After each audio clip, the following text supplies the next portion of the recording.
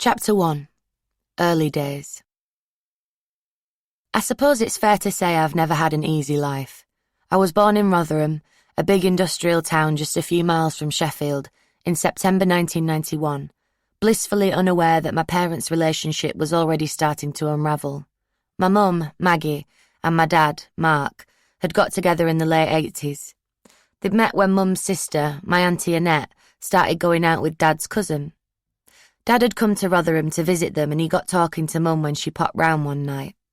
Mum had just come out of an unhappy marriage and was bringing up my older brothers, Mark and Robert, on her own, when Dad asked her out for a drink. Mum was petite, with sandy curly hair, and he had obviously taken a shine to her. He said all the right things when she needed a shoulder to cry on, and soon they were an item. But Mum and Dad were very different people. Mum had lived in Rotherham all her life and was from a traditional, hard-working Yorkshire family, the second of 7 siblings. Grandad worked in the local steelworks, while Nan had a job at the KP Nuts factory. Mum followed her there after she left school, although she could never get a permanent contract because there was never enough work. Dad, on the other hand, was a bit of a tearaway. He was short, with dark hair and tattoos all over his arms and legs. He'd been born in Rotherham too, but his family had moved to Horncastle, a little market town in Lincolnshire, when he was a small child. He'd been expelled from school when he was really young and sent to what they used to call a borstal, a sort of mini prison for kids that the schools couldn't control. He never really told us why, and we never asked. Growing up, there were lots of things about Dad's life that seemed to be a big secret. Sure, he could sweet-talk Mum and say all the right things, but the truth was that he hardly ever had a proper job, and Mum never really knew what he was getting up to when he went out in his van for hours on end. Mum says I was a delicate little thing, with a small covering of fair hair, and she fell in love with me straight away.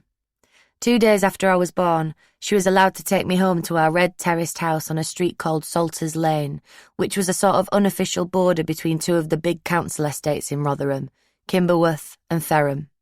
Even now, I can remember our house as clear as day, especially the living room. It was decorated with 2 different types of green and white wallpaper separated by a border, as was the fashion back then, but it wasn't exactly a happy place. Mum tried her best to make ends meet, working lots of jobs in shops and pubs when there were no hours to be had at the factory. It was a real struggle, but it wasn't like Dad was the only person we knew who was out of work. Rotherham had once been a booming, vibrant town, but by the time I came along, a sense of foreboding was spreading across South Yorkshire.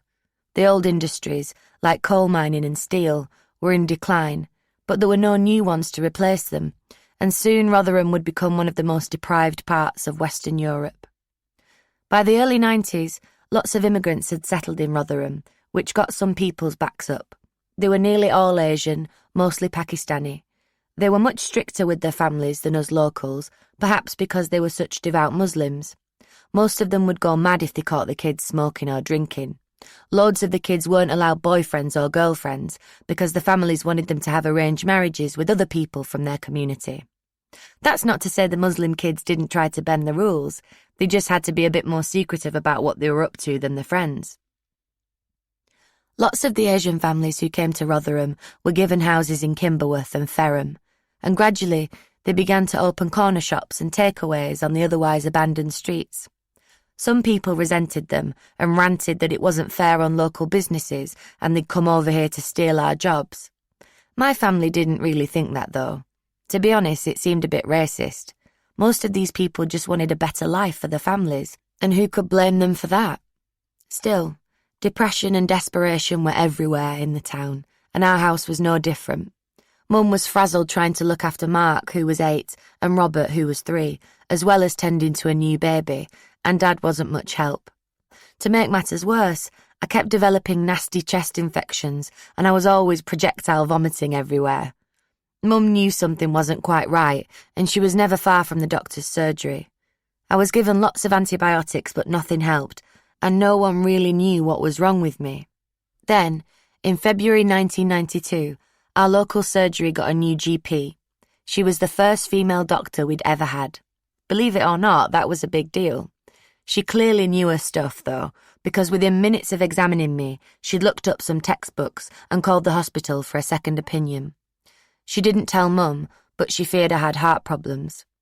Soon I was taken to Rotherham District General Hospital, where I'd been born just 5 months before. Mum and Dad didn't know why I had to have lots of tests, and at one point social services were called in. One of the doctors thought my parents just weren't feeding me because I was so skinny and my legs were a weird shape. Mum was horrified. Of course she'd been feeding me, I just couldn't keep anything down. Eventually, doctors found 2 holes and a leaking valve in my heart. Mum was beside herself when they told her I'd have to have heart surgery. She came with me in the ambulance to Leeds Killingbeck Hospital, where I ended up staying for a month. Not only was Mum worried sick about me, she had the boys to think of. Leeds was at least a 45-minute drive away from Rotherham, and that was only when you didn't hit traffic. Thankfully, family mucked in to help, but Grandad was really ill at this point. He was in hospital with heart problems too, so Mum was really having a terrible time. She stayed at the hospital with me while Dad went back to Rotherham to fetch me some of my toys.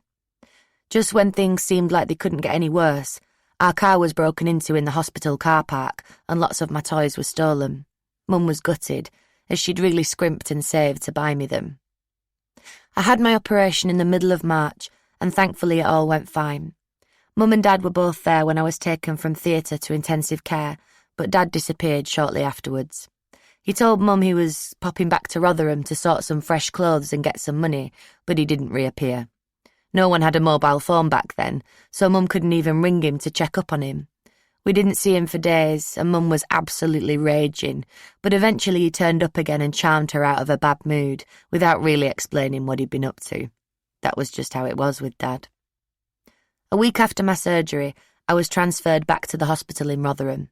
This suited Mum, as Grandad was being treated there too. She'd often wheel him down the corridor to see me, and by all accounts I was the apple of his eye. But as I started to get stronger, Grandad got weaker. Not only did he have heart problems, but he also had diabetes and asthma. Barely a month after my operation, he passed away.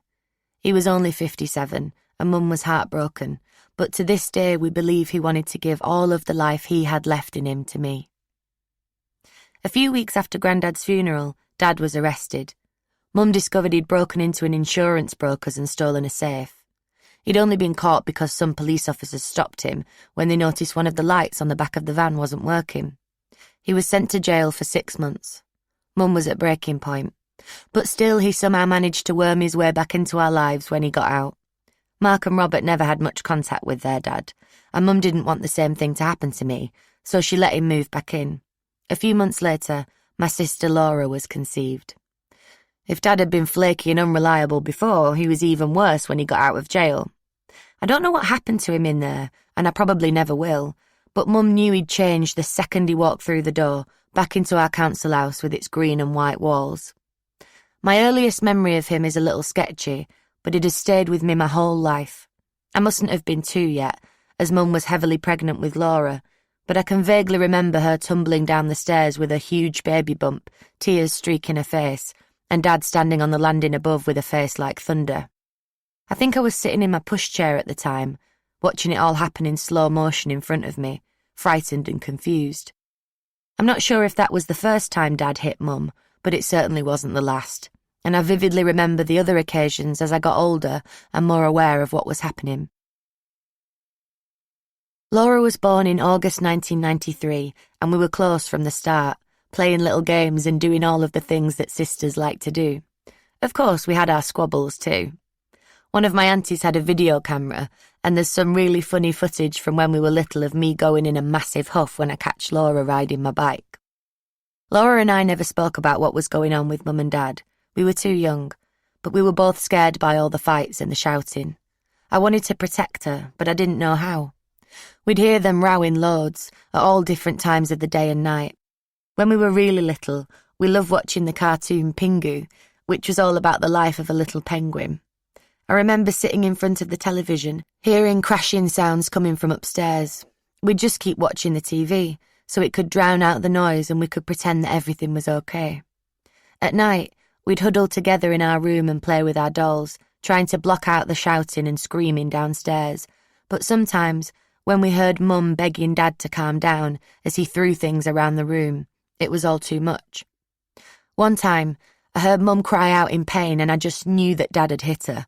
I was so frightened I crept downstairs, my knuckles white with fear as I clutched my favourite Barbie doll, and called 999. I only knew that was how to get hold of the police because I'd seen it on TV. I didn't really think about what I was doing, and I could barely speak when the operator answered. I just whispered that my daddy had hit my mummy and told them what I thought was our address before hanging up and darting back up to my room, terrified that Dad would catch me and know what I'd done. I know the coppers turned up, but I can't remember what happened when they arrived. All I can recall is that horrible, sick feeling I would get in the pit of my stomach when I heard Dad raise his voice. I wasn't sure if he knew it was me who'd called them, or what he might do if he did find out. I was terrified he'd do something to really hurt Mum, or maybe start on one of us as a punishment. I worried about what I would be able to do to stop him. What could I do? A 5-year-old child against a fully grown man. Mum chucked Dad out a few times, but he always came back. I think she was scared to say no when he wanted to give their relationship another try. Who wouldn't be? Who would want to be left on their own with 4 kids? Still, every time Dad left, I prayed we'd finally seen the back of him. Living with him was like being in a war zone, and Mum was on eggshells all the time. We never knew when Dad was going to explode in a fit of fury. The smallest thing would set him off, and he'd tear around the house like a tornado. For some kids in my position, school might have seemed like a refuge from everything that was going on at home, but not for me. From the moment I walked through the doors of Ferrum Primary School for the first time, I knew I wouldn't fit in. My home life had made me feel vulnerable and lost, and the bullies picked up on that, which made me an easy target. The school was a real mix of Asian and white kids, and almost everyone taunted me in their own way. There were a few ringleaders, though, mainly girls who pulled my hair and called me names. Normal kid stuff, you'd think, but it just never seemed to stop. The 3 really mean girls were Jenny, Anna and Carolyn. They picked on me for all sorts of things, for anything they could think of, from the gap in my teeth to the fact that Mum couldn't afford to buy me the latest trainers. As they played the little games in the playground, giggling with the other girls in my class, I'd stand at the side and watch, trying to swallow the lump in my throat and wondering why they didn't want me to join in with them. They made me feel bad and ugly. Like most 5-year-olds, I hadn't really thought about how I looked before I started school, but Jenny, Carolyn and Anna noticed everything. They constantly told me I looked horrible and that my clothes were stupid. "Look at Sarah's jumper," Carolyn sniggered one afternoon. "Where did you buy that, Wilco?" I might have been among the poorer kids in the class, but back in the 90s no one in Ferrum really had much money, and none of us was in a position to turn our noses up at anything, but this hardly mattered to these girls. "Wilco for Wilson," Anna giggled. "No wonder you look so shit. Your mum can't afford to shop anywhere else." I'd sometimes see the other girls in my class playing in the street after school, or in town with the parents in pretty tops or girly little dresses. I stuck out like a sore thumb in my black, shapeless shell suits, hand-me-downs from my big brothers. The more the bullies taunted me, the less I thought about what I wore or how I looked because I simply couldn't win. Even when Mum had enough money to treat Laura and me to some new clothes, I always begged her to buy me another pair of tracky bottoms. At least that way no one could accuse me of trying to look pretty. I never felt like I fitted in there, and so I didn't listen much in class. I was far from stupid, but I was never top of the class or the teacher's pet. That would have just given the bullies another reason to single me out, and all I wanted was to fade into the background. I desperately hoped that I could be invisible, that the other kids would just not notice me and wouldn't give me grief. It was a shame the way that school worked out, because ever since I was really young I'd wanted to do something with my life. I had dreams of what I could do when I was older. While lots of children would flinch at the sight of blood, I'd never been squeamish, and I was always first on the scene when one of my brothers or sister got a cut or a bruise. When I was really little, before I started school, I told everyone that I wanted to be a nurse when I grew up, but after the first few years of primary school I stopped dreaming about stuff like that. Just getting through each day was an effort. Things got even worse later, when I lost my baby teeth and my big teeth started to come in. "Sarah, what's wrong with your face?" Jenny said one morning, as we copied down some sums from the blackboard. I turned scarlet and looked at the ground, saying nothing. "Look at the gap in your teeth," Carolyn said. "I'm glad my teeth don't look like yours." It wasn't just about my appearance, though. Any time a classmate spoke to me, or invited me to join in one of their games, the girls would tell them they'd catch some horrible disease if they came anywhere near me. "Don't play with Sarah. Jenny would say. "She's got the lurgy." "You'll catch her germs," Anna would add, hand on her hip. "Play with us instead." Each time this happened, my new friend would scuttle off, leaving me standing alone in the playground. Some would give me an apologetic backwards glance, and I got the sense that they didn't really want to play with the class bullies, but they were too scared to say no or to stick up for me, because that would have made them a target too. Others didn't give me a second thought as they ran off, delighted at having been asked to spend the lunch hour with the most popular girls in the class. I never confided in Mum about what was going on at school because I didn't want any more hassle, and I knew she'd just get really angry at the bullies. If I'd told her any of the names they called me, she'd have been down at the head teacher's office like a shot, and I didn't want anyone to think I was telling on them. That would have just meant more trouble, and that was all I needed. Sometimes, when I felt really miserable and lonely, I ached to tell her, but there was always something going on with Dad and the time never seemed right. Still, a mum's instinct is a powerful thing, and she always had an inkling I was being picked on. Although I know she begged my teachers to keep an eye on me, the girls who bullied me never seemed to get in any kind of trouble. Then, when I was 6, there was finally a glimmer of hope. Mum sat us down and explained that Dad wouldn't be coming home. Don't ask me why, but I knew this time was different to all the rest. She'd been at the end of her tether for a while, and I think she had finally realised she couldn't go on like this, for our sake as much as her own. She had summoned up the courage to go to the police about Dad at last. She never told us what had happened, but from that day things were different. Dad wasn't sent back to jail, but Mum was granted an injunction, which meant he was banned from contacting us for a bit. Mum really wanted a fresh start, and our house in Salters Lane held too many bad memories.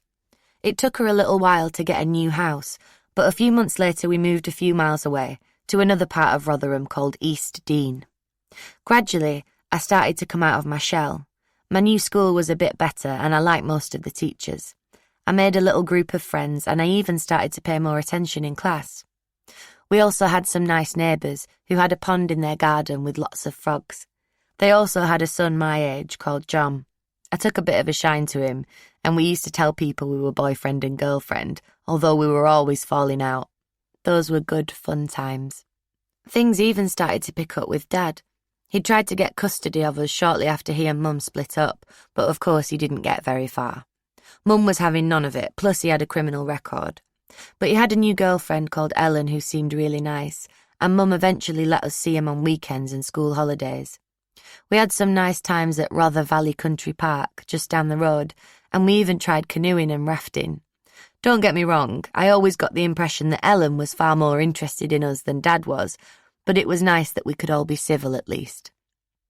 Then, just before my 9th birthday, Mum announced that we were moving back to Salters Lane. She had lots of friends in Ferrum and Kimberworth, and I think she missed being so close to them. Another family had moved into our old house, with all its bad memories, but Mum had found us a new place on one of the little side streets, just off the main road. It was semi-detached, with a bit of a garden and 3 bedrooms. I'd share with Laura, and Mark would share with Robert, just across the hall. I wasn't sure how to feel as we packed our things and the removal van set off back towards Ferrum. Of course, I didn't really want to go back to my old school and face the girls who'd made my life a misery, but as the familiar red brick houses of Salters Lane slid into view, I tried to convince myself I'd find a way of coping. Sadly, when we got back to Salters Lane, my old school bullies became the least of my problems. Chapter 2. Fitting in. As I'd imagined, going back to Ferrum Primary School wasn't exactly a barrel of laughs. I'd barely walked back through the door when I caught sight of Jenny, one of the bullies from my old class. She smirked as her eyes travelled towards my feet. I was wearing a pair of high-tech trainers Mum had worked really hard to buy me, but I suspected they'd attract a nasty comment as they weren't Nike or Adidas. "Hey, Sarah," she hollered across the playground. "Still can't afford decent trainers, then?" I felt my face flush scarlet as I told her to shut up. Over the next few days, the misery continued. I felt so lonely. One day, Carolyn spat in my food at lunch, and they were constantly pulling my hair.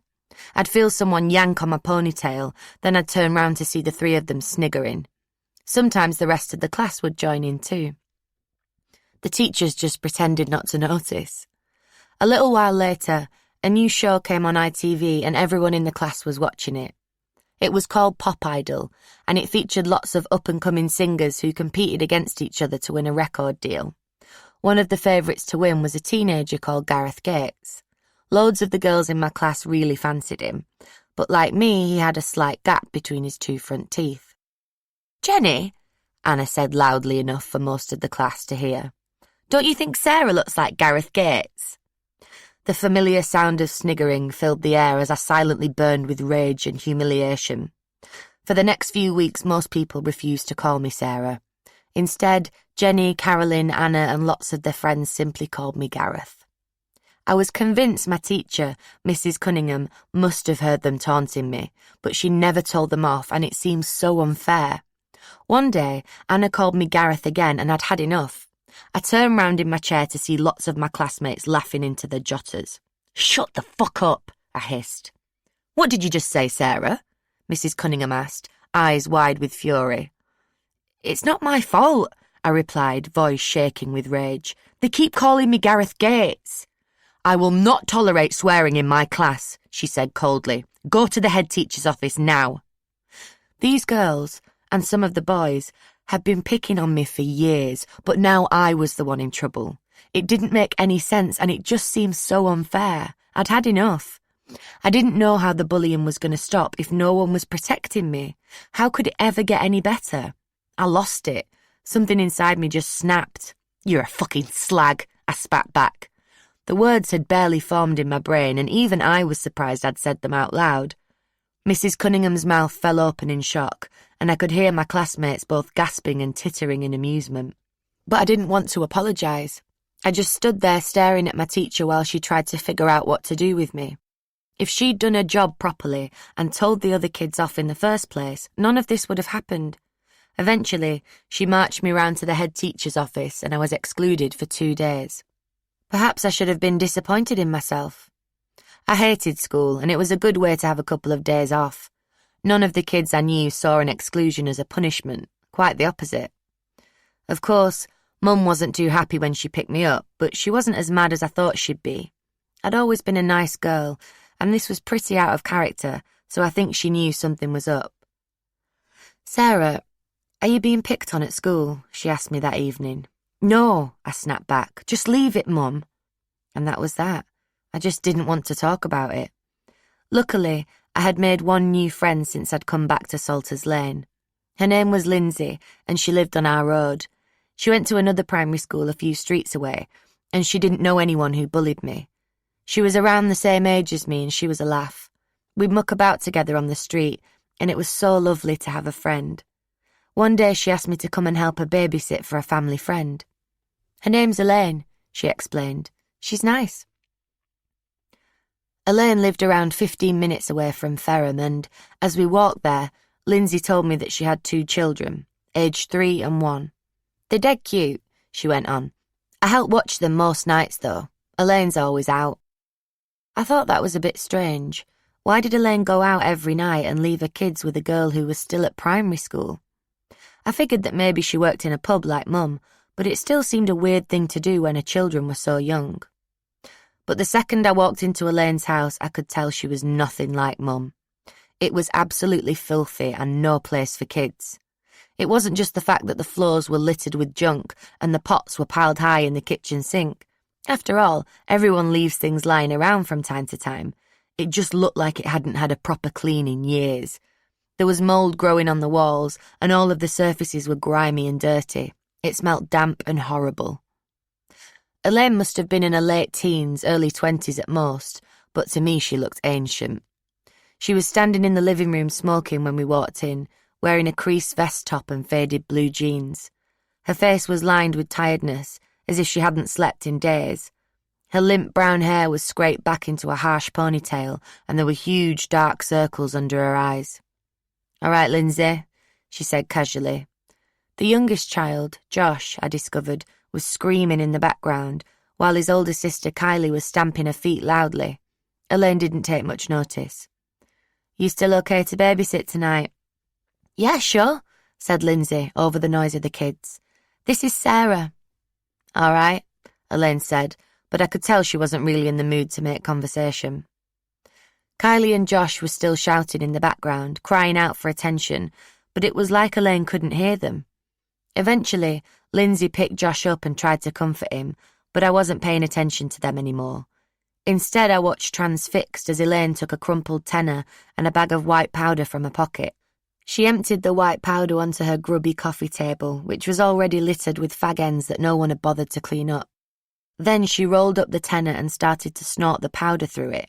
I genuinely had no idea what was going on, but it looked a bit ridiculous, so I had to stifle a giggle. I left Elaine's early that night, but the next evening Lindsay invited me back and I asked Mum if I could stay out a bit later. Elaine's house was horrible and dirty, but something made me want to go back. At last I had a friend, and it was really nice to be able to hang out with someone my own age who seemed to like me. As we walked back up the hill the next night, I asked Lindsay what the white powder was. She looked uncomfortable. "I think it's a drug," she replied. "A drug?" I echoed. "Yeah, cocaine," Lindsay said, "but she only takes it sometimes." When we got to the house, Elaine was getting ready to go out, and she looked a lot different from the dishevelled woman I'd met the day before. Gone were the creased vest top and faded jeans. Now she was wearing a tight black dress and high-heeled boots which came all the way up to her knee. Her hair was down and it looked like she'd washed it. She'd also put on some bright red lipstick. "I'm off," she said. "See you later." I soon discovered that Lindsay often wasn't alone when Elaine was out. Elaine had a little cousin called David, who was 14. He used to come round too, and he'd bring all his mates. I quickly realised that Elaine's was a bit of a doss house. Now, as a mother myself, I'm horrified that young children, babies even, were allowed anywhere near a place like that. But at the time I wasn't thinking about it. I was just fascinated at how totally different it was from my own home, my own way of life. There were around 6 teenage boys sitting cross-legged on the floor when I walked into the living room. Elaine only had one couch and it was totally falling apart, with holes where the stuffing oozed out, and there were lots of strange-looking green leaves on the table. One of David's mates was sucking on a big gold thing that looked like a pipe. "Ever tried a bong?" he asked me without introducing himself. "Have a shot, you'll love it." "A what?" I said. "It's weed," Lindsay whispered. I'd heard people talking about weed before, but I had no idea what it would do to my body if I took it. But David's friend handed the bong to Lindsay, and she inhaled deeply, giggling a little nervously. Then she passed it to me. I could feel my heart hammering in my chest. What would Mum do if she found out I'd taken drugs? Me, a 9-year-old girl. She'd go absolutely spare, of course. But as I'd always been an outcast at school, the idea of having cool, older friends appealed to me. I wanted to fit in, so, although I was too young to even know what I was doing, I took the bong from Lindsay and, palms sweaty, I breathed in. I spluttered as the fumes entered my lungs, and the older boys started to laugh, but I kept going as I didn't want to lose face. After I'd taken a few puffs, I passed the bong back, but my brain was already starting to feel a bit fuzzy. A few minutes later, the room was spinning and I started to retch. Bile was rising in my throat, as if I was going to be sick, but nothing else would come. "Lindsay," I said, tugging on the sleeve of her hoodie. "Lindsay, I feel really weird." "Relax," she replied. "It's just 'cause it's your first time." "No," I said, making no attempt to hide the desperation in my voice. "No, you don't get it. I think there's something wrong with me." Overhearing us, David asked what was wrong. "What have you just given me?" I asked. By now, I was almost in tears. "I feel really sick." I couldn't understand why David and his mates were laughing, and it only made me more scared. The tears which had been threatening to fall now began to spill down my face, but still the boys didn't take any notice. "What's going on?" I sobbed. "What are you going to do to me?" "Now you've tried weed, you'll not be allowed to go home," David said. My throat tightened with panic. "What?" I stammered. "You won't even get to say bye to your mum," said the boy who had given me the bong. He still hadn't told me his name. "The doctors are on the way to get you now," David went on. "They're coming to pick you up." Of course, none of this made sense, and my brain felt so cloudy that I convinced myself the boys were telling the truth. And anyway, I was only 9. The thought of never seeing my mum again was really frightening, and in my mind at that moment it could easily have been true. I could feel the terror rising in my chest, but I was powerless to stop it. My weak heart was racing and tears were streaming down my face. I no longer knew who was saying what. All I knew was that I needed to get out of Elaine's and fast and get home to Mum before all of these horrible people took me away to God knows where.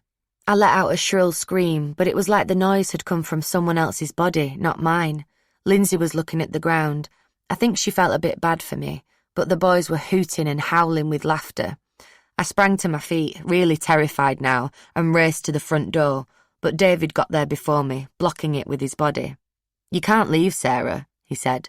"The doctors are coming, remember? They're going to lock you up with all the crazy people." Fear and paranoia flooded my body as I tried to wrestle with him, but it was no use. I was the little 9-year-old girl, barely reaching his chest, and he was a 14-year-old boy with the body of a man. "Please let me out," I begged him. "Please let me go home to my mum." The corners of David's mouth were turning up, as if he was trying not to giggle, but I didn't see. I was still dizzy. I ran back into the living room where Lindsay was still sitting on the floor. She had the bong in her hands. Suddenly, I felt like I was going to be sick, as if it was really happening this time. My stomach was churning violently, and I ran to the corner of the room, retching loudly. "Look," David shouted, "she's gonna whitey." He and his mate started whooping with laughter again.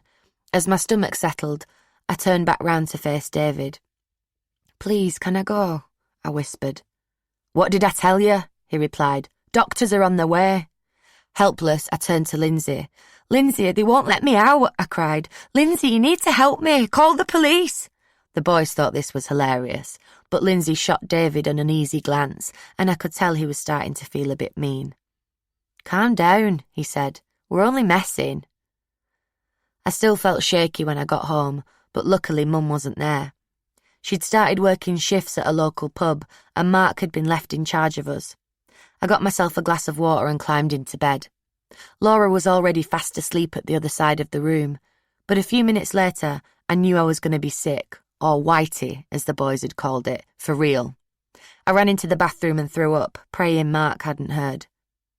The next morning, I still felt edgy and paranoid, and I was convinced Mum would guess straight away what I'd been up to, but she'd come in late from work and she was tired and busy, chattering away to me about school and whether or not I needed my PE kit that day. I'd hated the weed.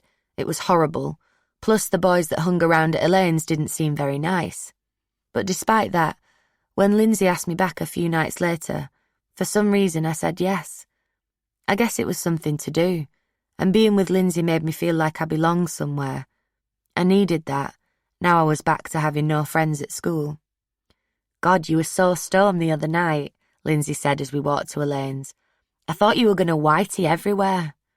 "I did when I got in," I admitted. "It was horrible." "You'll get used to it," Lindsay said. "I was dead paranoid the first time too, but now it's just a laugh." Gradually, the boys stopped taking the piss out of me, but they kept giving me weed. I suppose they were only really kids themselves and they didn't see it as a big deal. For the next year and a half, Lindsay and I spent lots of our free time at Elaine's. She was my only real friend and I felt safe with her, safe even in that house, despite all the crazy stuff that went on there. It was an escape from being so lonely at school and at home. At last I had somewhere to go with someone who actually wanted to spend time with me. It wasn't long before I started smoking fags too. It was just the done thing at Elaine's, plus she would sometimes give us some for free as a treat for watching the kids when she was out. I suppose it should have been obvious to me that she was working as a prostitute. After all, not many single teenage mums can afford to buy cocaine like it's going out of fashion. But I'd just turned 10 at that point, and I didn't even really know what a prostitute was. I just thought Elaine was always busy with her mates or working the odd shift in a pub here and there. It was only years later, when I got talking to a girl who knew her, that I found out what was really going on when she disappeared in her short dresses and high-heeled boots. In the summer of 2002, just before I started year 6, Lindsay and I also started drinking. Sometimes the boys we knew from Elaine's would take us down to Ferrum Park and buy a couple of bottles of cheap cider. For all that my first experience with weed had been horrible, I loved getting drunk from the start. As soon as the cider hit my bloodstream, it gave me a bit of a buzz. For the first time in my life, I was loud and confident, and even David and his mates thought I was a laugh. At least I think they did. I'm still not quite sure if they were still laughing at me. Of course, I always drank a bit too much, and I'd often end up throwing up in the bushes, but I didn't really care. It was all in the name of good fun, right? Sometimes Elaine would buy us cider too, if we agreed to the odd chore or to stay an hour or so longer with the kids. She knew what age we were, but she needed something to bribe us with, and it seemed the easiest way of getting us to do her a favour here and there. Mostly, she was all right, but sometimes she could have a right temper on her. I suppose it was because of all the drugs she took, but back then I just thought she was really moody. One day, she asked me to wash some pots for her. It seemed a bit pointless, because the house was a total tip and I never saw her cook much, but I agreed anyway as I wanted her to buy me some booze when she went to the shop. I was scrubbing them for ages, and I thought they looked much better, as they'd really been minging before, but when Elaine came in to inspect them, she began hurling them against the wall. "You stupid bitch," she thundered. "You can't even wash fucking pots right." "What's wrong with them?" I asked, bewildered. "Look at this one," she said, her voice still raised as she held the pot in the air. For a second, I wondered if she was going to hit me with it, but instead she pointed to the tiniest speck of dirt on the handle. It didn't look like food. It was probably just muck from a dirty kitchen. "Sorry," I replied, shrugging my shoulders. "Yeah, well, so you should be," she snapped. "This is a fucking disgrace. After all I do for you, you can't even wash a pot right." Half an hour later, though, she was back to being okay again, and she still bought me some cider when she went to the shop. That was the thing with Elaine. She could be a right cow, but her mood swings never lasted long. I quickly became an expert at hiding my smoking and drinking from Mum. Most nights she was on a late shift, so I'd make sure I got home before closing time and go straight upstairs to bed, back to the room I shared with Laura and all of our dolls, before anyone could ask me who I'd been with or what I'd been doing. Sometimes I even told Mum I'd been at Elaine's, but obviously I made out that I'd just been helping with the kids. For all that Rotherham has its downsides, there is a real sense of community among some people, and lots of them will often go above and beyond to help others out. I think Mum just thought it was nice that Lindsay and I wanted to give Elaine a hand, because that's what people did. Ferrum is a small place, and by the time I reached Year 6, word had spread that I was hanging around with a group of older, cool mates. Slowly, people stopped giving me a hard time, and some of the people who used to bully me wanted to be my mate. Even Jenny, Carolyn and Anna stopped being really mean to me. I was glad they didn't want to tease me anymore, but I couldn't be bothered being mates with them. Even at the age of 11, I knew it was all a bit fake. Ever since the row with Mrs. Cunningham that led to me being excluded, I was determined that I wasn't taking any more shit from them. For a girl who was once so desperate to blend into the background, I was now the talk of the school. It didn't help that I was almost always hungover or on some sort of come-down from all the weed I'd been smoking. I wouldn't let anyone cross me, teachers or pupils, and I was soon getting excluded every other week for fighting or disrupting the class. If someone so much as breathed the wrong word to me, I'd batter them. Mum was really angry, and she soon began to suspect I'd been up to no good. She started quizzing me about who I'd been hanging around with and what I'd been doing, but it didn't make me stop. She later told me that she feared I was still being bullied and begged the school to investigate, but they weren't really interested. I think by that point, I'd just become a bit of a nuisance to them, and they couldn't wait for me to leave to go to secondary school. For Mum, alarm bells really started ringing when Laura began to pick up on my bad behaviour. By this point, Laura was starting to show the signs of having mild learning difficulties. She wasn't as much trouble as I was, far from it, but she was always a little bit behind the others in her class when it came to reading and numbers, and she could never concentrate on her work because she was constantly hyper. Looking back, Mum thinks she had some form of ADHD, but those things weren't talked about so much back then, and she was never diagnosed. One lunch break, I got into a fight with a girl in my class and, spying me across the playground, Laura ran over and tried to join in. She didn't get very far. I would never let my little sister fight my battles, but the damage had been done, as one of the dinner ladies had come out of the canteen to see what all the commotion was. She told the head teacher, and all three of us were excluded for a few days. Poor Mum was at the end of a tether and made us stay in our room for ages. She was so mad she wouldn't even let us watch the Powerpuff Girls, our favourite cartoon, never mind go out and play with our mates. "You used to be a lovely little girl," she told me, over and over, despair in her eyes. "What's happening to you?" I think Mum hoped my bad behaviour was just a phase, but I was careering off the rails by now and no one could stop me. I don't know if I was really happy, but I know that I was glad I wasn't being bullied and I felt relieved that I had a group of mates who could look out for me and I could have a laugh with. In my young eyes, Mum wasn't protecting me, she was just trying to stop my fun. Chapter 3. Nadine.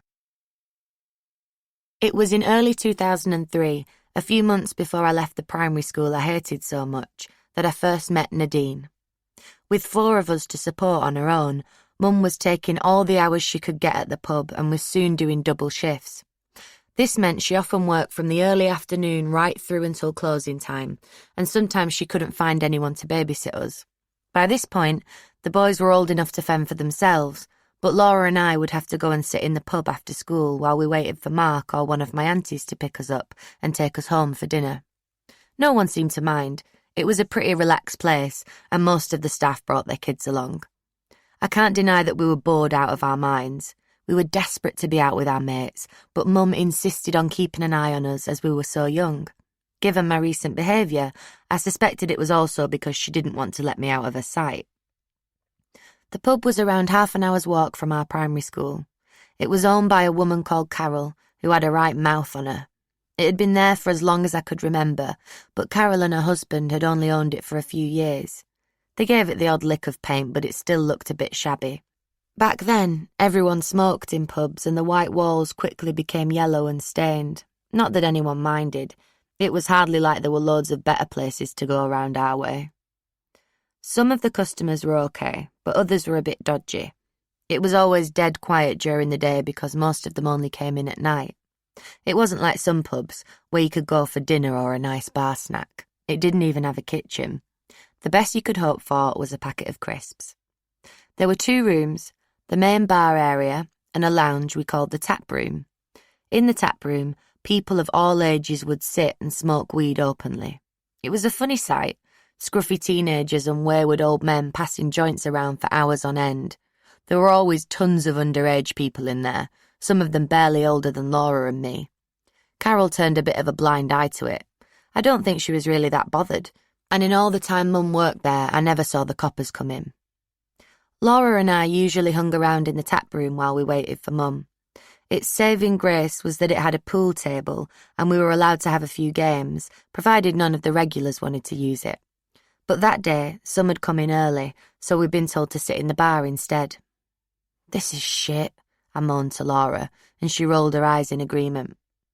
It was then that I saw Nadine for the first time, standing at the back door. Nadine was a big girl, much bigger than Laura or me, but it wasn't just her size that drew my eyes to her. She had frizzy, mousy brown hair with cheap blonde highlights that needed topping up. She was still wearing a school uniform, and her stomach spilled out of a white shirt over a short black skirt, which barely covered her bum. She'd only fastened a few of her shirt buttons, and I tried not to stare at her huge breasts. I realised I could see her bra. I could tell from her school tie, which she'd carelessly fastened in a loose knot round her neck, that she was at one of the local high schools, or the comp, as we called it. She looked much older than me, and I soon discovered she was 15 and in year 10. She intimidated me, but not just because of how big she was. There was just something about her. Even before we'd spoken a single word, I knew she was the kind of person you had to respect, or there would be trouble. "Who are you?" she asked, eyeballing Laura and me. It sounded like an accusation. Laura looked to me helplessly. "I'm Sarah, and this is my sister Laura," I replied, trying not to sound nervous. "Our mum works here." "Yeah, I've seen you around," Nadine said to me, ignoring Laura. "So who do you chill with, then?" Around Rotherham, chilling was code for drinking and taking drugs.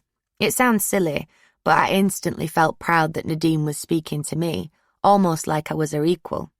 Knowing they were around her age, I rhymed off the names of some of the boys from Elaine's, desperate to seem cool and grown up. "Oh yeah," she said. I hoped that she was impressed, but I wasn't sure. Anyway, I'm off. It's shit in here tonight. There was no one serving at the bar, so Nadine barged behind the counter and grabbed a litre bottle of vodka. She obviously did it all the time, because she didn't even look round to see if anyone was watching her, and Carol wasn't exactly the kind of person who'd pay to get CCTV installed. Then she swung a handbag over her arm and disappeared out of the back door. The next evening, I saw Nadine again. Laura and I were waiting for Mum in the tap room when she swept in and planted herself down next to me. She smelled of fags and cheap perfume. "So, how old are you, Sarah?" she asked. She lit up a fag and took a puff, before passing it to me. I took it from her as Laura shifted uncomfortably. I knew she felt weird about me smoking, but I didn't feel bad. Instead, it gave me a bit of a buzz. There were just 2 years between us, but I suddenly felt much older and cooler. "I'm in year 6, I said. Nadine raised her eyebrows. "Year 6, she snorted. "God." "Yeah, but I fucking hate it," I replied, before proudly adding, "I'm always getting excluded." "Right," Nadine said. "You at Ferren Primary?" "Yeah," I replied, stubbing out the fag she'd given me as I blew out the last of its smoke. What a shithole. "I sometimes go chilling there at night with my mates," Nadine said. "It's a laugh." She lit up another fag, blowing smoke in my face. I tried not to flinch. "Actually, I'm going in a bit. Wanna come?" "Okay," I said, as casually as I could. "Cool." To this day, I can't explain why I was so hypnotised by Nadine. Perhaps it was because she was so loud and confident. She was hardly a good role model. As I replay this scene in my head almost 13 years later, I desperately want to give myself a shake and tell myself not to go, to stay at the pub with Laura and Mum and forget all about her. But that's not what happened. Of course, I did go with Nadine. For as long as I could remember, my classmates had made me feel like a freak. But now this cool older girl wanted to be my mate. Sure, I had some older mates from Elaine's, but Nadine seemed different. I was already under a spell. I had no way of knowing that my new friend would soon open the door to another world, a world I really didn't want to enter. For all my bravado, my 11-year-old self had no idea what horrors lay in store. Nadine and I weren't going to swap CDs and talk about nail varnish like other young girls. Nadine was just someone to hang around with, someone who might even give me some of her stolen booze. I went into the back of the pub, where Mum was cleaning some glasses. "Can I go to the park for a bit?" I asked. I explained that I'd made a new friend called Nadine, but I didn't let on how old she was, so Mum said yes. Her shift didn't finish until late that night, and I knew Mark was babysitting because he was due to pick Laura and me up soon to take us home for dinner. "Don't stay out too late, you've got school tomorrow," she told me, but I didn't pay much attention. I knew Mark wouldn't be bothered if I came in a bit later than I was meant to. Half an hour later, Nadine summoned me to the back door of the pub. She'd obviously been home because she'd changed out of her school uniform and was wearing jeans and a hoodie. I grabbed my school bag, feeling a mix of nerves and anticipation. I expected her to nick another bottle of booze from behind the bar, and I was a little disappointed when she didn't. "Let's go," she said. But as we walked along the road towards my school, Nadine fished a crumpled £20 note out of the pocket of her jeans. "I took this from my mum's purse," she boasted. "Daft cow." "What do you drink?" "Cider, usually," I replied. "We'll get vodka," she said. "It's well better." I'd never tried vodka before, but I got the impression I didn't have much say in the matter. We stopped at a local corner shop, and there was a scruffy-looking man stood outside, asking people if they had any spare change. "I just pay the smackheads to go in and get my booze," Nadine said. I watched as she handed the man a handful of change. It couldn't have been more than £1 in total, but he seemed happy. "What are you after?" he asked. "A litre bottle of vodka and 2 bottles of Coke," Nadine replied. A few minutes later, the man reappeared with a blue carrier bag and we walked to the playground. The sun was beginning to set and it looked a bit different at night, without all the kids buzzing around. "Looks like it's just us," Nadine said. I felt a surge of satisfaction as I realised she'd chosen to hang around with me, on my own. Some people might find it shocking that all I wanted to do at 11 was mess about with older people and get drunk out of my head. Some girls my age were still playing with dolls. But back then I was so desperate to fit in, I'd have done anything to feel accepted. Plus, it wasn't like we had much else to do. We could rarely afford cinema trips or fancy toys like some kids could, so we had to make our own entertainment somehow or go mad with boredom. In a town with lots of poverty and not much hope, drinking and taking drugs often seemed like the only option. Nadine took a Coke bottle from the carrier bag and poured half of it onto the ground. It fizzed as it made a puddle at my feet. She then topped it up with vodka and handed it to me, before making one up for herself. I took a huge swig and it took everything in my power not to gag. The vodka was much stronger than the cheap cider I was used to. Even mixed with Coke, it tasted foul and burned my mouth. Nadine laughed so much she snorted. "You all right there?" she said. "Yeah," I said, screwing up my face as I took another sip. "I just always drink cider, that's all." "It tastes minging at first," she admitted, gulping from her own bottle. "But you get used to it, and it gets you pissed faster." I figured that the more drunk I got, the less I'd be able to taste the vodka, so I necked my bottle as fast as I could, and soon Nadine was topping me up again. But this time there was no Coke left, so I had to drink the vodka on its own. It tasted even worse, but it didn't stop me. I quickly realised that Nadine was absolutely obsessed with boys. She was way more experienced than I'd imagined. Back then, it didn't occur to me that she was still underage and that the men she spoke about were probably taking advantage of her. To me, it just seemed like she loved sex and loved talking about it even more. At first, I thought the lads she said she'd slept with were in her class at school. "Who do you think the fittest lad round here is?" she asked me. The vodka had made her pasty face flush red. I'd always been a bit of a tomboy and I'd never done anything more than hold hands with a boy.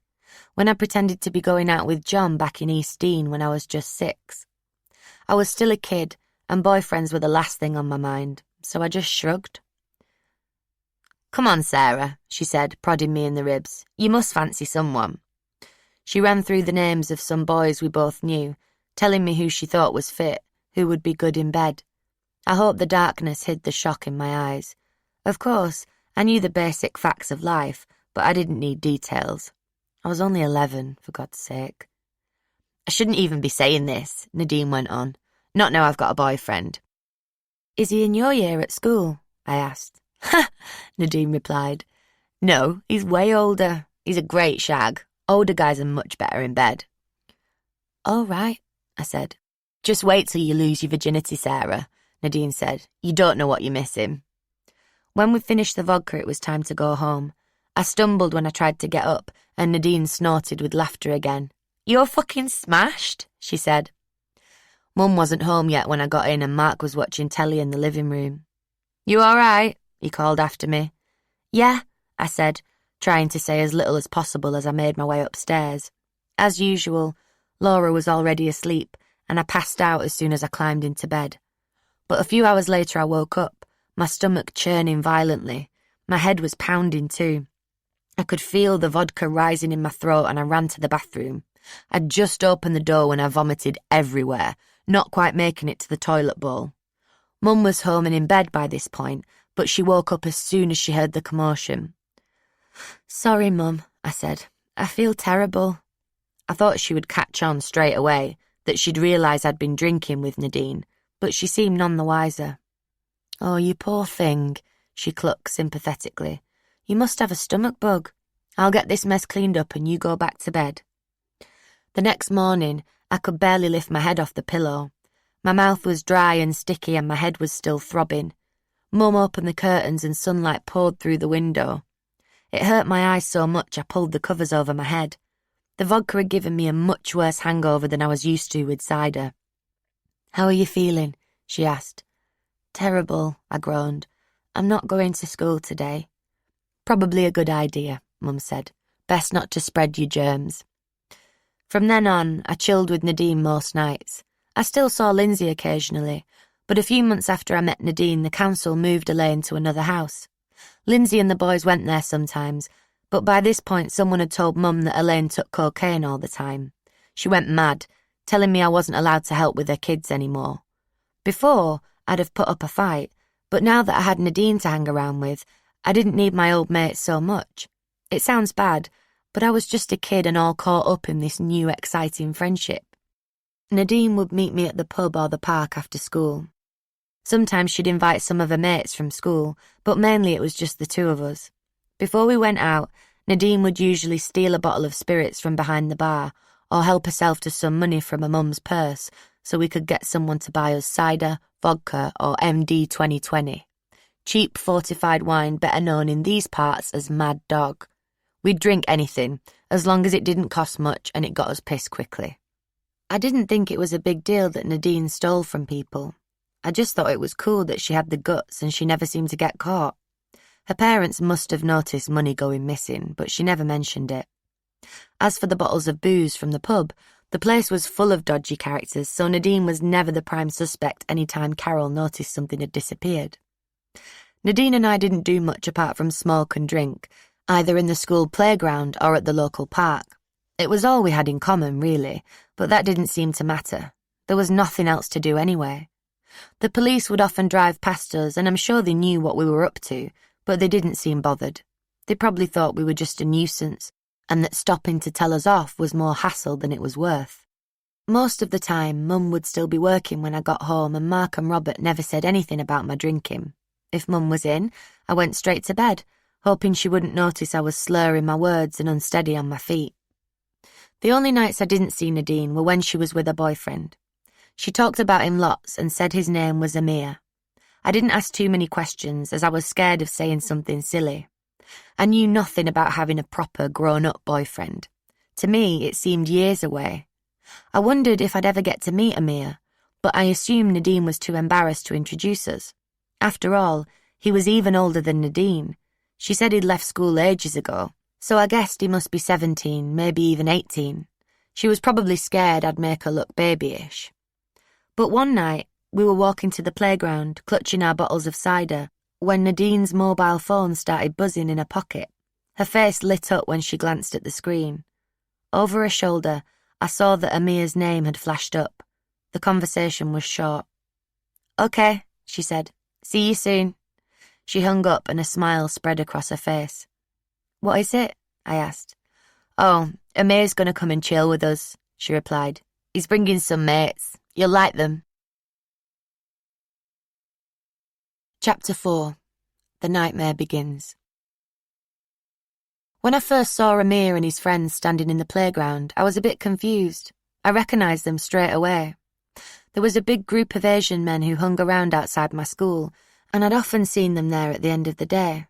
I'd never felt threatened by them, but I knew they were much older than I was. They must have been at least 30. "Hey," Amir said casually, as Nadine and I pushed through the front gate. "Who's this, then?" I shot Nadine a bewildered look, but she pretended not to notice. Surely this couldn't be a boyfriend. He almost looked old enough to be a dad. Plus, Nadine had told me he was really fit, and this guy just looked a bit scruffy.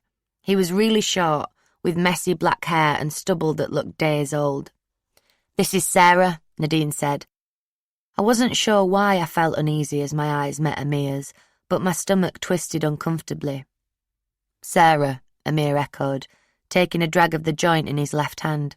"I'm Amir. This is Rahim and Saif." I didn't pay much attention to Saif, but Rahim wouldn't stop looking at me. He was a bit scruffy too, but he was slightly better looking than Amir. If he hadn't had a massive beard, he might even have been fit. Still, he made me feel weird. I wondered why he wouldn't take his eyes off me, and I wanted to tell him to stop, but I kept my mouth shut because I knew Nadine would tell me off if I showed her up. "How old are you, Sarah?" Amir asked. "I'm 15, I replied without thinking. "I'm the same age as Nadine." I expected Nadine and the men to burst out laughing. There was no way I looked 15. Baby-faced and flat-chested in my kid's tracksuit, I was still very much a child. To my surprise, Nadine stayed silent as Rahim flashed Amir a smile. Amir whispered something in Nadine's ear and she giggled. Then he led her away to another part of the playground. I could feel the panic welling up inside me as I realised I was alone with Rahim and Saif. I wanted to plead with Nadine to stay, but I already sensed that doing what Amir wanted was way more important to her than looking out for me. I took a big gulp of the cider Nadine had just bought me as I realised Rahim's eyes were still boring into me. "You're pretty, Sarah," he said. "I've noticed you around." The cider was beginning to make my brain feel cloudy, but even in my tipsy state I knew something didn't add up. "Where have you seen me?" I asked nervously. "Just around town," Raheem replied. I fixed my eyes on the ground so I didn't have to make eye contact with him. It didn't take a genius to work out where Raheem had seen me, coming out of school, while he was standing outside. I'd never paid much attention to him or any of his friends before. In light of everything that has been reported by the media, it sounds silly, but back then it didn't seem strange that there were always groups of Asian men gathered by the big school gates. Lots of the kids in my class came from big Asian families, and many of the men looked old enough to be the dads, while the younger men could easily have been uncles or older siblings. How was I to know what they were planning, or why they were being so nice to me and what they wanted from me? "Are you a virgin, Sarah?" Saif said. "I bet you're not." I'd just taken another swig of cider, and I almost spat it out in shock. Of course I was a virgin. I was still at primary school, but the question felt like a test, and I wasn't sure what the right answer was. Now I felt really uncomfortable. I looked over at where Nadine had gone, but I couldn't see her. I could feel the panic rising. Why would they ask that? "Why do you want to know?" I asked, bewildered. "We just do," said Raheem. He waited for my answer, but I stayed silent. "Well, are you?" "Yeah," I replied, my face burning scarlet with humiliation. I knew my answer might make me sound uncool, but I knew next to nothing about sex, and I didn't want to trip myself up by lying. Raheem and Saif laughed. I wasn't sure what to do, so I joined in. "You must be joking," Raheem said. "There's no way you're a virgin. You're way too pretty to be a virgin." "I am," I replied quietly. No one was laughing anymore. Certainly not me. "You're 15 and you're still a virgin," Saif said. I suddenly remembered I'd lied about my age. There was absolutely no chance Raheem and Saif believed me. They'd seen me coming out of my primary school after all. But I felt I had to keep up the pretense so I didn't look like an idiot. To most people, 15 still seems too young to have sex, and rightly so, but Nadine certainly wasn't a virgin, and neither were any of her other friends. On our estate, with little else to do to occupy their time, most girls had sex for the first time long before their 16th birthdays. "Yeah? So what?" I said, hoping they'd change the subject. I could feel my cheeks flushing with embarrassment. I thought about Nadine and her huge, womanly breasts and how different our bodies looked. I didn't even own a bra. How could anyone possibly believe we were the same age? "Yeah, right," Raheem said. "No chance." "Tell her about the test," Saif chipped in. "Oh yeah," Raheem replied, "the test." I gripped my cider bottle tightly as my insides tensed violently. "Test," I echoed. I was suddenly conscious of how squeaky and high-pitched my voice was, of how much I sounded like a child. Raheem grabbed my legs and pushed them together. I squirmed as he touched me. "Relax, Sarah," he told me. "Why are you so uptight?" "I'm fine," I lied. Raheem didn't let go of my legs, each of his hands pressing against my thighs. "What do you think?" he asked Saif. "There's a gap," Saif said, grinning. "Definitely." I had no idea what they were talking about, and Raheem was starting to hurt me. I wanted to ask him to let go, but I couldn't find my voice. "That's what I thought," Raheem said. He turned to me. "We know you're not a virgin. You're lying." "What?" I replied, the panic clear in my voice. I had no idea how they could tell whether or not I'd had sex just by looking at my legs, but I didn't know enough to question them. Raheem's hands had now wandered around my legs, resting on the insides of my thighs, close to the crotch of my tracksuit bottoms. He kept them there for a moment before prizing my legs open. "Okay, close your legs again," he told me. I did as he said. I didn't know what else to do. I was too young to know what was going on. He rested his hands near my crotch once more. "I told you to relax," he said. I sensed a hint of aggression in his voice and it scared me. "Now, you see this little gap between your thighs?" I nodded meekly, not wanting to make him angry. "That means you're not a virgin." "If you close your legs and your thighs are touching, you're a virgin," Saif said. "If they're not, you've had sex before." As an adult, I can see how completely ridiculous this test was, but back then I was so naive that I began to doubt myself. I was sure I was a virgin, but what if I wasn't? If I'd never had sex before, why didn't my thighs touch like they should? 100 different questions were swirling around in my brain. I was confused, full of self-doubt, and beginning to believe these men who were much older and more experienced than me. Maybe I'd had sex when I'd been drunk and I'd blacked out and forgotten. Had I lost my virginity without realising? We can always tell, Raheem added, so there's no point in lying to us. How many men have you had sex with? I bet it's loads, Saif said. I felt a lump forming in my throat and I had to swallow hard. Where's Nadine? I asked desperately. Where do you think she is? Raheem laughed. She's round the corner giving Amir a blowjob. Even though Nadine was so outspoken about her sex life, I was still shocked. I didn't think she'd be brave enough to give someone a blowjob in my school playground where anyone could catch them, especially as Amir was so much older than she was. I thought they'd maybe be kissing, nothing more than that. I prayed she'd come back soon. I really didn't like standing in my school playground in the daylight with a group of much older men who were talking about stuff that made me feel nervous. For the first time since I'd started hanging around with Nadine, I really wanted to go home. Bet you know all about blowjobs too, Saif said. I bet you give blowjobs all the time. Would you like to give me a blowjob? Raheem asked. I felt blood rush into my head. I didn't know the first thing about blowjobs.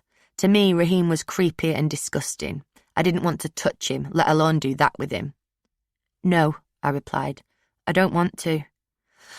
Oh, come on, Sarah, he said. I really like you. I think you're lovely, I really do. I've wanted to talk to you for ages. He slid his hand along my thigh again. You're special. No, I said again. What if we get caught? We won't, Raheem replied. No one comes round here at night. It's just us. They might, I said. They won't. No one will ever know, he said. It can be our little secret. Those words reverberated round my head. Our little secret. At that moment, Nadine and Amir came back round the corner and I felt dizzy with relief. Walking home, I confided in Nadine about Raheem. He asked me to give him a blowjob, I said, thinking she'd be shocked. Well, did you? She asked. No, of course not. Why not? He's well fit. Because it's disgusting. Nadine looked at me like I was mad. It's not disgusting. Everybody does it. You should just get it over with. A few nights later, I met Nadine at the pub after school. As usual, she'd helped herself to some money from her mum's purse. We stopped at the shop and got another of the local down-and-outs to pick us up 2 bottles of Mad Dog before we headed for the school playground.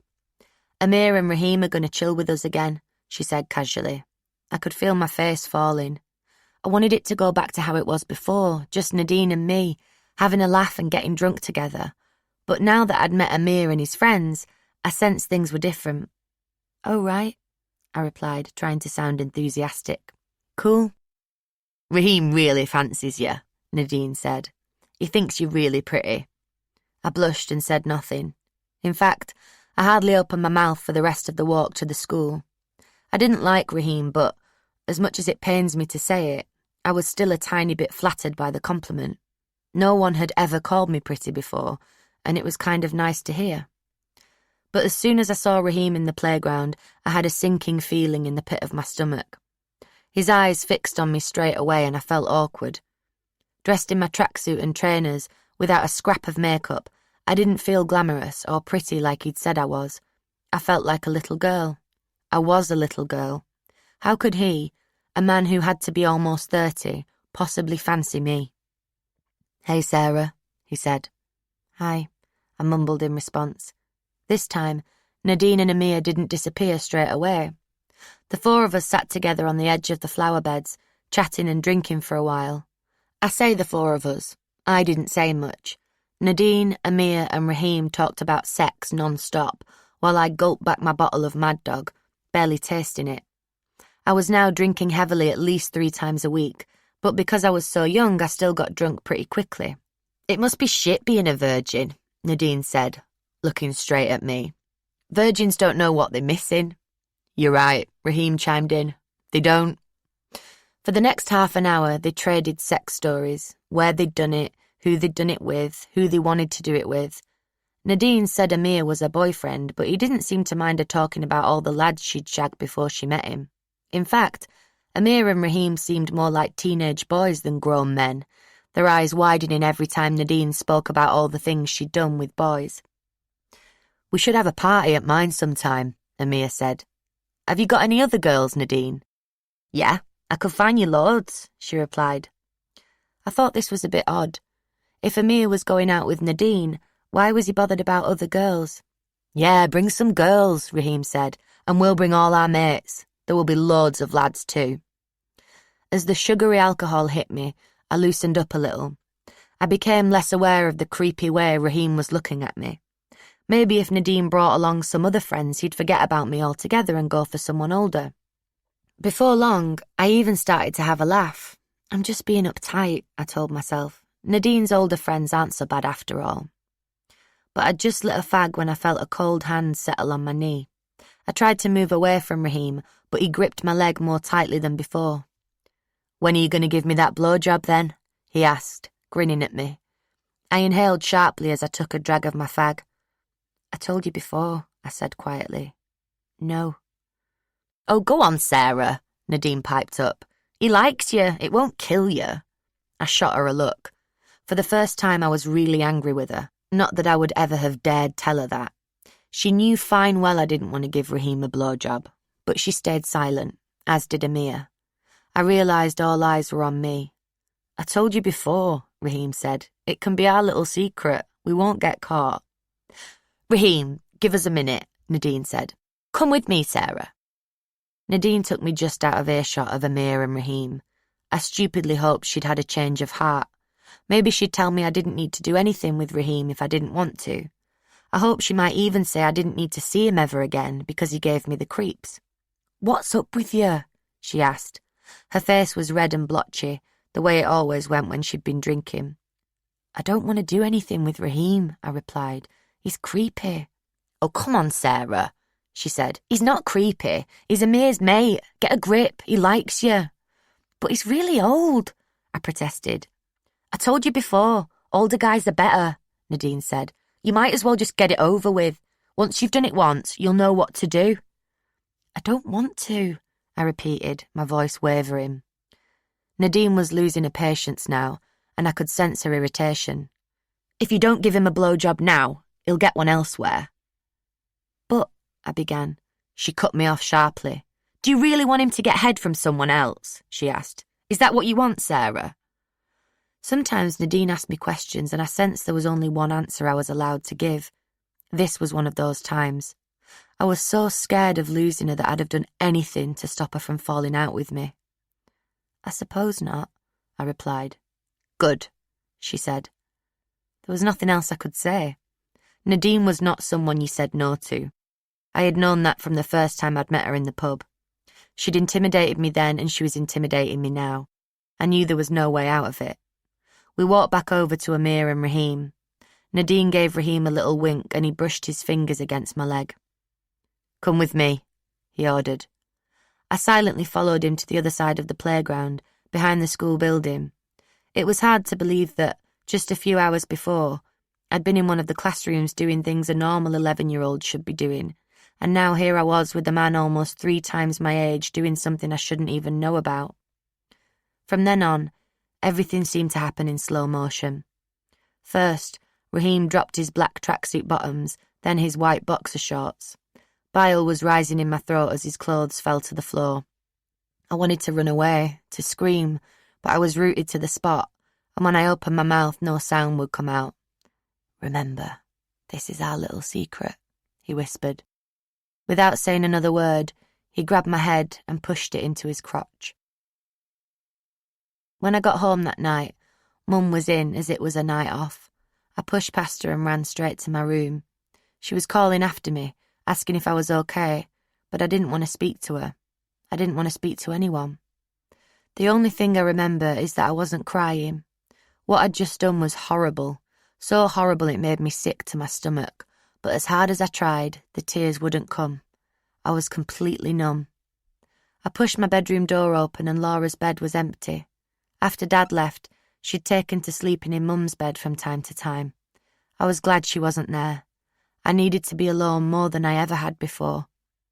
As I undressed, I felt dirty and ashamed. I wanted to get into the shower and scrub myself until my skin was red raw, but I didn't because Mum might suspect something was up if she heard the water running. I hadn't even known what to do. I'd just sort of guessed. But somehow, I felt like it was my fault. I wasn't sure why, but I felt like I was to blame for it happening. I climbed into bed and pulled my covers over my head. I was still drunk and the room was spinning, but the thoughts inside my head seemed clearer than ever. I was home now, tucked up in my own bed with Mum downstairs. So why didn't I feel safe? I closed my eyes and tried to sleep, but all I could see was Raheem, half naked in the playground, trousers round his ankles, with his horrible, creepy grin. Why did I feel like my life would never be the same again? Chapter 5. Groomed. After the night in the school playground, I sensed I'd be seeing a lot more of Amir and Raheem, and I was right. When I finally left primary school in the summer of 2003, you'd have thought I'd have been glad to see the back of it. But ironically, I ended up spending more time there than ever before. I'd hated every minute of what Raheem had made me do to him that night in the playground, and as the long summer holidays stretched out in front of me, I thought hanging around with him and Amir every day would be torture. But then, something strange happened. It started to be okay, and I kind of enjoyed myself. I didn't have a phone, so I'd usually arrange to meet Nadine at the playground in the afternoon, and the men would join us shortly afterwards. We'd sit in the deserted playground and drink and smoke for hours on end. When we were with Amir and Raheem, they often paid for the alcohol and cigarettes, meaning Nadine didn't even have to steal from anyone. Gradually, Amir and Raheem started to introduce us to their friends. Lots of them drove taxis, so they'd park up near the playground and we'd all pile into the cars. It sounds silly now, of course, but I was only 11 and I thought it was really cool to be out late and in a car, as Mum didn't have one at the time. There was always plenty of booze and fags to go around, and sometimes even some weed too. With every free cigarette and bottle of cider they gave me, the sense of foreboding I'd had that night in the playground began to ebb away. Some guys drank and smoked with us, but even the ones who didn't were happy to treat us to whatever we wanted. It all seemed a bit too good to be true. They bought Nadine and me all this stuff, and they never asked for anything in return. Raheem had made me give him another blowjob one night, which was horrible, but even he wasn't hassling me to do anything anymore. I just thought he and his mates were a bit daft, really, wasting their money on kids like us. If anything, we were taking advantage of them. I said this to Nadine once and she just shrugged. "It's their choice," she replied. If they were up for buying us loads of stuff, I wasn't going to complain. I just wanted to be friends with the men. They might have been cool, but they were still dead old. Nadine was different, of course. Most nights, she'd disappear into a taxi with one of the guys and I'd watch the windows get all steamed up while I sat drinking and smoking in another car. Sometimes it was Amir, but she'd go off with his mates too. No one seemed to mind too much, and she loved telling me all about what she'd been up to as we walked home. Everyone was just really chilled out, having a good time. "This is right good," I said to Nadine. "I know, right?" she replied. "Told you Amir and his mates were sound." As well as our trips to the school playground, we'd also meet the guys in Ferrum Park, and soon they were taking us to house parties. The houses were really basic. Some didn't even have proper furniture, but we barely noticed. We were too busy having fun, hanging out, drinking, smoking weed and listening to music. The people there were mainly men their age, almost all from Asian families, but there were other girls too, some even as young as me, and soon we were all the best of friends. One girl, Hayley, was always chilling with the gang, and she never seemed to have a curfew. "My dad doesn't give a shit what time I come home," she said. "You should stay at mine sometime and we can stay out all night. It'll be a laugh." I was definitely tempted. Two of the other girls, Jade and Leah, were always round at Hayley's. It sounded fun, if a little chaotic. A bit like Elaine's old house had been like. I was coming in later every night, usually drunk or high on weed, sometimes both. Mum was getting more and more anxious, but I thought she was just being uptight and trying to stop my fun. She always wanted to know where I was and who I was with. One night, Nadine and I were chilling in a taxi outside the school with Amir and 2 of his mates when the clock in the car told me it was gone midnight. "It's 12:05, I whispered to Nadine. "My mum is so gonna kick off." "Let's stay out," she said. "It'll be a laugh." I didn't need to be asked twice. Half an hour later, Amir's taxi driver mate had to go on a hire and we all split up, but instead of walking home, Nadine and I decided to camp out in a hut at the bottom of the playground. "I wonder what everyone will say when they realise we've run away from home," she said. I just giggled, thinking it was all a big adventure. I didn't realise that Mum was beside herself and had already called the police to report me missing. The police didn't track us down, but when we went home the next afternoon, Mum was chalk white and looked like she hadn't slept in days. She threw her arms around me and started crying, but before long she was giving me a massive lecture and ranting about how worried she'd been. I just zoned out. A few weeks later, I started at Kimberworth Comprehensive School. I don't remember much about the first day because I was really hungover, but I think the teachers had already decided I was a bit of a nuisance before the bell sounded for home time. I couldn't be bothered in any of my classes, and I was really cheeky to most of the teachers. On the plus side, it was nothing like primary school. No one dared bully me. I thought I was really hard, and I wasn't scared of anyone. It was around this time that I first tried cocaine. Nadine and I had gone to a house party with Amir and some of his mates. One guy, Omar, had me in the kitchen alone when he produced a bag of white powder from his pocket. I knew what it was straight away because I'd seen Elaine with it so many times. I thought he was going to take it himself, so I was surprised when he pressed it into my hand. "Take this," he said. "You'll love it." Smoking weed was one thing, but cocaine was a whole different story, and, for all my rebelliousness, the idea of trying it scared me a bit. "I'm not sure," I began. "Honestly, Sarah," Omar said, cutting me off, "it's amazing, the best buzz ever." I held the packet in my hands for a few seconds, studying it closely. "I'll try it later," I told him. I thought he might insist I take it there and then, but he didn't. He just rested his hand on the small of my back for what seemed like a fraction of a second too long and flashed me a smile that made me feel a bit strange. I hid the cocaine in the pocket of my tracksuit bottoms and told myself I'd get rid of it. But the next night, just before I'd arranged to meet Nadine, I found it in my pocket. I'd been watching TV with Laura. By this point, we'd swapped the Powerpuff Girls for Tracy Beaker or My Parents Are Aliens, when she announced that she was going out with her friends. Mum was in another room and I was in our bedroom. I could hear my heart thudding as I emptied the white powder onto my chest of drawers, not quite knowing exactly what would happen if Mum walked in. It gave me a strange sort of thrill, imagining her reaction. I didn't have any banknotes, so I snorted it straight off the wooden surface. I had a whole gram and it took me 4 attempts to finish it. Within seconds, I felt a strange rush of energy and euphoria, like nothing I'd ever experienced before. I didn't feel paranoid like when I'd tried the bong at Elaine's. Instead, I was on top of the world. Omar was right. Cocaine was amazing. From that moment, I was hooked. The feeling lasted for around an hour. As soon as it started to wear off, I wanted more, but I had no idea how much drugs cost or where to get them. Luckily, Omar and some of the other guys always had something on them. I only had to ask, and sometimes I didn't even need to do that. Soon, I'd tried ecstasy and amphetamines too. I'd take anything I could get my hands on, anything that they offered to me. If I'd been a nightmare for my teachers before, I was even worse now. Most mornings I'd either still be on an untouchable high or bang in the middle of a crushing come-down. If I'd taken cocaine, I'd be wiped out and just want to sleep. But the withdrawal from amphetamines, or FET as we called it, made me so aggressive I'd want to fight anyone who so much as looked at me the wrong way. It didn't take me long to get excluded when I battered a girl in my class. Now, I can't even remember who she was or why she'd annoyed me. I was in trouble so much that incidents like these just all merged into one. I should have been ashamed of myself, but I was just delighted to get a few days off school, especially when Nadine agreed to wag some classes so we could hang out together. She didn't go to the same school as me, but we'd meet in Ferren Park as soon as our parents left for work.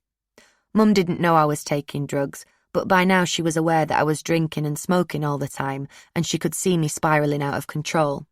It must have been like watching a car crash in slow motion, but I honestly felt like I was having the time of my life. I was completely and utterly oblivious to the fact that a gang of predatory paedophiles was slowly tightening its grip on my life, getting me hooked on the booze and drugs I couldn't buy for myself.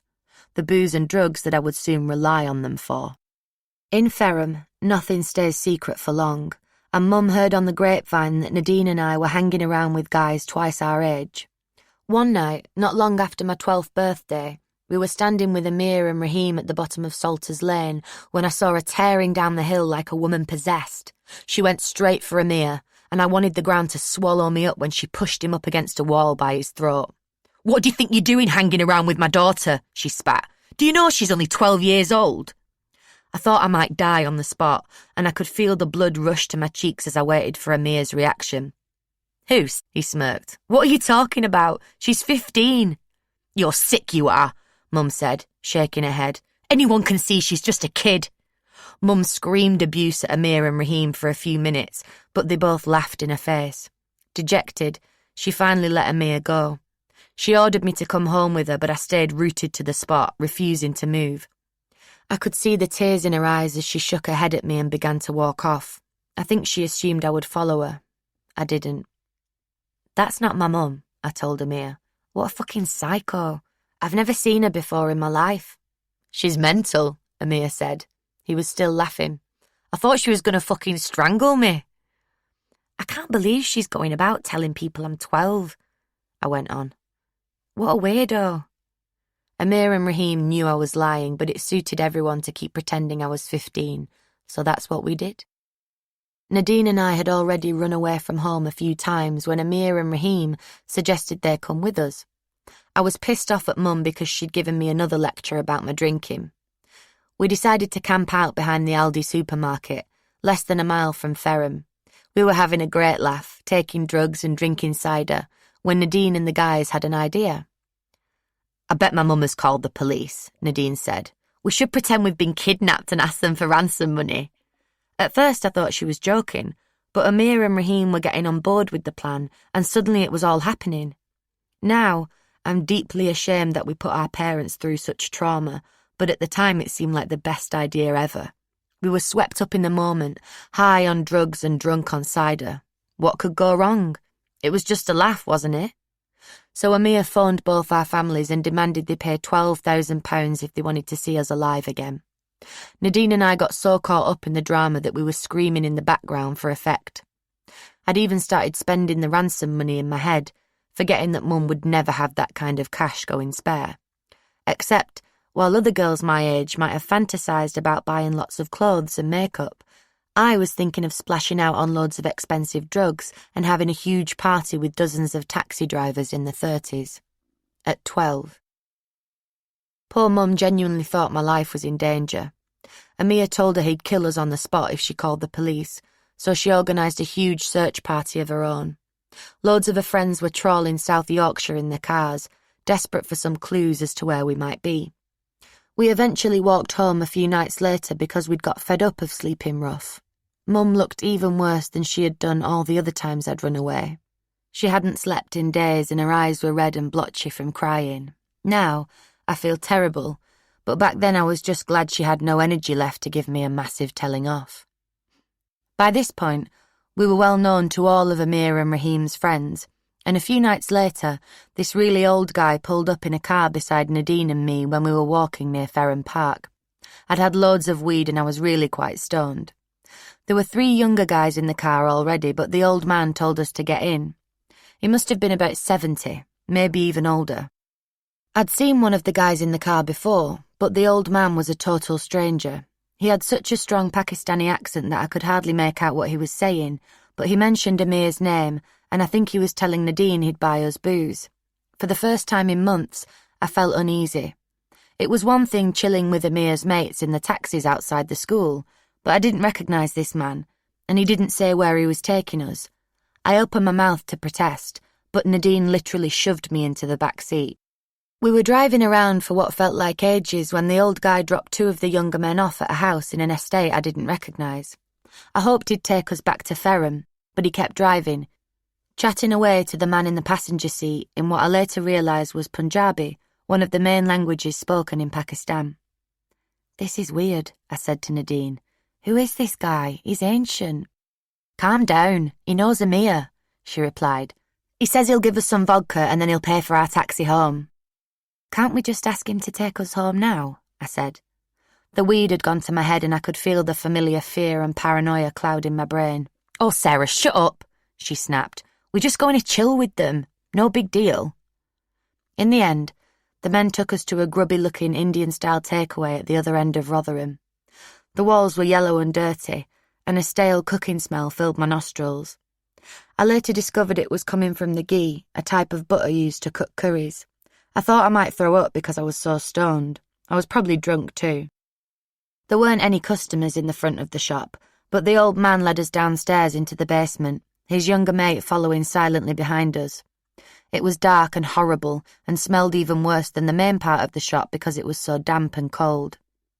A wave of nausea washed over me as my eyes began to focus. In the centre of the poorly lit room was a really old telly, the kind that comes with a video instead of a DVD player. On the screen there were 3 or 4 naked bodies writhing around, making all sorts of weird noises. Suddenly, it dawned on me. This sick old man, old enough to be my granddad, wanted us to watch a porn film with him. Even thinking of it now makes me shudder. I tried to turn away from the screen, but this time I knew I was going to be sick for real. The horrible video had tipped me over the edge. I bolted back upstairs as fast as I could. The old man and Nadine were shouting behind me, but I couldn't make out what they were saying. I burst out of the front door, and I'd just made it onto the street when I threw up everywhere. There was another Asian takeaway just across the road, and I could see one of the workers staring at me as I vomited on the street, but I was too out of it to be embarrassed. All I could think was, how can Amir hang around with these weirdos, and why would he tell them to pick us up when we didn't even know them? The man in the takeaway across the road was trying to make eye contact with me, but I couldn't hold his gaze because I felt so dizzy. I started to wonder if he often saw young girls like me out on the street, fleeing from the horrible basement. "What the fuck was all that about?"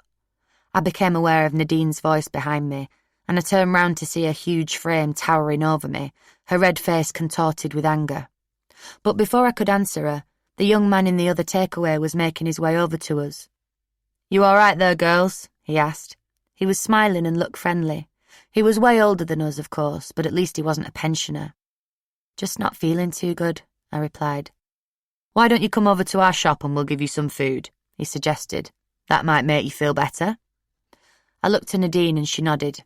"Yeah, okay then," she said. "Cool," our new friend said. "We'll get you something to eat, then we'll give you some money for a taxi home." The man didn't tell us his name, but I didn't really care. I just wanted an excuse to get away from the old guy in his basement, so I didn't ask any questions. The shop was quite cramped, but he took us through to the back and gave us a chicken kebab and some chips. It was only when I started eating that I realised how hungry I was. I must have been really shoveling the food into my mouth because I was getting through it even faster than Nadine. "Someone's got the munchies," she said, raising an eyebrow. Once we'd finished eating, Nadine asked the man for some taxi money, like he'd promised. "It's in my flat," he told us. "Come with me, I won't be long." The flat was only a couple of streets away. It had a little red door, and before he'd turned the key to let us in, I could hear voices, male voices, speaking in a language we didn't understand. It wasn't Punjabi, but the accent sounded Asian. The door to the living room was slightly ajar, and there were 4 men sitting on the floor, laughing and talking. I was still wasted, so I'm not sure how old they were, but they were all at least 25. I was sure the man from the new takeaway could hear my heart hammering in my chest as he locked us in. I thought he was a kind stranger, a sort of good Samaritan who'd decided to rescue us from the creepy old man and his porn video, but now he seemed just as scary and weird as they had. "So what are you girls going to do for us then?" he asked. He wasn't smiling anymore. We didn't have to ask what he meant. He started going on and on about the free food, how he'd given it to us for nothing, and now he and his friends wanted us to pay them back, but the words wouldn't register because my mind was racing so fast, wondering how on earth this was happening because it was never part of the deal that these men would get anything in return. "No," I said as firmly as I could, but my voice had started to tremble. "No," the man echoed. "But how will you get home if we don't give you the money for a taxi?" Suddenly, I was screaming. Nadine was shaking me, trying to get me to shut up, but even if I'd wanted to be quiet, I wouldn't have been able to close my mouth. My screams were getting louder and louder, and the man was beginning to look worried, telling me to stop, but nothing would work. Eventually, he unlocked the door, shoving us out into the cold night. I think he was scared the neighbours might hear. Nadine and I didn't know what to do. We were at the other side of town, and I was in no state to walk all the way home. Nadine had no credit left on her mobile, so we legged it down the street away from the flat and kept running onto the main road. I sped up as we passed the first takeaway, just in case the old guy was still lurking around. We reached a payphone halfway down the street and Nadine stopped in her tracks, panting furiously. "This is what happens when you act like that," she said, fishing a few 10p pieces from the pocket of her jeans. "They leave you in the middle of nowhere." I tried to ignore the anger in her voice. "Who are you phoning?"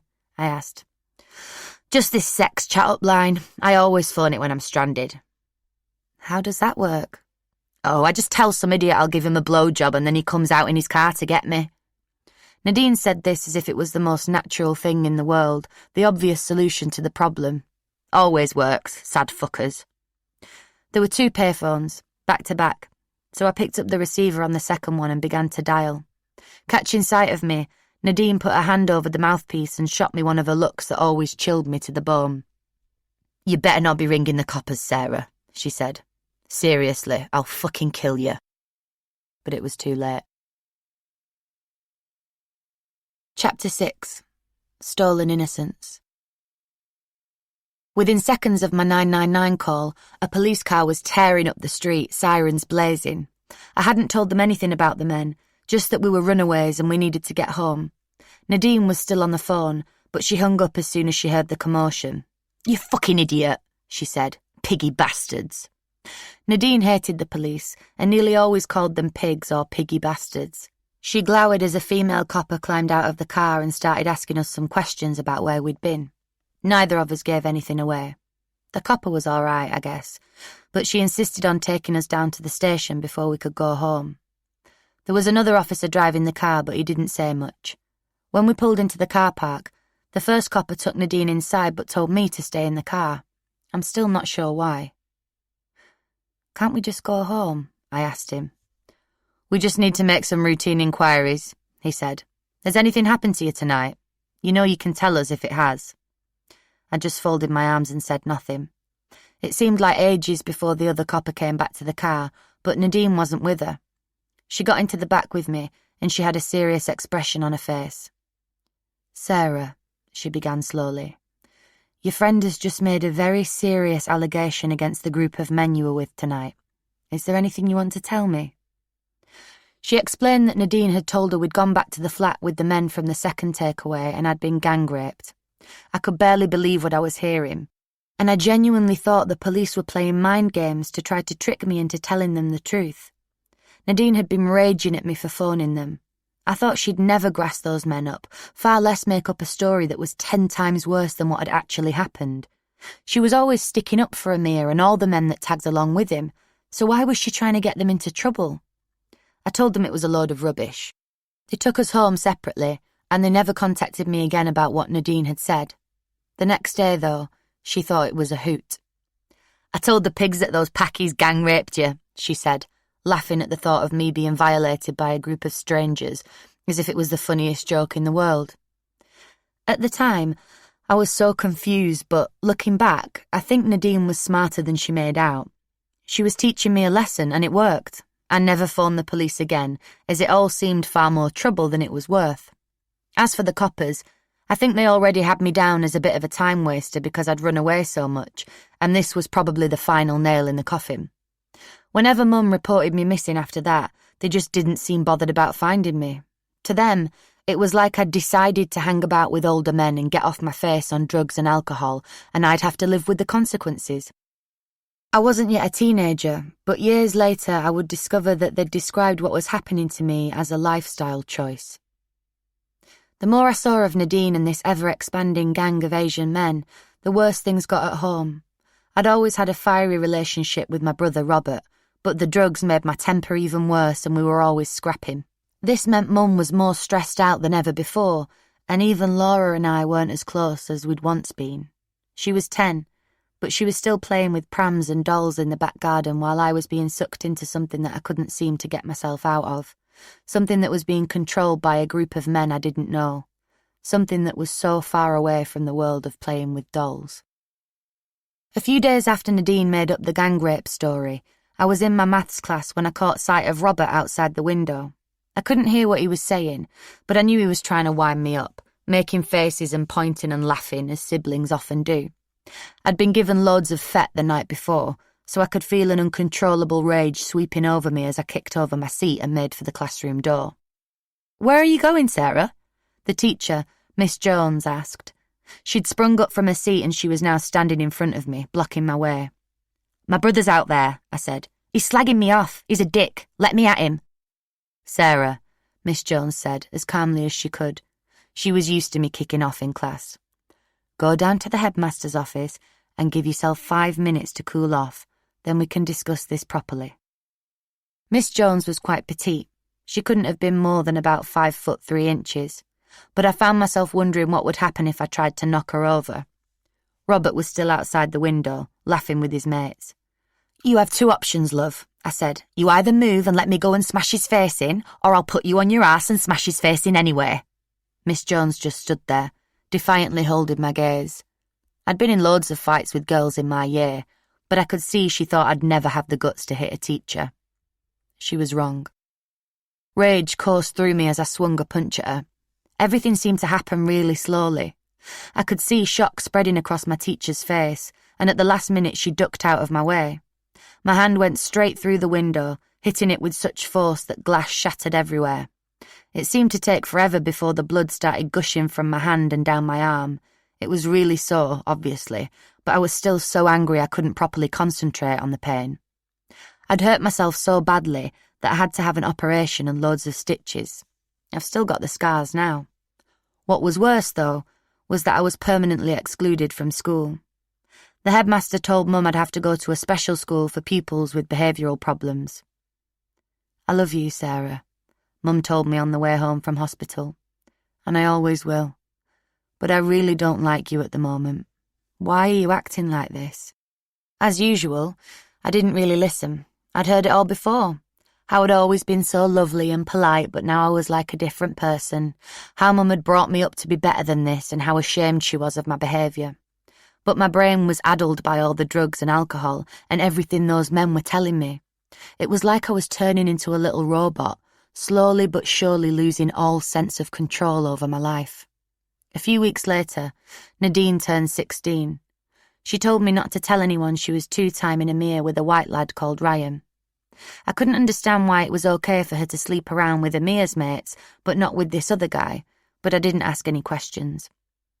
Nadine and Ryan saw each other a few times a week, but I still chilled with her loads. When she wasn't there, I'd hang around with Hayley, Jade and Leah, or the taxis would pick me up on the street and take me to a house party. Soon, we were hanging around at Hayley's dad's most of the time. If I'd thought it might have been a bit like Elaine's, I was wrong. It was 10 times worse. The first time I walked through the back door, the smell was so bad I actually gagged. The kitchen was foul, with rubbish piled high in every corner. It was so minging that I quickly realised some of it must have been there for months. I don't think there were any dishes or cutlery, and even if there were, it would take you forever to wade through the mess and find them. The living room was no better. There were empty cans of lager and fag ends everywhere, and I immediately recognised the horrible smell of damp that I've come to associate with all of the houses I visited around that time. There were no sofas, and the carpet was so frayed and stained it looked like it had been there for decades. None of the light bulbs worked, but in the darkness I could see around a dozen Asian men spread across the floor, laughing and talking in a mix of English and Punjabi. "They all come to chill here because they know my dad won't mind," Hayley explained. "He even gives us all fags." It was no wonder Hayley's dad never gave her a curfew or quizzed her about who she was bringing into the house. I soon realised he was barely conscious for long enough to notice what she was up to. Hayley led us into the dining room, where he was lying face down on the only couch they appeared to own. He was wearing nothing but a tatty pair of old blue boxer shorts, and his body was covered in little tufts of grey hair. Even in the half-light, I could see he'd shit himself. I still feel sick, thinking about it now. He's passed out again, Haley said. Typical. Even at 12, I could see Haley's dad was a raging alcoholic. He was in no fit state to care for a child, and he clearly needed help. But Haley's school didn't seem to be aware of this, and if she had a social worker, he or she clearly wasn't up to the job. The only adults who knew what she was up to appeared to be the taxi drivers and takeaway workers who congregated in a living room. Jade and Leah were used to Haley's house, and they didn't seem bothered by how disgusting it was. I thought I'd never be able to stay over there, but after a few visits, I kind of got used to all the minging sights and smells. The guys that visited always made sure I was either drunk or high, so I suppose that helped. There were a few other girls our age who sometimes popped by. Haley never went to school much, so her mates were mainly people she'd met through the older men she hung around with. Most of the guys had taxis, so sometimes they'd disappear off with one of the girls and bring them back a few hours later. One night, Haley went off with a guy called Sajid. She came back around an hour later, and while we were having a fag in the kitchen, she told me he'd driven her to an industrial estate where they'd had sex. It was right good, she said. Don't tell Leah, though. She gets dead weird about stuff like that. It was true. Leah was a tearaway like the rest of us, but she was the only one who realised it was wrong for men in the 30s to be having sex with 12-year-olds. Sajid worked in one of the local takeaways. He was a regular at the house, and a few nights later he brought a mate along who called himself Raj. I'm pretty sure that wasn't his real name, but some of the men, usually the more savvy ones, were only known to us by their nicknames. Many years later, I discovered that lots of them were living a double life and had wives and children at home. Raj was a taxi driver, and within minutes of arriving he'd taken Leah and Haley out for a spin in his car. I barely noticed they were gone because Omar had turned up with weed and vodka. Half an hour later, they came back and Haley called me into the dining room. As usual, her dad was lying face down on the couch in his pants, oblivious to the sordid mess unfolding around him.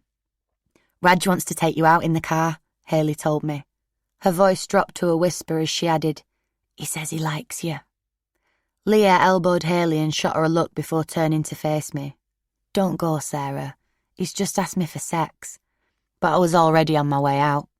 I could hear Leah running after me, and she managed to grab hold of my arm. Sarah, seriously, she said. He's like 35 or something. He'll try and shag you. He's a total pedo. I'm not stupid, Leah, I snapped. I can handle this. I don't know what was going through my head. Leah had called Raj a pedo, and she was right, but it was like I hadn't heard her.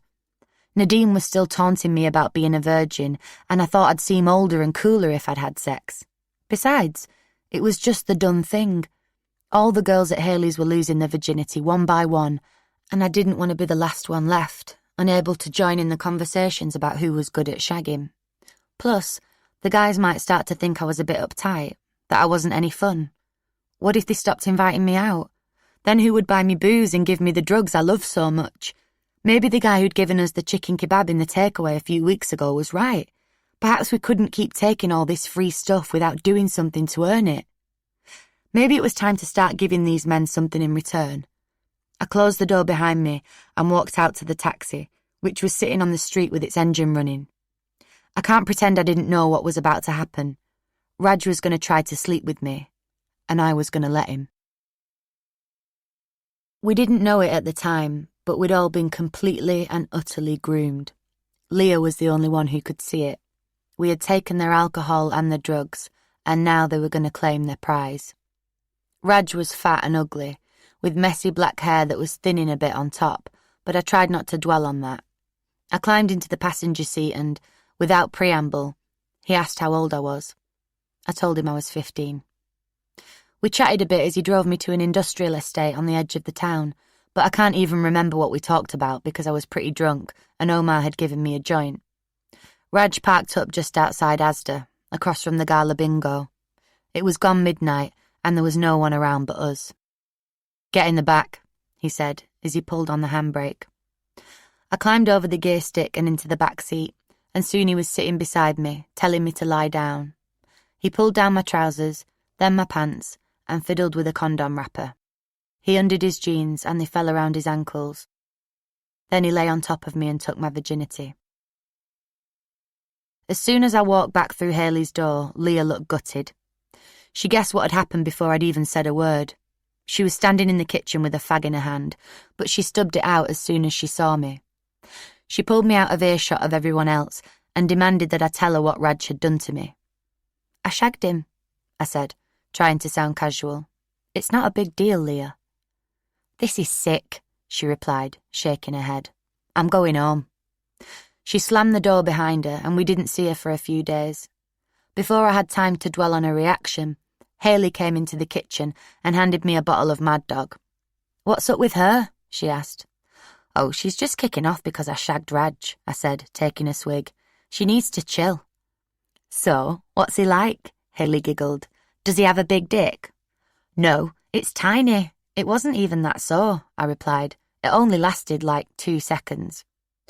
It makes me sick to my stomach to think of 2 12-year-olds having this conversation. "You should do it with Sajid," she said. "His is massive." I wasn't sure if I wanted to have sex with Sajid, but later that week it was all arranged. I climbed into Raj's taxi, where Sajid was sitting in the passenger seat. He didn't acknowledge me, but I could see him studying my childish frame in the rearview mirror. Haley was still in the house, trying to get fags from her dad, so Raj turned the engine off and leaned back to face me. "Have you told anyone about what happened the other night?" he asked. "No," I replied. Of course, Haley and Leah knew what had happened and I'd mentioned it to Nadine, but I didn't think he'd be bothered about them. "Make sure it stays that way," he said, "because everyone knows you're only 12. I didn't know who had told Raj my real age. Maybe he'd just worked it out for himself. A few seconds later, Haley jumped into the back seat, having blagged some fags from her dad, who was hammered as always. Sajid passed back a bottle of vodka, and Haley and I took turns to swig from it. I never did get used to the taste of straight vodka, but it was better than being sober. Raj drove to another park a few miles from Ferrum.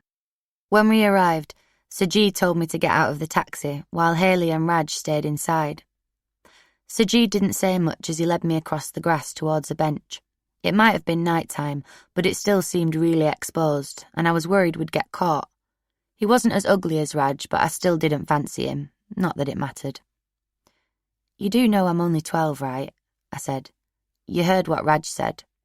"Shh, it's fine," Sajid replied, tugging at my tracksuit bottoms. I didn't put up a fight, and soon he was inside me. Haley was right. He was really big down there, but that didn't make it good. It just hurt. It was much more painful than it had been with Raj. I grimaced a few times, but I didn't dare tell him to stop. It just didn't seem like an option. He was really rough, so I closed my eyes, hoping he'd soon finish. Eventually, he grunted a little and told me to pull up my trousers. It was only then that I realised my pants were covered in blood and it was running all down my legs. Sajid pretended not to notice. "Let's go back to the car," he said. His voice was toneless, devoid of any emotion. "Don't tell anyone about this." We walked back across the grass and, as we got closer to Raj's car, I could see the windows were steamed up. When I climbed into the back, Haley's hair was everywhere and her top was on inside out. She was smoking one of the fags she'd got from her dad. "You're right," she whispered as Raj turned the key in the ignition. "It's tiny." Chapter 7. Trafficked. Once I'd had sex with Raj and Sajid, sleeping with other men more than twice my age just became normal. A few weeks later, I went to chill with Nadine at an Asian takeaway on the other side of town. One of the men who worked there had stopped us on the street and invited us in. He claimed to know Amir. He told us to call him Baz, and he looked like he was in his late 30s. As usual, we jumped at the promise of free vodka, and soon I was totally out of it. We rarely sat at the front of the shop. The men we hung around with always hid us away upstairs or in the kitchen. On this occasion, the family who owned the takeaway had a little flat upstairs, but I don't think anyone actually lived there. There weren't any chairs, but there were religious pictures on the wall. 5 of us all sat on the floor drinking in the cramped little living room. Nadine, Baz, his 2 friends, and me. He told us to call the other guys Dee and Gus, though of course those weren't their real names. Many of the guys we hung around with had fake, English-sounding aliases. Nadine was still sleeping with both Ryan and Amir, but that counted for nothing when she'd been plied with free booze. Soon, She was telling me she was going into the other room to have a threesome with Baz and Dee. I barely registered what she was saying. I was so drunk I could hardly keep my eyes open, and I must have dozed off because soon I became aware of a crushing weight on top of my body. I opened my eyes to find Gus lying on top of me, pawing at my tracksuit bottoms. He was a big guy and I struggled for breath as he pressed down on my ribcage. I opened my mouth to protest, but I couldn't find the words. He smelled of sweat and the ghee from the curries, and he was at least 20 years older than me. Even in my drunken stupor, I had to fight really hard not to scream as he entered me. It was agony, and the pain must have been etched all over my face, but he didn't stop. I closed my eyes and breathed in, praying he'd finish soon, but it seemed to go on forever. Finally, he stopped, panting in sick satisfaction. It was only when he climbed off me that I opened my eyes. Nadine was standing over me, watching, but she seemed to think the whole thing was really funny. "Hey, you've just had some donkey dick," Gus said, in his thick Pakistani accent as he pulled his trousers up. Everyone burst out laughing. Everyone, that was, except me. It might sound crazy, but I didn't think Gus had raped me. I'd gone to this flat willingly, and I hadn't paid a penny for all the vodka he and his mates had given me. What did I expect to happen? To me, this was what sex was. Rough, emotionless, and something I didn't have a say in. When I gossiped with Nadine and Hayley, I sometimes pretended I enjoyed it. Inside, though, I was confused and angry, and I always wanted to lash out, especially at anyone who might have dared to suggest I was being exploited by all my older Asian mates. I was drinking heavily most nights now, as well as taking loads of hard drugs. Soon, even the specially trained teachers at the behavioural school couldn't control me, and the council spent ages trying to figure out what to do with me. I think it was at this point that I was referred to social services. I was assigned 2 social workers, Phil and Kate, but I thought they were horrible. They always moaned to each other about the size of the caseloads in front of us, and I hated how they talked to Mum like she was stupid. Even though Mum and I argued all the time, I still didn't like other people giving her any hassle. It was quite clear the social workers saw me as a burden, and they spent more time telling me off than trying to help me. I think Kate even moaned that she was scared of me. I'm sure social workers have a really hard job, and I know there are some who try really hard to rescue girls like me, but that wasn't the case with Phil and Kate. Mum suspected I was having sex. She wasn't stupid, but I don't think she had any idea of just how many men were involved at first. Still, she'd go on and on about how I could end up pregnant, or with some sort of horrible sexually transmitted infection if I wasn't careful. "If you get pregnant, I'll make sure you get put in a mother and baby hostel," she'd tell me over and over, but her threats felt hollow. Loads of the men had condoms, especially the ones who already had a family at home. I was usually too drunk or high to be sure they'd used one, but I didn't even think about getting pregnant. I just pushed it to the back of my mind. Not long after I got chucked out of the behavioural school, Mum insisted I take a pregnancy test, even though I hadn't missed a period. She took me to see the doctor, who told me to pee into a little tube. I told Mum she was an idiot and I claimed I was still a virgin. I didn't dare think about what I would do if it came back positive, because if it had happened to me, the father could have been any one of several men. Thankfully, it was negative. Mum was also really annoyed that my education was in limbo, but I didn't care. While the authorities worked out where to put me, I had loads of freedom, and Mum couldn't keep track of me because she was usually juggling a couple of jobs. Sometimes I'd sleep until the early afternoon, unless someone had given me fet or ecstasy, which made rest impossible. If I was on a come-down, I'd walk up to Kimberworth Comp to meet some mates, and they'd wag classes to hang out with me. That was when I first met Azim. He was sitting outside the school gates in his car as I made my way along the road. It was a green Skoda Octavia. I remember it well because it looked like a taxi, and I was squinting to see if I recognised the driver. Azim was on the phone, and I didn't think he'd noticed me at first, so I kept on walking. I'd certainly noticed him, though. He was much better looking than most of the guys I chilled with, and definitely way fitter than Raj or Sajid or Gus. He was loads younger too. Gradually, I became aware of the low hum of his car crawling along beside me. "Hey," he said, rolling down the window with a smile, his deep brown eyes lighting up. "Need a lift?" Azim was a total stranger, but I was so brainwashed by all the other men by this point that I thought nothing of jumping in his car. "Are you a taxi driver?" I asked. He laughed. "No, I'm not. I'm a doctor. Has anyone ever told you you're really pretty?" Azim told me he was in his early 20s and lived in Halifax, which was about an hour away in the car. I told him I was just about to turn 16, although I still looked about 10 or 11. I didn't know what he was doing in Rotherham, but I guessed he was probably on his way home from helping at the hospital or something. He asked for my number, and when I told him I didn't have a phone, he gave me an old Nokia 3210, just like that. It looks like a brick now, but I'd just turned 13 and I thought it was the coolest thing ever. "Now I can text you," he grinned. The next weekend, Azim picked me up in his Skoda and we drove to Doncaster. I told Mum I was staying at Haley's. Doncaster was only about half an hour away and hardly the most exciting of places, but I thought I was dead grown up, sitting in the front seat of Azim's car as he sped up the M18. He'd booked a hotel room, and as we pulled up in the car park, I went to get out. "Stay here, babe," he said. "I'll check in and then I'll text you and tell you what room I'm in. Okay?" "Why can't I come in with you?" I asked, confused. "Just trust me on this one," he said.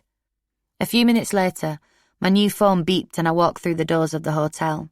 The receptionist was tapping away on a computer, but she looked up just as I got to the double doors that led to the rooms on the ground floor. "Excuse me," she called after me. She had a sharp voice, a bit like a teacher's, and her hair was wound into a tight bun on top of her head. "Are you staying here?" "Yes," I replied. "Well, I haven't seen you here before," she said. "Has your family just checked in today?" "I'm not here with my family," I told her. "I'm with my boyfriend." Her eyes narrowed, and she pushed her glasses up to get a better look at me. I was wearing a black tracksuit and trainers, and my hair was scraped back in a ponytail. I certainly didn't look like a grown woman on a romantic weekend away. "Your boyfriend?" she echoed. I nodded, and she asked me my room number. When I told her, she just stared at me, bewildered. She'd obviously given Azim the key a few seconds before I'd arrived, and I could see her brain working overtime. We both stared at each other in silence for a few seconds while she worked out what to do with me. "On you go, then," she said eventually.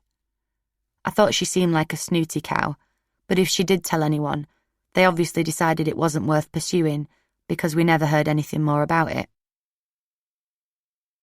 Azim was stretched out on the double bed when I got to the room, and he kissed me as I lay down beside him. The bed was quite hard and the room was clean but basic.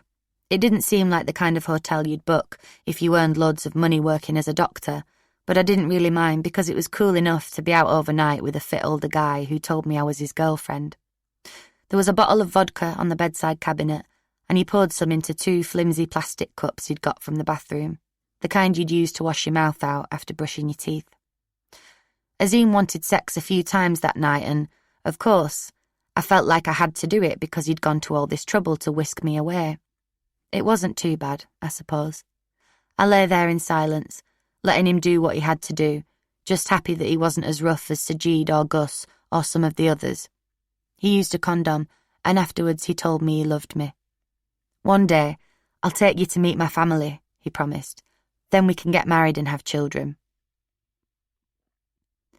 The next day, he bought me a McDonald's from a motorway service station and topped up my phone with a £5 so I could keep in touch with him during the week. I believed I was in love with Azim. I was only 13, and I had no idea how a proper relationship worked. He only ever wanted to see me at the weekends, and never in Rotherham. He always booked us into a budget hotel, usually in Doncaster, but sometimes in Sheffield or Halifax. He told me he worked all week in a hospital, and it seemed dead romantic that he was off saving lives like I'd dreamed of doing as a kid when I'd wanted to be a nurse.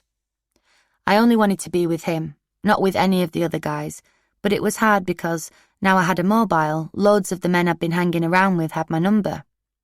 I had no idea that there were several rival gangs of Asian men in Rotherham, all tussling to control and exploit vulnerable white girls like me. I just knew that whenever my phone rang, I had to go where I was told to go. It was like I owed it to them for all the drink and drugs they gave me, and it was clear what they expected in return. My abusers had it all worked out. By now, I drank almost every night and I was taking more and more drugs just to get through the day. If they gave me a bottle of vodka or a line of cocaine, they could do anything they wanted, Azim or no Azim. It wasn't long before they were taking me all over the country and pimping me out to their friends. Of course, I didn't see it like that at the time. It was just part of the deal, the price I had to pay to get the drink and drugs that I needed. There was an older guy I came to know called Jamal who drove a van. He hadn't been in England long after coming from Pakistan, and his English wasn't great. He never touched me, but he took me to plenty of men who did. The first time he picked me up, Amir and Nadine came too. There were only 2 seats, so Nadine and I had to sit in the back, where there were no seat belts. We were sitting next to a guy called Farouk, who looked roughly the same age as Nadine, and he kept asking me for a blowjob. As well as underage girls, Jamal transported scrap metal, and there was barely enough room for us among all of the poles and pallets. We'd been driving for ages when he braked suddenly, and Nadine was thrown forward, knocking herself out on a huge iron bar. She was fine, but I think Jamal got a bit spooked because he took us home after that. That was the only time we were given a reprieve. At first, we didn't go too far, just to places like Sheffield and Bradford. Sometimes we went to back rooms in takeaways, and other times we'd go to houses or flats. There would always be alcohol and drugs, but they would always come at a price. Quite often, the charade would be the same. We'd sit in a circle, drinking or taking whatever was on offer, before one of the men would tell me he wanted to speak to me in private. I'd go into another room with him, sometimes the bathroom, sometimes a bedroom, and we both know that I'd do whatever he wanted me to do. Some of the men would bring a mate in for a shot once they'd finished, but normally I was so off my face I wasn't even sure who'd done what to me. Some of them were really violent though, and I'd wake up the next day with crippling pain down below. Still, I always prayed they'd ask for sex and not a blowjob. Sex could be sore, but at least I was really out of it, so I could lie there and pretend I was somewhere else, that it wasn't happening to me. With blowjobs, I had to play an active part, to pretend I was enjoying what I was doing. It always took everything in my power not to gag. Eventually, Kimberworth Comp agreed to have me back, but the teachers thought I was too disruptive, so I had to have my lessons away from everyone else, in some little huts at the bottom of the playground. It was then that I got to know Sarah Hughes. Sarah worked for Risky Business, an outreach project run by the council that targeted young girls at risk of sexual exploitation. But Sarah wasn't like my social workers or the coppers or the teachers. She was really cool and she really listened. I'd later learn that Risky Business was the first public service to acknowledge that hundreds of girls in Rotherham were falling prey to these British Pakistani sex gangs, but that would come much later. Sarah would take me to McDonald's for a drink and some chips, or she'd sit with me in my classes to help me when I was struggling to readjust to the school day. Sometimes she'd even take me to Sheffield, where she let me try on dresses in TK Maxx and have my makeup done. She told me I could tell her anything, so I boasted about all my older mates and all the fun we had drinking and taking drugs and having sex. She never told Mum or my social workers, but she gently tried to explain that my so-called friends were taking advantage of me. As much as I like Sarah, it would be a long, long time before we could see eye to eye on this issue. As far as I was concerned, I was still in control. I was no victim. Sarah knew about the parties I went to because I'd often tell her about them when she picked me up for our weekly meetings, but she didn't judge me. Sometimes I felt like she was the only adult who didn't think I was a waste of space. Nadine always came with me in the vans and taxis at first, but by the winter of 2004, I noticed that Jamal and the other men were picking her up less and less. I didn't understand why. She seemed to enjoy sex much more than me, and she didn't take half as many drugs either. Surely they preferred a girl who got into the swing of things and made all the right noises to one who just lay there, semi-conscious, hardly knowing what day of the week it was. Now it all makes perfect sense, of course. Nadine was almost 17 by this point. She was getting too old. As the new year rolled round, we saw less and less of each other. If I wasn't spending my nights in budget hotels with Azim, I was being whisked off in vans and taxis to all over Yorkshire and beyond. I thought Nadine might be disappointed. She'd always gone on and on about how much she loved chilling with the Asian guys, but she didn't seem bothered that they were leaving her behind. She even seemed to be drifting apart from Amir. By early 2005, she was virtually ignoring me, but I'd sometimes see her in the street. Then I heard that she'd left Rotherham for good, and moved to London with a friend. I hoped she really had escaped. But while Nadine had outgrown our old life and found an escape, there seemed to be no way out for me. There was a time when I would have been gutted to lose her as a friend, but now I was numb to any kind of emotion.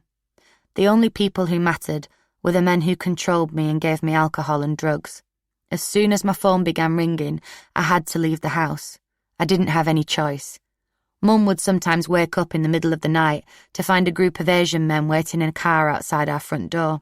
She tried locking the doors and hiding the keys, but I'd climb out of a window, lured by the promise of a line of coke or a bottle of cheap cider and some fags. I'd often push her out of the way as she begged me not to go. My need to get high blocked out every other thought. Drugs and alcohol had taken over my life. Most nights, Laura would appear behind her, drowsy and with sleep in her eyes, having been woken by the commotion yet again. "Just keep the fuck out of my life," I'd tell Mum as she tried to block my exit with a petite frame. "It's nothing to do with you where I go." I was so coked up to my eyeballs that I don't really remember Jamal and his mates turning up one night with a can of petrol, threatening to set it alight outside the house if I didn't come out, but Mum does. There were nearly 30 Asian men on the street, shouting and swearing. Mum was hysterical, obviously, and she hugged Laura to her protectively as I barged past them, off into the night.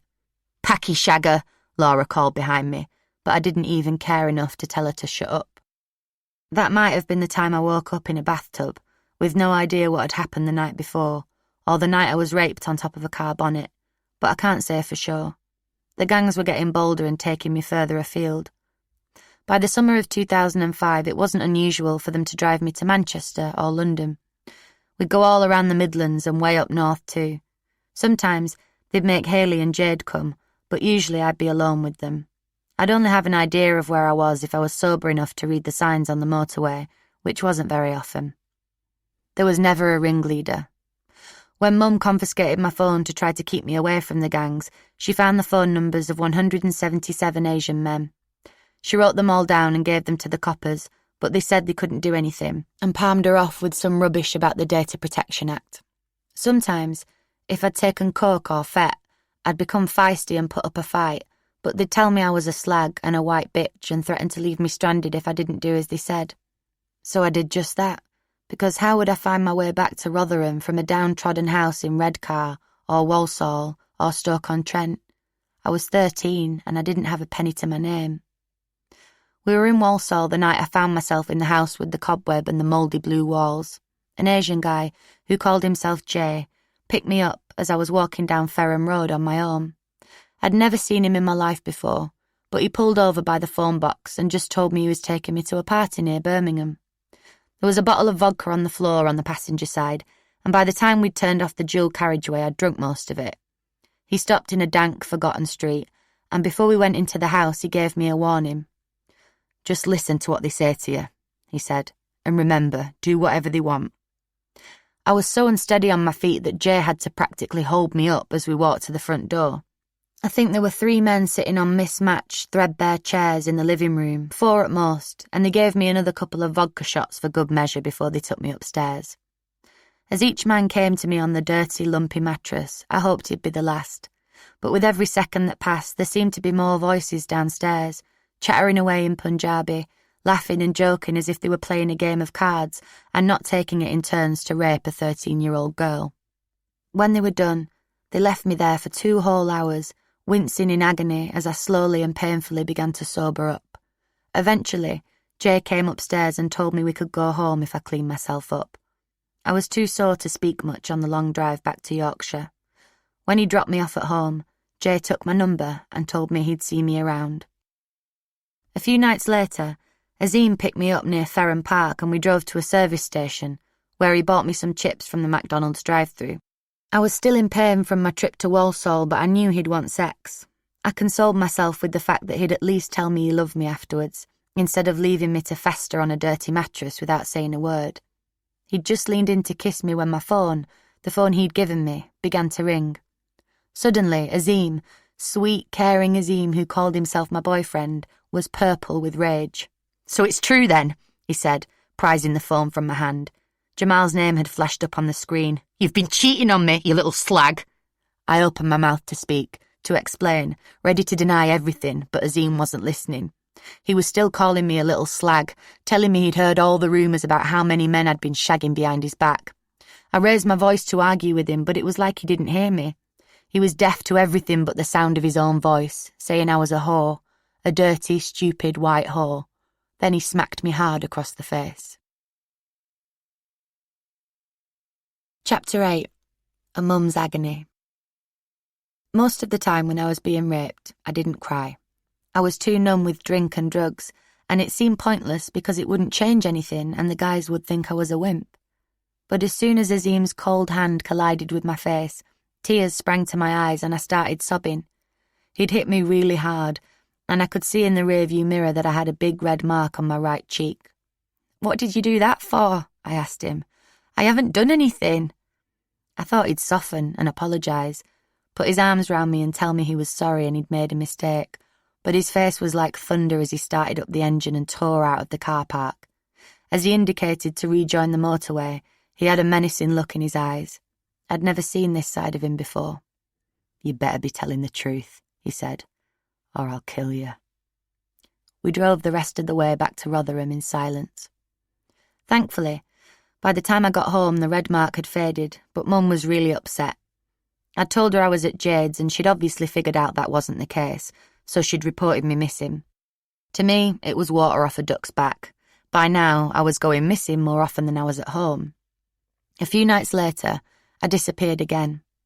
Mum had now taken to locking all of the windows as well as the doors because as soon as my phone went, I had to find a way out. I thought these men were my mates, but I'd heard all sorts of horror stories about what they did to girls who disobeyed them. Loads had been beaten up. Some men even threatened to kill the girls' families if they didn't do what they were told. The only window Mum couldn't lock was in the bathroom on the first floor. It was my only escape route and it just had to do. I'd climb out and scale down the drain pipe, hoping I didn't fall and break my neck in the process. It was really dangerous, but because I'd usually taken so many drugs, it didn't even seem that big a deal. Jamal had a friend who we called Sav, and he'd arranged to pick me up by the phone box on Ferrum Road. Sav was annoying because he was really, really stupid, but he always had vodka and sometimes coke. I never slept with him, but, like Jamal, he always took me to houses where there were lots of eager men waiting for me. As usual, Mum phoned the coppers and told them I'd vanished. She spoke to a male officer, and the sigh was almost audible on the other end of the phone as she gave them my details. "Just give us a ring when she turns up," he told her. Mum was dismayed. "But it's your job to look for her," she said. "These horrible men keep taking her away. You have to do something." The copper didn't seem unduly worried about my safety, but Mum was frantic. She tried to talk to the social workers, but all she got was a lecture about her parenting.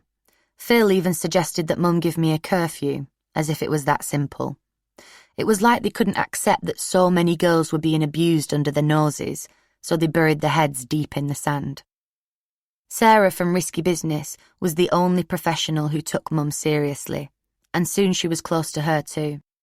Sarah had gathered so much information about the sex gangs that she'd tried her best to find out where I was when I vanished, but Mum could also phone her for a chat whenever she was feeling overwhelmed and frustrated, which really helped her. However, 2 days later there was still no sign of me. I was abused by so many men that it's hard to remember what happened when, but I think that was the time when Sav took me to a horrible doss house on the outskirts of Rotherham. Sarah says loads of underage girls got taken there, and she could always tell straight away who'd been inside the house because it had a really distinctive smell that would cling to us. I can't remember what it was like. I'd been in so many foul houses I was immune to their filthy odours. But Sarah said it was like a mix of damp, cigarette smoke and festering rubbish. I think that was when I woke up in bed in the morning with a man who looked at least 50. I had a vague memory of throwing up the night before, then of everything going black. Even for me, it was rare to black out completely, and that scared me. I was still wearing the clothes I'd arrived in, but I had no idea if this man had done anything to me or what his mates had given me. He smelled and looked filthy, and he was snoring really loudly next to me, his huge, unshapely body rising and falling with every breath. I closed my eyes and pretended to be asleep too, praying he wouldn't wake up and decide he was in the mood for some fun. Thankfully, he soon got up and left me alone in the bed, but it would be another day before I'd be allowed to leave. I disappeared like this once or twice a week, but the school rarely phoned Mum to tell her I hadn't turned up. I think they were just glad I wasn't there so they didn't have to deal with me kicking off. By now, I was so trapped in my vicious cycle of drug and alcohol abuse that I was lashing out at everyone, especially anyone who tried to stop me meeting up with the only people who'd provide the substances I craved so badly. I'd drink all night, but I'd usually take fet or coke or pills too, so I could keep going for longer. But when I did want to stop, sleep was impossible without a joint or two. It fills me with shame to admit this, but I'd once been so desperate for a fix that I wrestled Mum to the ground and dragged her across the floor by her hair because she took my phone off me.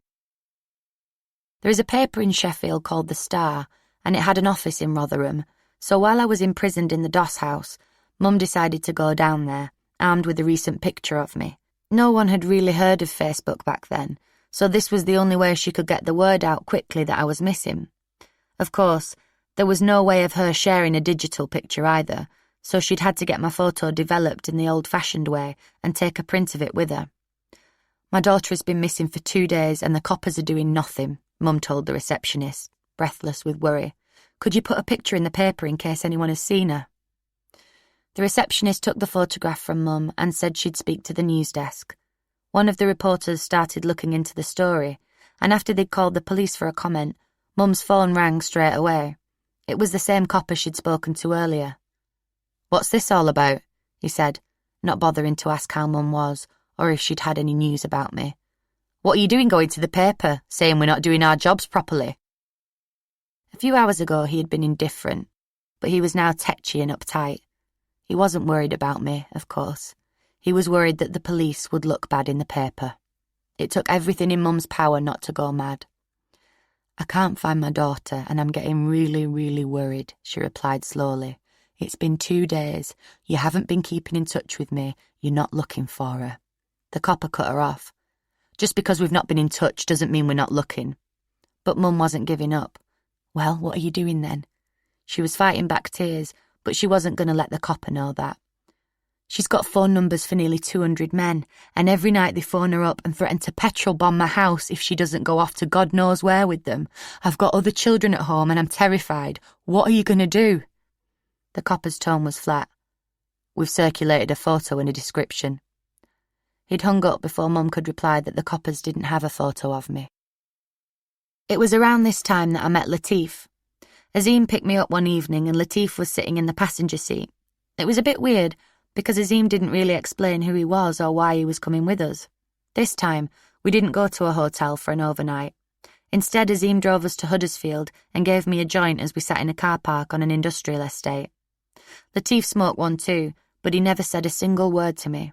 It was really weird and I felt a bit like I was invisible. He was chatting to Azim like I wasn't there. Yet as I got out of the car, I could see his eyes fixing on my body, boring into my still developing breasts. Azim had been a bit distant since the incident in the car, but I was almost immune to the fact that he appeared to be going off me. He was only picking me up on the odd occasion, and now we rarely spent an overnight together. He still wanted sex sometimes, but it was usually just in the back of the car. He'd stopped telling me he planned to take me home and introduce me to his parents, or that he wanted marriage and babies. I think I'd even begun to doubt that he was a doctor, because he always clammed up if I asked him anything about work. But I only realised he'd decided to pass me on to Latif when I got a phone call a few days later. "It's Latif," he said. "Azim gave me your number. Are you chilling?"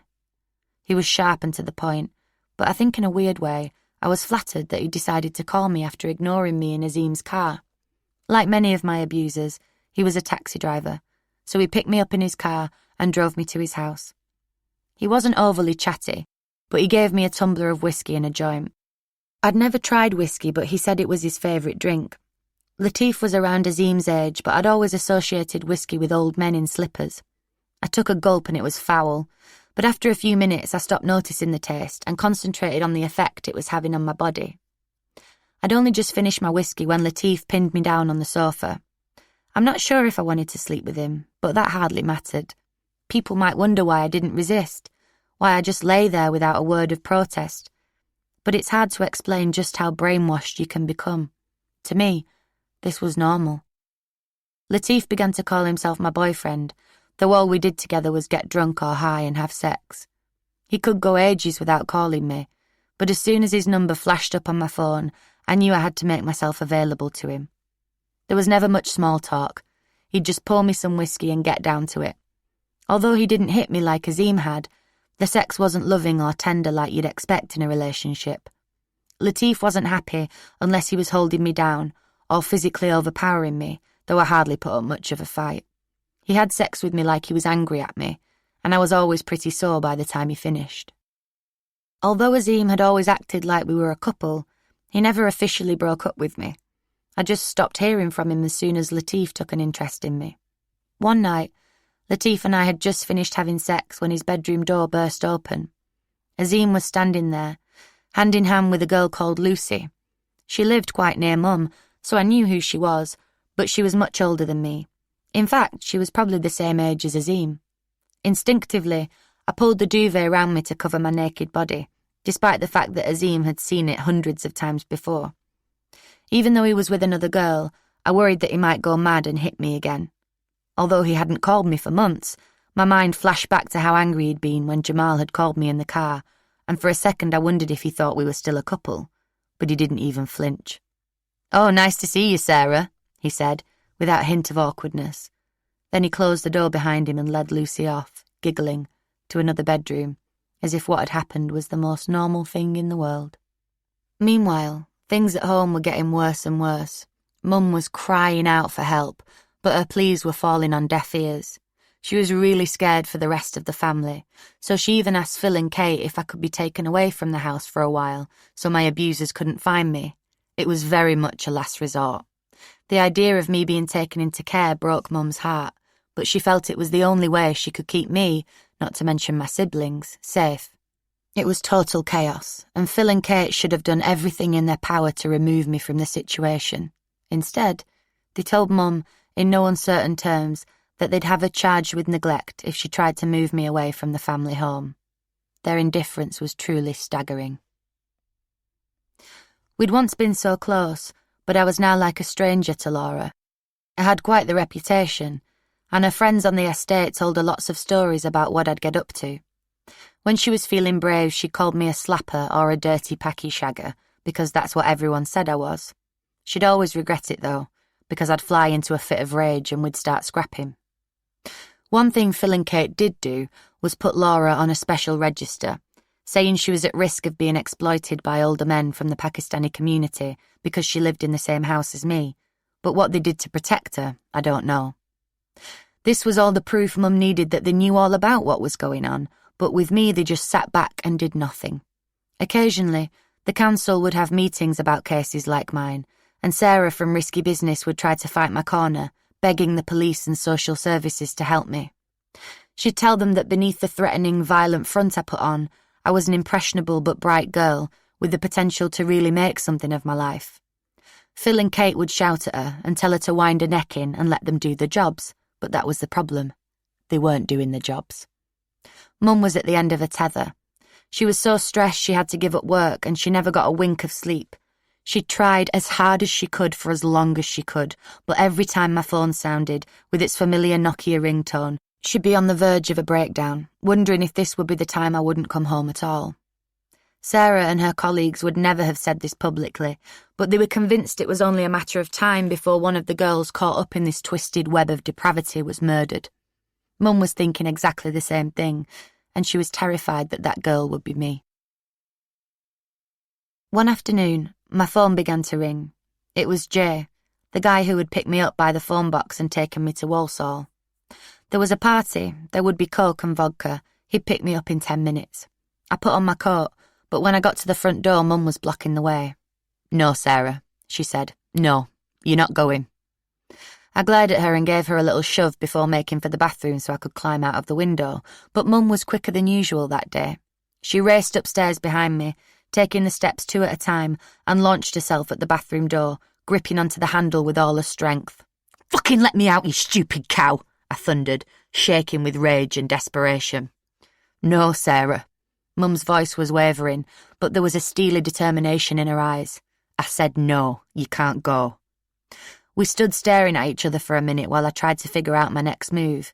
I'd had a line of coke a few hours earlier, but the effects were beginning to wear off. I was sweaty, agitated, and filled with rage. I needed another fix, and Mum was the only person standing in my way. What happened next fills me with such shame and horror that I can hardly bear to speak about it. I tore downstairs and ran through the house, Mum never more than a few steps behind me. It took me a few minutes to decide what to do, but somehow I found myself in the kitchen, rummaging through the drawers. I caught sight of a big carving knife and, before I had time to think, it was in my hand. Mum's hands were clasped to her face in shock.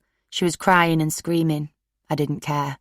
All I could think about was drugs and the men who would give me them, and what might happen to me and even to my family if I left them waiting a minute longer. I chased Mum into the living room, the huge knife clasped tightly in my hand. Laura and Robert were sitting on the sofa, and Laura began screaming too when she saw me in the doorway. I was shouting and squealing and swearing, calling them all every name under the sun and telling them I was going to kill them if they didn't let me out, but it was like someone else had taken over my body and I wasn't responsible for the venom coming from my lips. The three of them were cowering on the sofa, all scared for their lives. It horrifies me now when I picture the scene.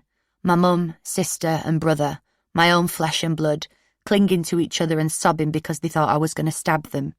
But at the time, I didn't care. I was fixated on what I needed, the drugs, and I was ranting and raving, possessed by the demons I'd found in the hell that had become my life, desperate to get out of the house and to the men who now controlled me. Laura was wailing loudly in sheer terror, but her cries were driving me insane. The knife was still in my hand when I started kicking her, and she yelped in fear and pain, curling up in the fetal position. Tears were rolling down Mum's face, and I was vaguely aware of her telling me to stop, to please, for God's sake, stop, but I couldn't. Eventually, somehow, Robert managed to pull me away from Laura. I think he tried to get the knife off me, but that made me even angrier because soon it was leaving my hand, flying through the air as I'd launched it at my family. It was a minor miracle, but it landed just between Mum and Laura, plunging straight into the sofa and making a big hole. Everyone was still crying and shouting, but Mum and Robert had their phones out. Robert was calling the coppers, and I was screaming that he was a grass, and Mum was breaking down again as she spoke to Auntie Annette, telling her to get to the house, and fast. Within minutes, Auntie Annette was there. I think I went for her too, before I launched my body at the living room door, telling Mum there was no way the piggy bastards were getting anywhere near me. I must have tried to get to the knife again, because soon Auntie Annette was on top of me, begging me to calm down. I'm not sure how long it was before the sound of sirens filled the air, but a fresh wave of rage consumed me as I heard the coppers burst through the front door. Soon there were lots of them pinning me down as I screamed at anyone who would listen that I needed to get out. I was being handcuffed when one of the coppers turned to Auntie Annette and told her to let go of me and that they had it under control. Auntie Annette's face was flushed and she was trying not to cry. "I don't think you do," she said. "I really don't think you do have things under control." On the sofa, Mum was holding Laura, both of them rocking and sobbing, the knife still wedged in the fabric. The police were still trying to restrain me when she finally spoke. In barely more than a whisper, she said, "I can't take this anymore." Chapter 9. The Razak Brothers. After I held my family hostage with the knife, Phil and Kate had no choice but to accept it was too dangerous for me to stay at home. Mum asked if I could be locked up in some kind of juvenile detention centre, not because she wanted to punish me, but because she wanted me under lock and key, so I would be safe, so that none of my abusers could reach me. She also thought it would help me break the horrible cycle of alcohol and drug dependency which had become my life. Instead, my social workers found me a place at a local children's home. My room was basic, just a single bed, a sink and a wardrobe, but I had all the freedom I wanted. For a girl in my situation, this was lethal. The place was full of troubled children like me, and some of the boys knew a dealer who gave them weed, so we'd sneak off to smoke together all the time. The staff treated us all with utter contempt and didn't bat an eyelid if my phone rang and I disappeared in the early evening and stayed out all night or even for a few days. Often, my abusers would send me back to the home in a taxi, and the staff would even pay the fare, using money from the petty cash fund. They hadn't made it harder for these disgusting paedophiles to reach me. They had made it much, much easier. Mum had at least done everything in her power to stop me leaving the house, but now I could come and go completely as I pleased.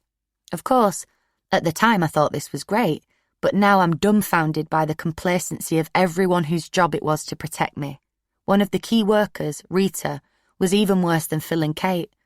I still remember her really well. She had loads of thick, fiery red hair, and she used to look at me as if I was a piece of dog shit she'd dragged in on a shoe. "What men are you going off with tonight, Sarah?" she'd smirk as a taxi drew up outside my new home, ready to take me off into the night. "Who are you sleeping with now?" "What the fuck has it got to do with you?" I'd snap back. "Don't talk to me, don't even look at me." Sometimes Latif would pick me up for rough, emotionless sex in his taxi or at his house, but most nights it was anyone's guess who I'd be going off with. I still had all those numbers in my phone, and as soon as my ringtone sounded, I knew it was time to go.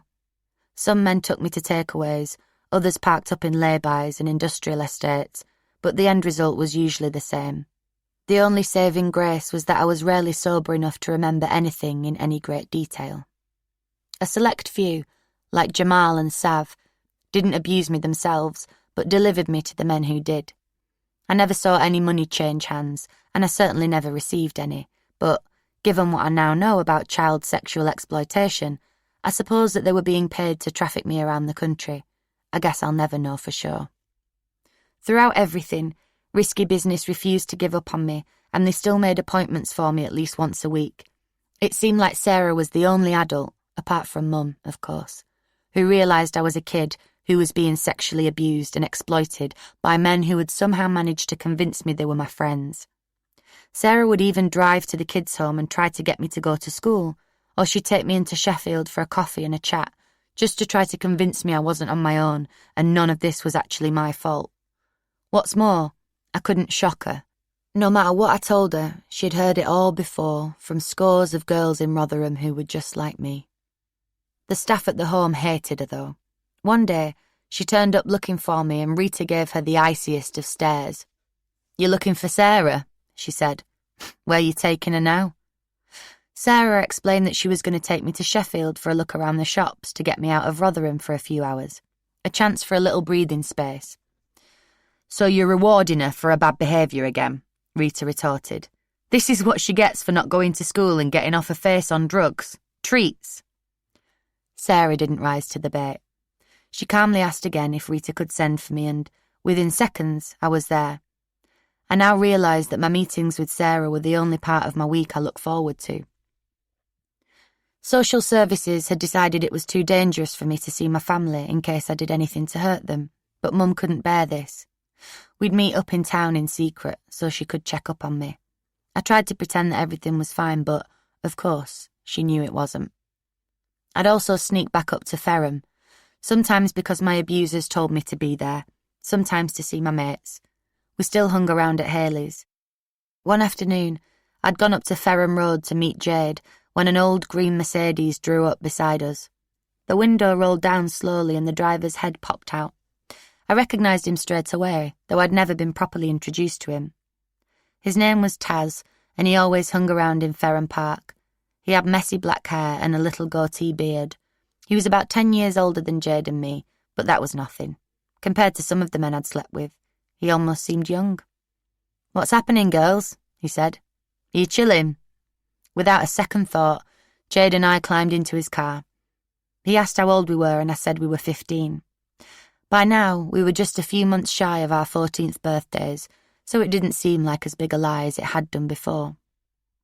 At the time, I didn't know Taz's real name was Razwan Razak, and that one day it would be all over the papers.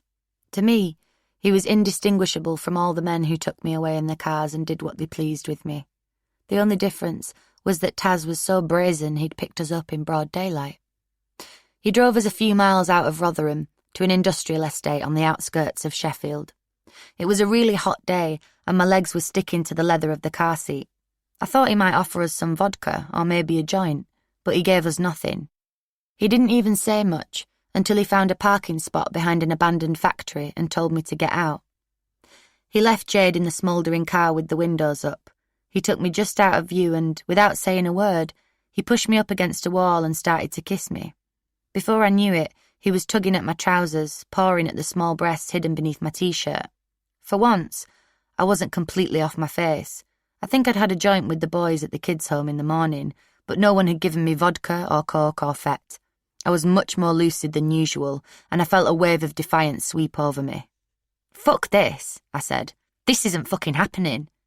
Even though Taz was quite slightly built, he was a grown man and I was still a child.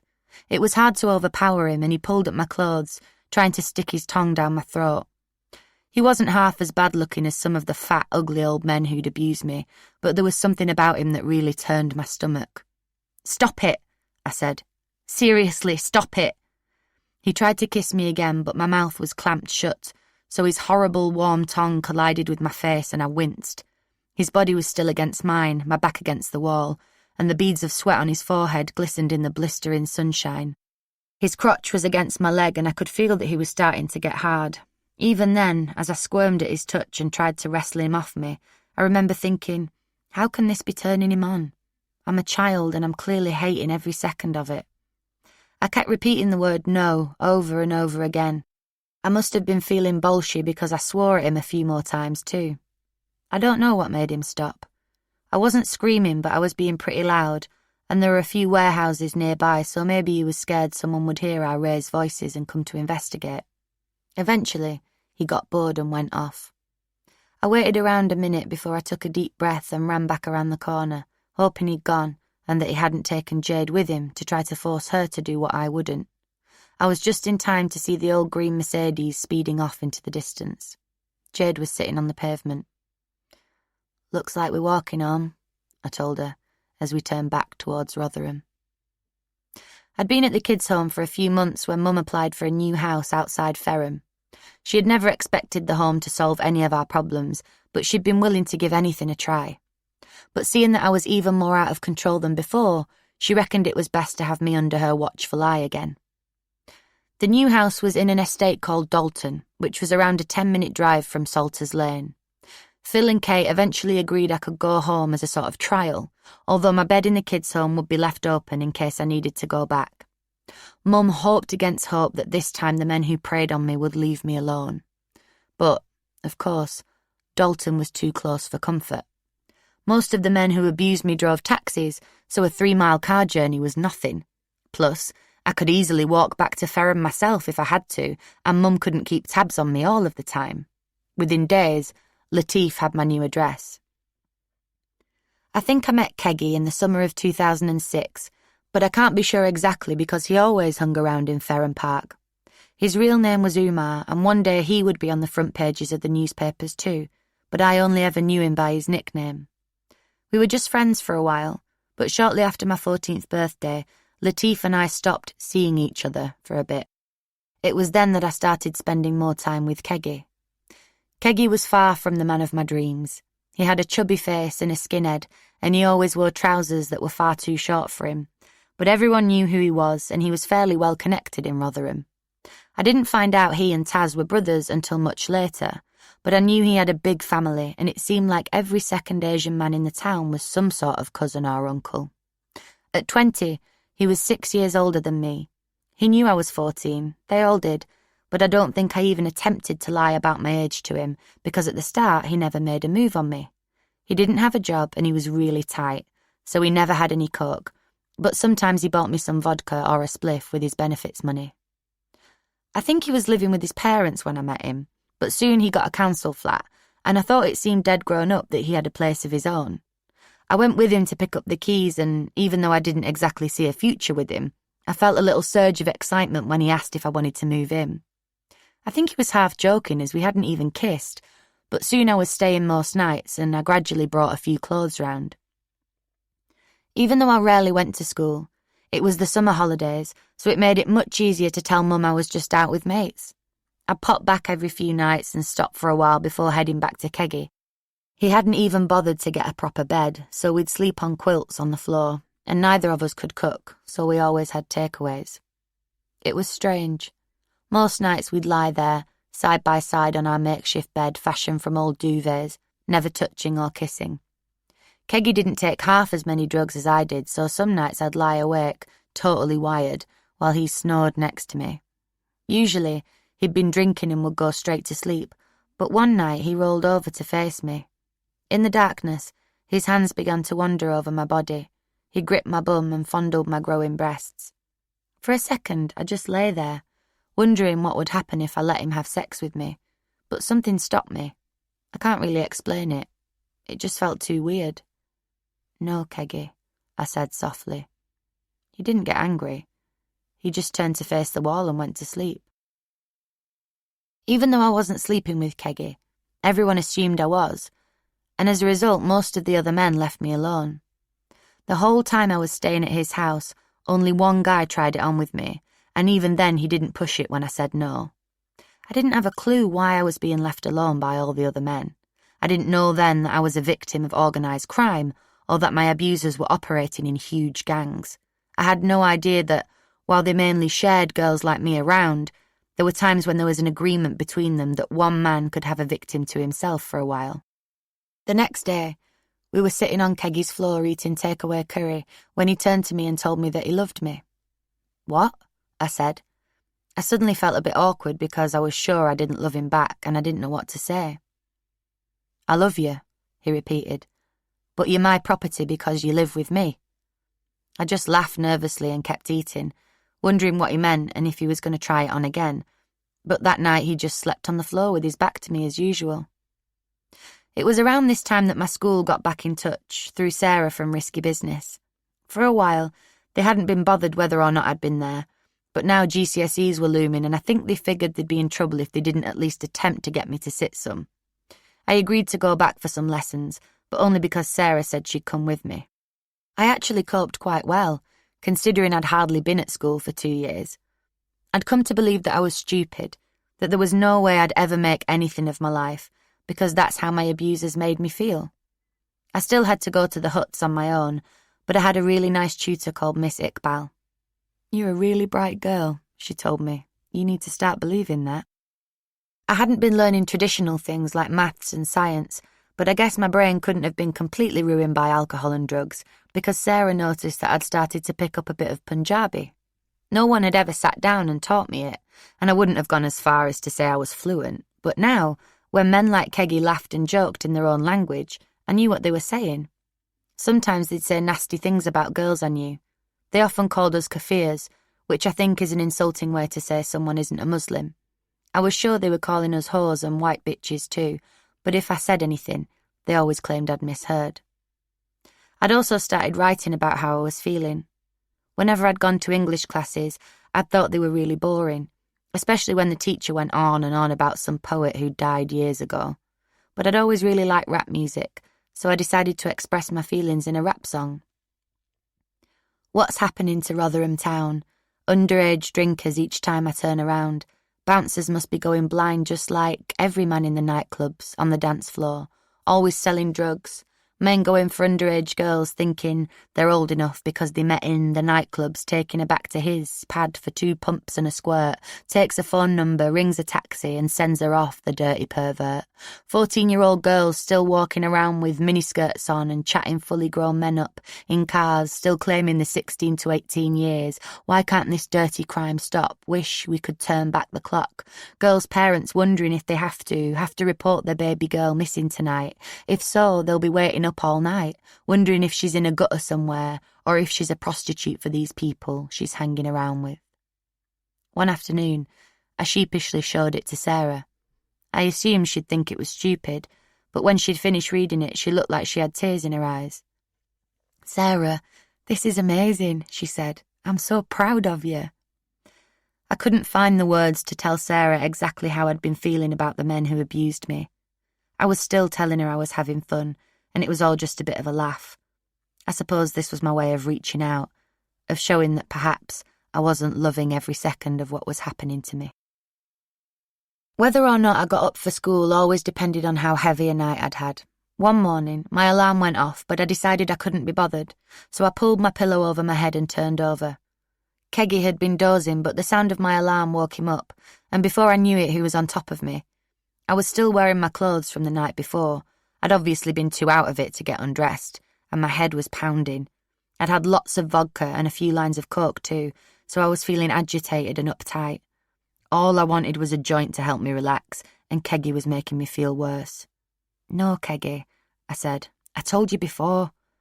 This time he didn't listen. He pulled my trousers down, then my pants, and I could feel my heart racing.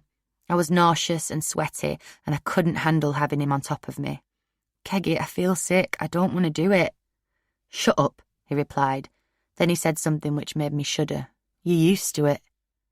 Of course, it was against the law for Keggy to be having sex with me under any circumstances because he was 20 and I was 14, and he should never have even tried. Up until that moment, I had naively thought that Keggy was better than all the others, that he wouldn't do this to me. I thought he'd stop because I was putting up a fight, like he had done when I'd told him no before. But now here he was, about to force himself on me, telling me that what he was going to do was okay because I was used to it, because I was used to being raped. I tried to push him off me, but there was no point. He was much stronger than I was. He pinned my arms behind my head and a stab of pain shot through my body as he entered me. All I could do was lie there and wait until it was over. Once he'd finished, he got up off the floor and went through to the bathroom, where I heard him brushing his teeth like nothing had happened. By the time he came back through to the living room, I had pulled my trousers up and I was sitting bolt upright. I must have been feeling brave, because I called him a prick. "I could get you done for that," I went on. "I didn't want to do that and you just made me. I could go to the coppers." Keggy was standing in his boxers, his toothbrush still in his hand. His semen was drying on my leg. I was covered in his DNA, but he was laughing. "You go to the coppers about me?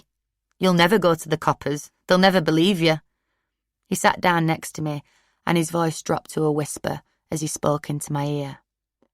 "No one will ever believe you, because everyone knows you're a massive slag." Chapter 10. Does anyone care? After Keggy raped me, I froze for a day or so. I didn't know what to do, so I wandered around in a bit of a trance, and that night I fell asleep next to him on the hard floor as usual. The next morning, he got up and left, without saying where he was going. As the day wore on, I gradually realised I couldn't stay with him. I didn't want him to touch me, and there was no way he'd leave me alone if I had to lie next to him every night. I didn't have many things at the flat, but what little I did I shoved into a carrier bag and headed round to Mum's. "You stopping?" she asked, but I just shrugged. I'd already texted Hayley to ask if I could come round for a few hours until I figured out my next move. It didn't take Keggy long to realise I was gone, and soon my phone was vibrating in my pocket every 2 minutes. "You'd better answer it," Hayley said. "You'll go mad if you don't." We were sitting in a bedroom because it was the only room with a light bulb that worked, but I could hear chattering downstairs, which meant people were already starting to let themselves in. By now, word would have spread that I'd run away from Keggy, and I'd be fair game. "Hello?" I said tentatively. "Where the fuck are you?" Keggy's voice boomed down the line. "Fuck you," I replied. "Don't even talk to me." I should have known that giving Keggy cheek wasn't the best idea I'd ever had. For the next few weeks, my phone rang off the hook. Some calls were from people I knew and liked, others were completely anonymous. I'd get them at all times of the day and night, and they'd call me everything they could think of. Whore, slut, slapper, white trash. "You're a dirty little slag," one male voice said. "You'd better watch it because you're going to get beaten up soon." I was constantly looking over my shoulder, scared someone was about to batter me or worse. Almost every time I walked down the street, someone would shout abuse at me. I didn't see Keggy himself for a few months. I was walking past Ferrum Park one night and he was standing outside with a group of his mates. I think they were smoking weed, and there were a couple of girls with them who looked even younger than me. "Not speaking to me, Sarah," he shouted across the road. "You're a little slag." His mates laughed in the background, and as I looked at him for just long enough to see he was still wearing the jeans that were too short for him. "You look like your cats have died, mate," I said, with as much conviction as I could muster. "What's that?" he shouted back. "What did you just say, you little white whore?" But I'd already started walking away, picking up my pace a little. After I'd run away from Keggy's, I'd sort of drifted back to Latif. We didn't officially get back together. He just called me up one night when I was at Hayley's, and I agreed that he could pick me up.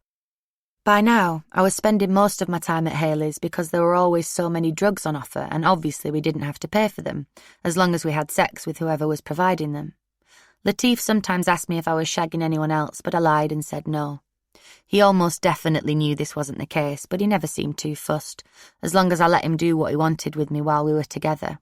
He was still really rough in bed, but he seemed like the only constant in my life. He'd started buying me loads of stuff too, and it wasn't just alcohol and drugs. He gave me clothes and shoes, and he even bought me a really expensive jacket. I was so messed up that I felt like he provided me with a bit of security. It was in late 2006, just after I turned 15, that my cocaine addiction really got out of hand. I'd always had a fondness for it, but there was so much of it at Haley's that I was soon taking lines and lines of it every day and threatening to batter anyone and everyone if I couldn't get my hands on it. In my drug-induced haze, I think I slept with Raj again, and I'm sure there were a couple of times I found myself in bed with Sajid.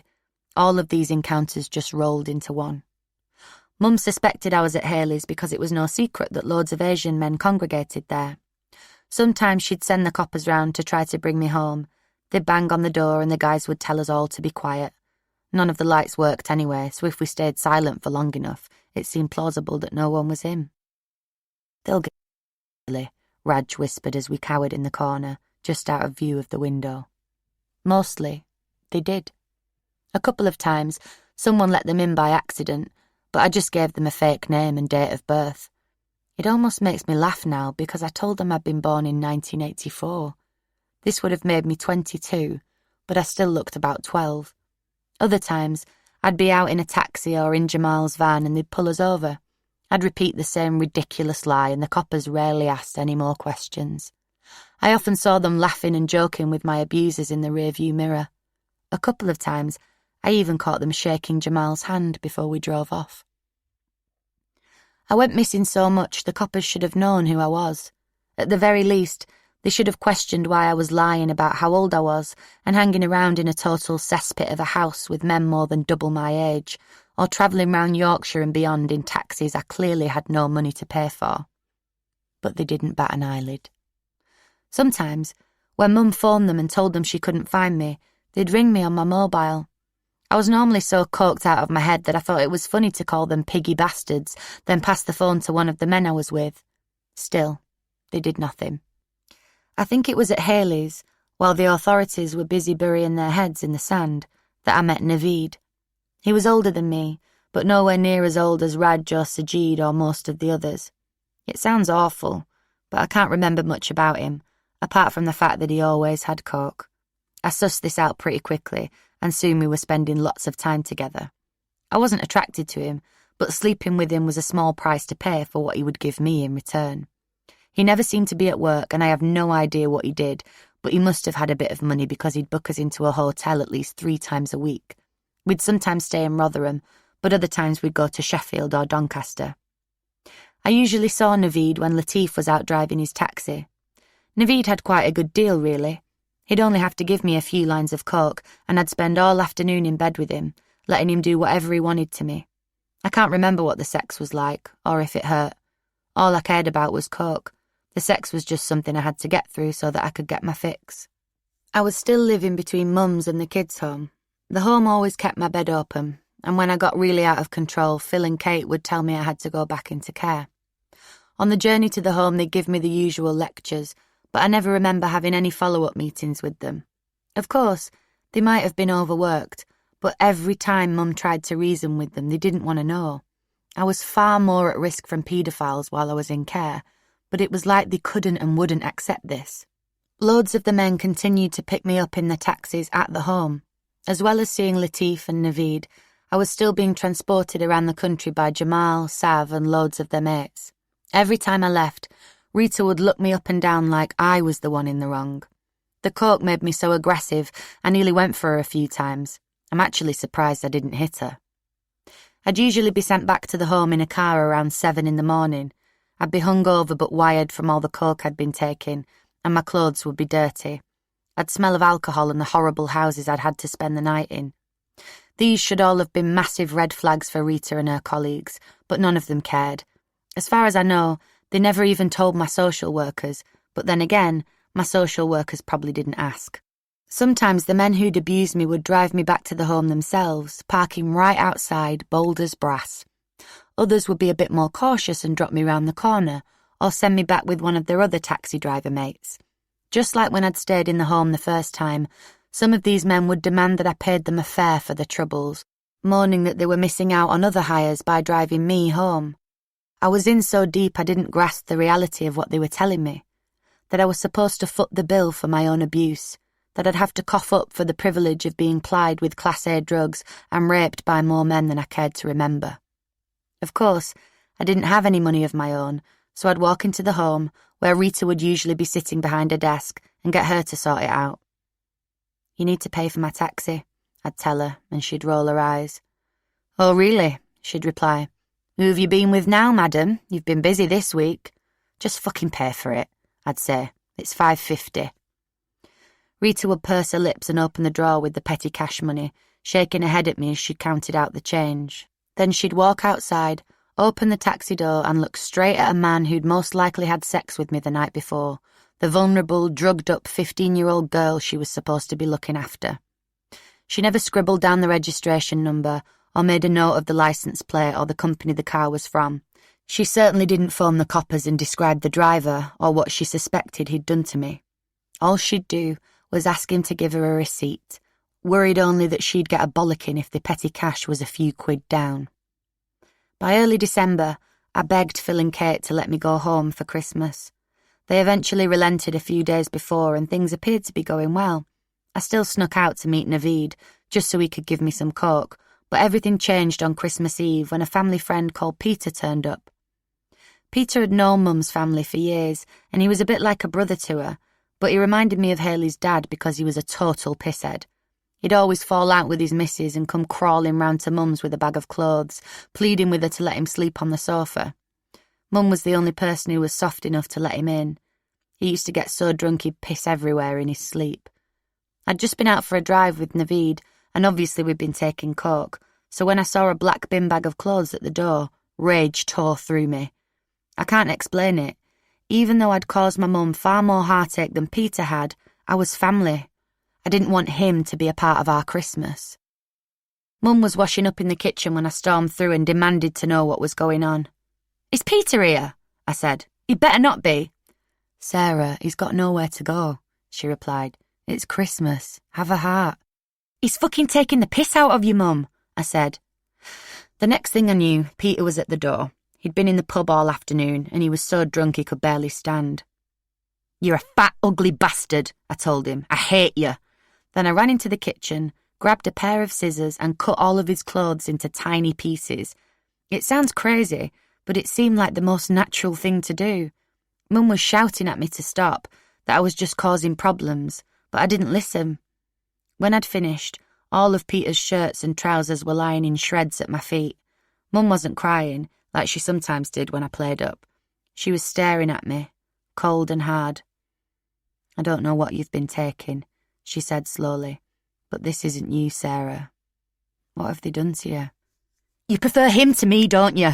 I shouted back. "You prefer some fat, ugly pisshead to your own daughter." Mum just shook her head.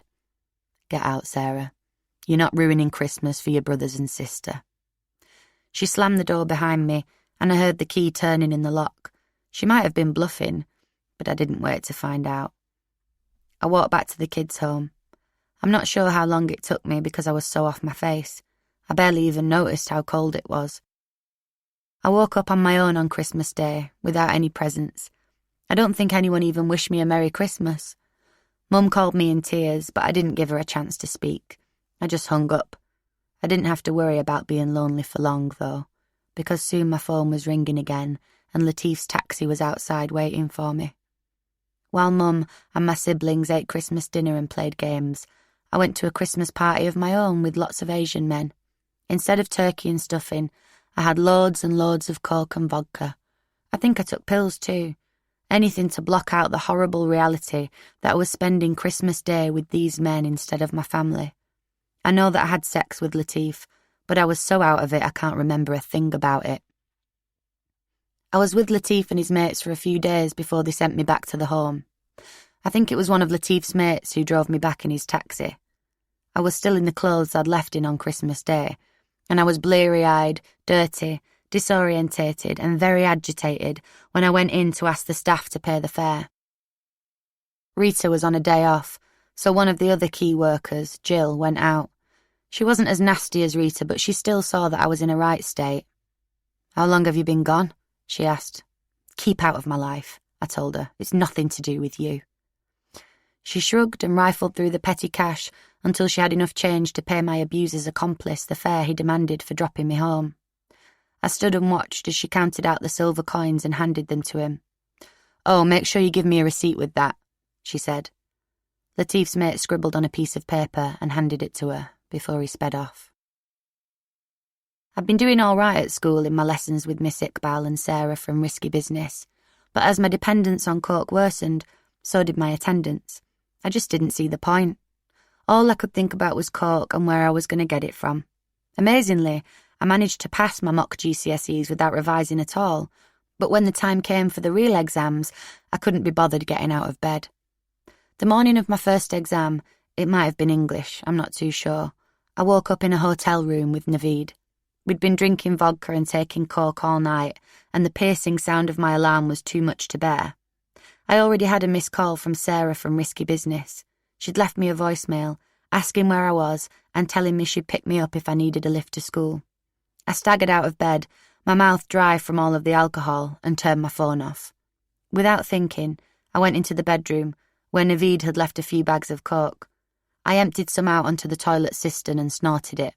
Within seconds, the amazing high took hold of my body, and it felt like my hangover was evaporating. As I climbed back into bed, Naveed rolled on top of me. My exam was the last thing on my mind. Chapter 11. Marriage.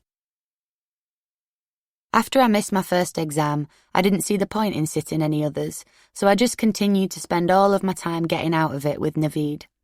Mum told me I was throwing my future away, but the only thing I was worried about was where my next line of coke was coming from. As my 16th birthday edged closer, Naveed started to become a bit distant, and in the end he stopped calling completely. I wasn't too bothered, as long as I could find someone else to give me coke. That was never usually a huge problem, as my phone was still full of men who could provide me with drugs. I still saw Latif from time to time, and if I didn't fancy spending the night at the kids' home or at Mum's, I'd call him up and he'd let me stay, as long as we could have sex, of course. But while Latif still wanted to sleep with me, the sex with all of the other men was slowly but surely dwindling. Don't get me wrong, there would still be nights when I'd have to sleep with a few men in a row and I'd wake up feeling sore and dirty, but there were others when I got off scot-free. Sometimes they'd give me coke and weed and I wouldn't have to do anything to earn it. I was confused, but I wasn't complaining. Then everything fell into place. One night, I was chilling in a house Sav had taken me to, but no one had touched me. Amir was there with some mates. I hadn't seen him for ages, but I took it for granted that I'd have to sleep with one of the guys he'd brought along. One of his mates, a guy who called himself Billy, sat down next to me and asked if I wanted to share a spliff. I'd chilled with him once before, but we'd never had sex. As I took a drag, I expected him to suggest going upstairs, but he said something that sent a horrible shiver down my spine. "Got any girls?" Suddenly, it all made sense. By girls, he meant underage girls, girls who were younger than me. I realised that they were going to get rid of me, just like they'd done with Nadine, because I was getting too old. I knew that the only way I could buy myself some time and some more drugs was by providing them with some fresh young meat. I had to find them some of the girls to abuse, just like Nadine had found me. I can understand why people think I should have jumped at the chance to get out, but this life was all I knew. My days were punctuated by drinking and taking drugs, and if the men who gave them to me cut me off, what would I do? All of my friends were connected to my abusers, and there was no way they'd pick me over the paedophiles who had come to rule all of our lives. My education had been over before it had really begun, and I had no qualifications. All I had to show for the last 5 years of my life was a cocaine addiction and a shattered sense of self-worth. "I'm a bit of a tomboy," I said, trying to dodge his question. "Most of my mates are boys." Billy looked into my eyes and took the spliff from me. I'm sure you can find us some girls, Sarah. I'm not proud of what I did next. There were 2 girls I kind of knew from round Ferrum called Lily and Demi. They were only 13 and they were always drinking with Asian men in Ferrum Park. I heard that Demi had shagged a taxi driver on a park bench once, so I didn't see them as victims. I thought they were slags, just like me, and they'd probably just be happy to get loads of free booze and maybe even some drugs. I asked around, and someone gave me Demi's number. "Want to come chillin'?" I asked her. "It'll be right good. There's a party. I can get you picked up. We've got loads of vodka." Demi sounded excited. "Cool," she replied. "Where is it?" "Just be outside the phone box on Ferrum Road at 7, I said. "Bring Lily too." I think it was Jamal who collected the girls. He brought them to the horrible doss house where I'd woken up with the smelly man in his 50s. I was waiting with Billy and Amir and a few others. Demi and Lily couldn't believe the luck. You'd have thought the Queen had turned up. Nothing was too much trouble for the men. Demi and Lily could have anything they wanted, and the vodka flowed and flowed. The guys showered the girls with compliments, and one even said he'd buy Lily a new phone. I sat in the corner, my stomach tightening as the scene unfolded. These girls were the same age as Laura. I felt violently sick as I imagined my baby sister in their shoes, blushing at their flattery and drinking their alcohol, falling deeper and deeper into the trap with every sip. What the hell was I doing? After around an hour, Demi got up. She was unsteady on her feet and Billy reached out to hold her up. "I need the toilet," she announced. I sprang to my feet. "I'll come with you," I said. "Lily, you come too." Billy shot me a look, but I pretended not to notice. I took both of the girls upstairs and locked the bathroom door behind us. "You need to be really, really careful," I told them. "These guys just want sex, trust me." Demi giggled. "So? Some of them are well fit." "Yeah, but they're old," I said. "Really old. And once you've shagged them, they won't leave you alone. They'll pass you on to their mates and you'll have to do it with them too, even if you don't want to." It was the first time I'd ever said it out loud, and I'd even surprised myself. The girls just stared at me in a confused sort of silence. I didn't let them out of my sight for the rest of the night, and I think the guys got bored because, after a few hours, Jamal reappeared with his van and we were on our way home. A few days later, Sav called me and asked if I wanted to go to Dewsbury with him. Despite the lecture I'd given Demi and Lily, I still couldn't cut the ties that bound me to my abusers. It was one thing warning younger girls off them. It was another keeping away from them completely. Plus, they had coke, and I really, really needed some coke. Dewsbury was about half an hour from Rotherham. It was just Sav and me in the car, and I expected he'd take me to another grim flat. I was surprised when he pulled up outside a respectable-looking, semi-detached house. "I want you to meet Aisha," he said. I was confused. Aisha was a Pakistani name, but in all the time I'd spent with Sav and his mates, we rarely met any Asian women. They usually targeted white girls like me because they saw us as being easy. My social workers and the coppers didn't want to admit this because they were terrified of appearing racist, but it was true. He took me into the house. There were no fag ends scattered over the coffee table, and it smelled not of festering rubbish, but of cleaning fluids. It was spotless. Aisha was sitting on the sofa when we walked in. She was wearing a black headscarf, or hijab, but her skin was paler than mine and she had blue eyes. It was obvious she wasn't Pakistani. "Hi, Sarah," she said, shaking my hand as she rose to greet me. "I've heard lots about you." Aisha was really nice. She explained that she'd once been called Melanie, but she'd converted to Islam when she'd met her husband, Adil. They'd been married for a year. I'm not sure if Aisha had been groomed like I had. A couple of times she mentioned her kids, but when I asked about them she had a sad, distant look in her eyes. Eventually, she told me that they'd been adopted. I guessed that she must have had a troubled past, just like me, but now she seemed happier than ever. I was a bit jealous. "What time does Adil get home?" I asked. "He doesn't always live here," she said. "He has 2 wives, so we have to share him. His other wife is from Pakistan." Aisha explained that, while her marriage to Adil wasn't legally binding, it was valid in the eyes of Islam. She said Adil had told her he could have as many as 4 wives. In some countries this was legal, but not in the UK. She didn't seem to mind though. Soon, Sav was taking me to Dewsbury a few times a week. Aisha would tell me all about Islam and I was really interested. The more I learned, the more it appealed to me. "I'd like to convert," I told her one day. Aisha gave me a warm smile. "Would you? Perhaps I should introduce you to Khalid." Khalid was a friend of her husband, she said. She promised I'd like him. "Okay," I said. "There's just one thing," Aisha said carefully. "Perhaps it isn't my place to say this, but—" "Go on," I coaxed her. "Sav says you like to drink and take drugs," she said. "You might want to keep that quiet.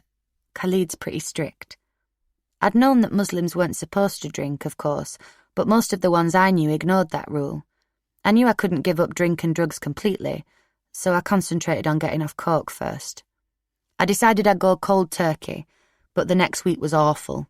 I'd wake up in cold sweats and my heart would feel like it was bursting out of my chest.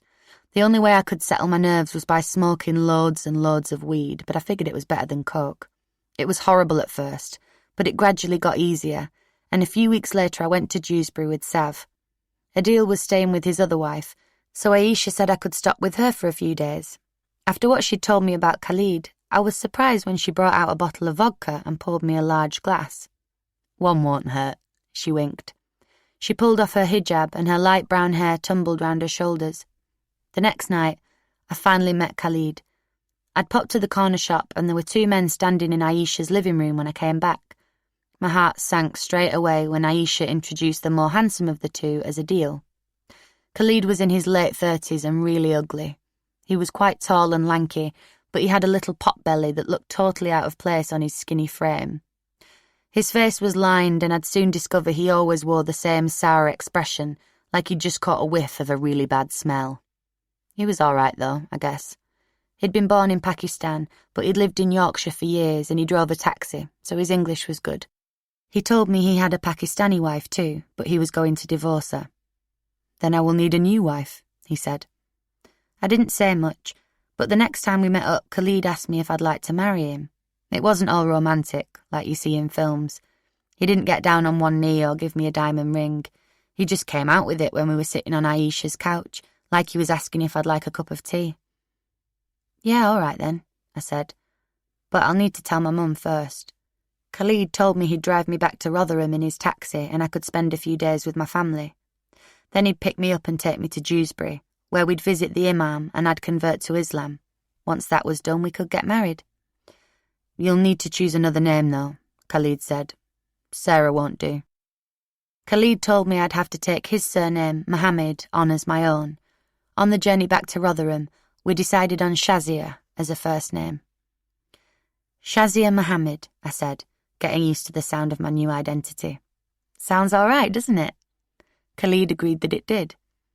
"There's just one thing," he said. "My wife and I aren't divorced yet. We can have an Islamic ceremony, but we'll need to wait a few months to make it legal." "That's okay," I replied. "I know you can have 4 wives." "Yes," he said, "but once I'm divorced, I'll only want to be with you."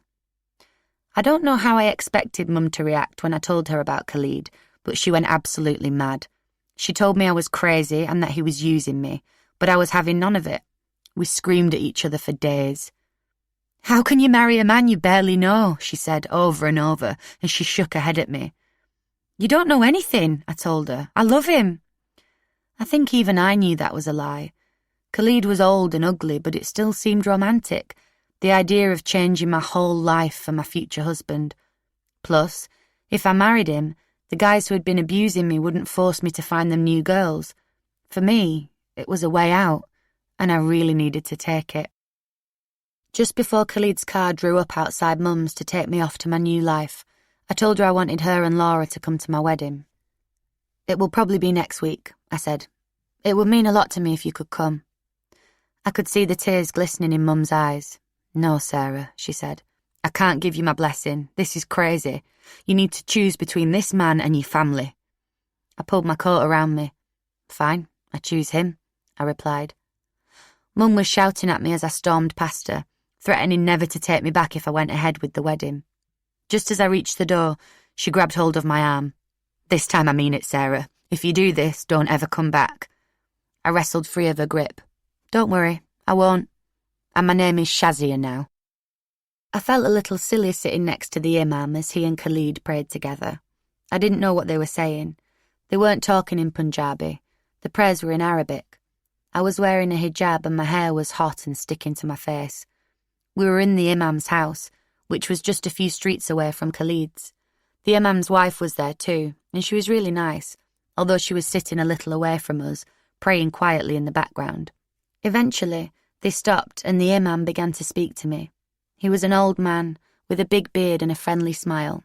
He was wearing traditional Islamic dress, a big white robe and hat. He was really nice and he gave me a copy of the Quran, but it was in English so I could understand it. "Now, you must tell me," he said. "Do you really want to convert to Islam? It's important that you have made this choice for yourself." "Yes," I replied.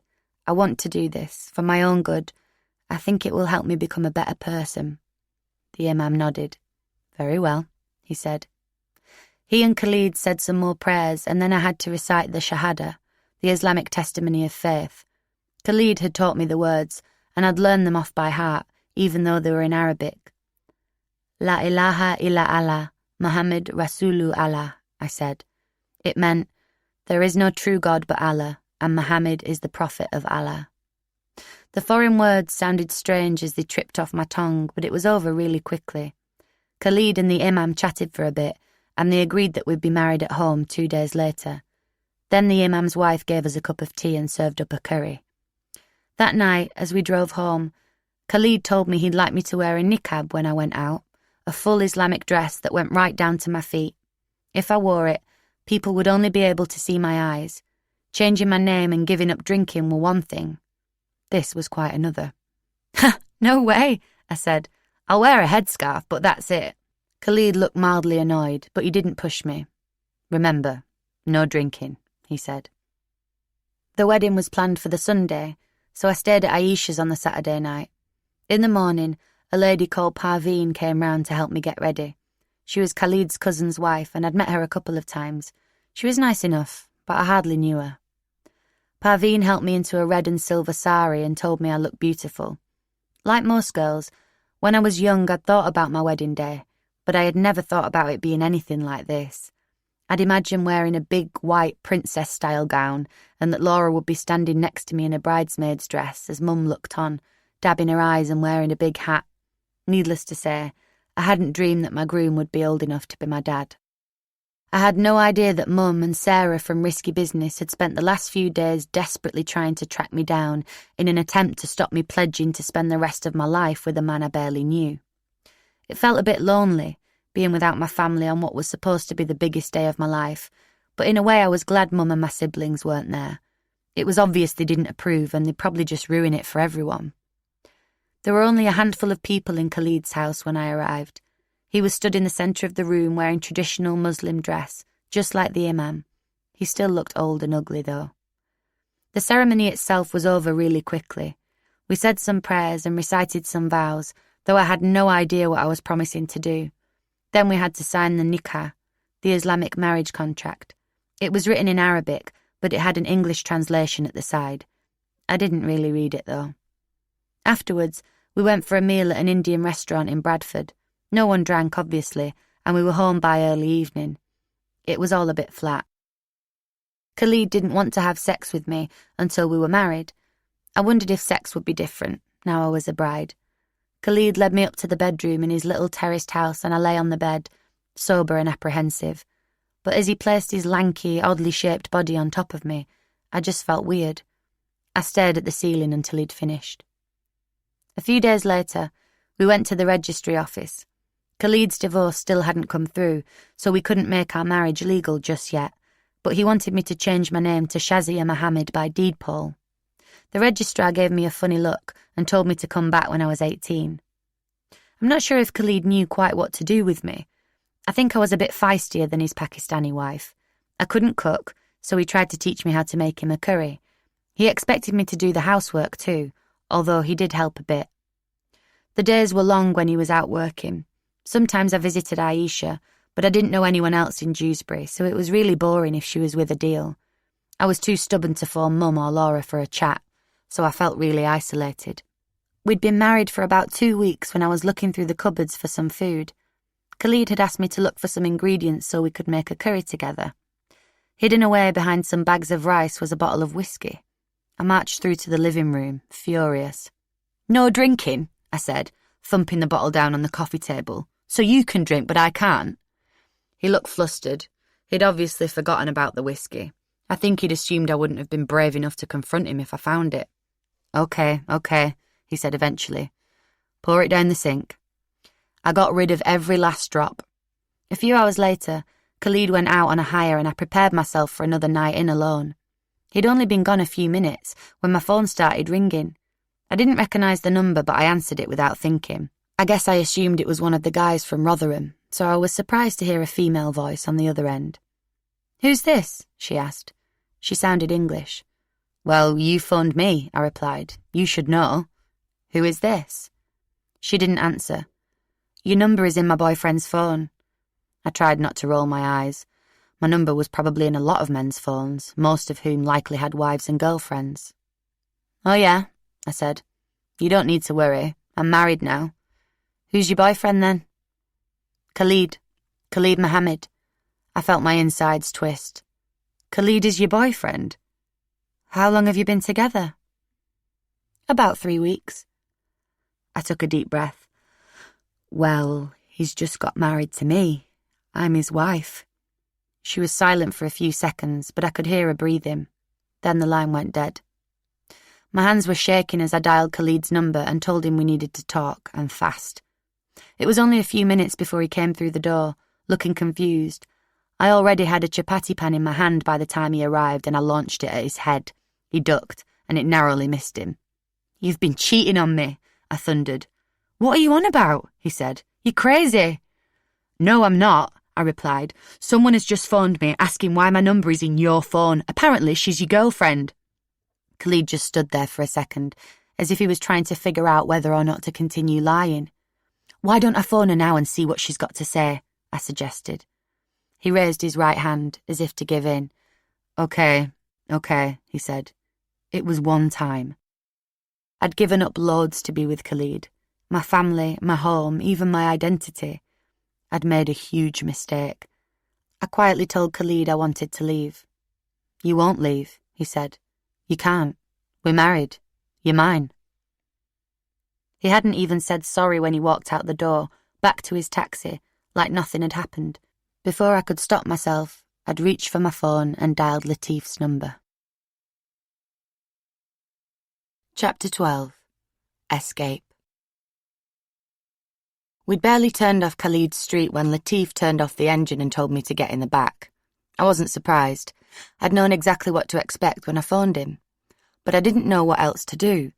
I was miles from home, I had no money, and I was too stubborn to tell Mum that my marriage had failed before it had even begun. This was the price I had to pay. Latif pulled down my trousers and pinned me down on the back seat of the taxi. I didn't protest as he forced my arms behind my head. Soon, he was inside me. He was as rough as he'd always been, but we'd done it so many times now it wasn't as sore as it once was. I just lay there in silence, and thankfully it didn't last too long. It was only when he started up the engine again that he asked me why I'd been in Dewsbury. "I got married," I told him, "but it's over now." He looked at me like I was crazy. "You're talking shit. Who were you up here chilling with?" "No, really, I got married. The guy was cheating on me, though." Latif shook his head. "Bullshit," he muttered under his breath.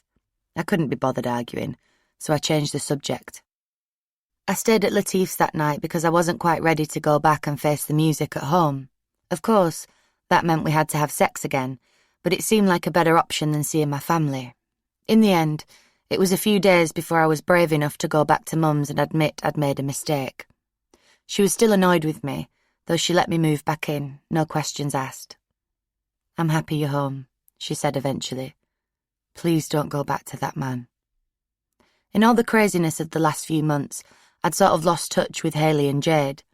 The days were long and boring with no job and no one to hang around with, so the next week I caved in and rang Sav to ask if anyone was chilling.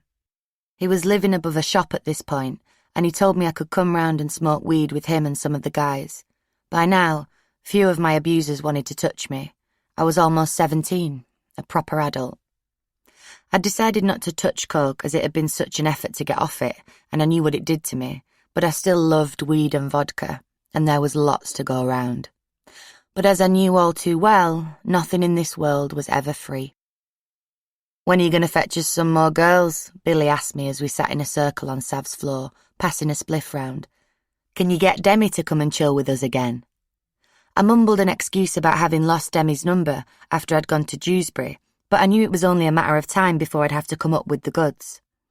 "I don't have many girl mates," I said again. "Not new ones, anyway. I'll ask around." Billy took a drag of the spliff. "Yeah," he said, his eyes boring into me. "You must know someone."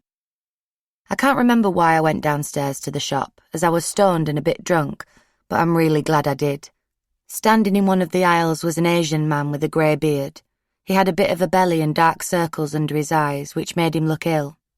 He looked like he was in his mid-40s, and he was carrying a basket of groceries. He held my gaze for a few seconds, and I immediately felt defensive. "What are you looking at?" I snapped, and his face broke into a little half-smile. "Have you been upstairs?" he asked me. I narrowed my eyes. "What's it to you?" "Oh, I just wondered," he said. "Tell me, how old are you?" "I'm 16, I said. We stood and stared at each other in silence for a few seconds longer before he asked me my name. I was well rehearsed in giving out a fake name when I felt suspicious of someone, but for some reason I told him the truth. "Sarah, yes," he said, with a hint of recognition, though I'd never met him before. "Pleased to meet you." I said nothing, but the stranger was scribbling something down. He folded the piece of paper and handed it to me. "I'm Hamid," he said. "This is my phone number." I opened my mouth to speak, but he kept talking. "It's not what you think. I don't want anything. But I know what these men do to girls like you, and it isn't right." I just stood there, holding the piece of paper and staring at him. Why did he care what happened to someone like me? Surely he thought I was white trash like the rest of them did, a little slapper who deserved all she got.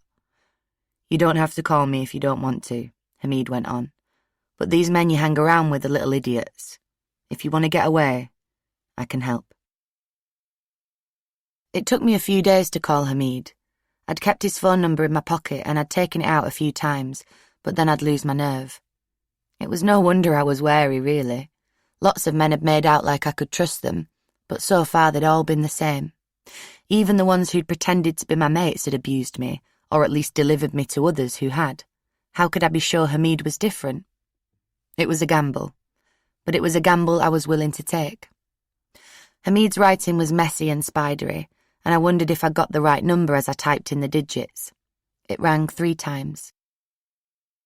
"Hamid, it's Sarah." I hadn't even bothered to say hello, my heart was beating so fast. "Sarah, hello." His voice was warm and kind. "Would you like to meet up for a chat?"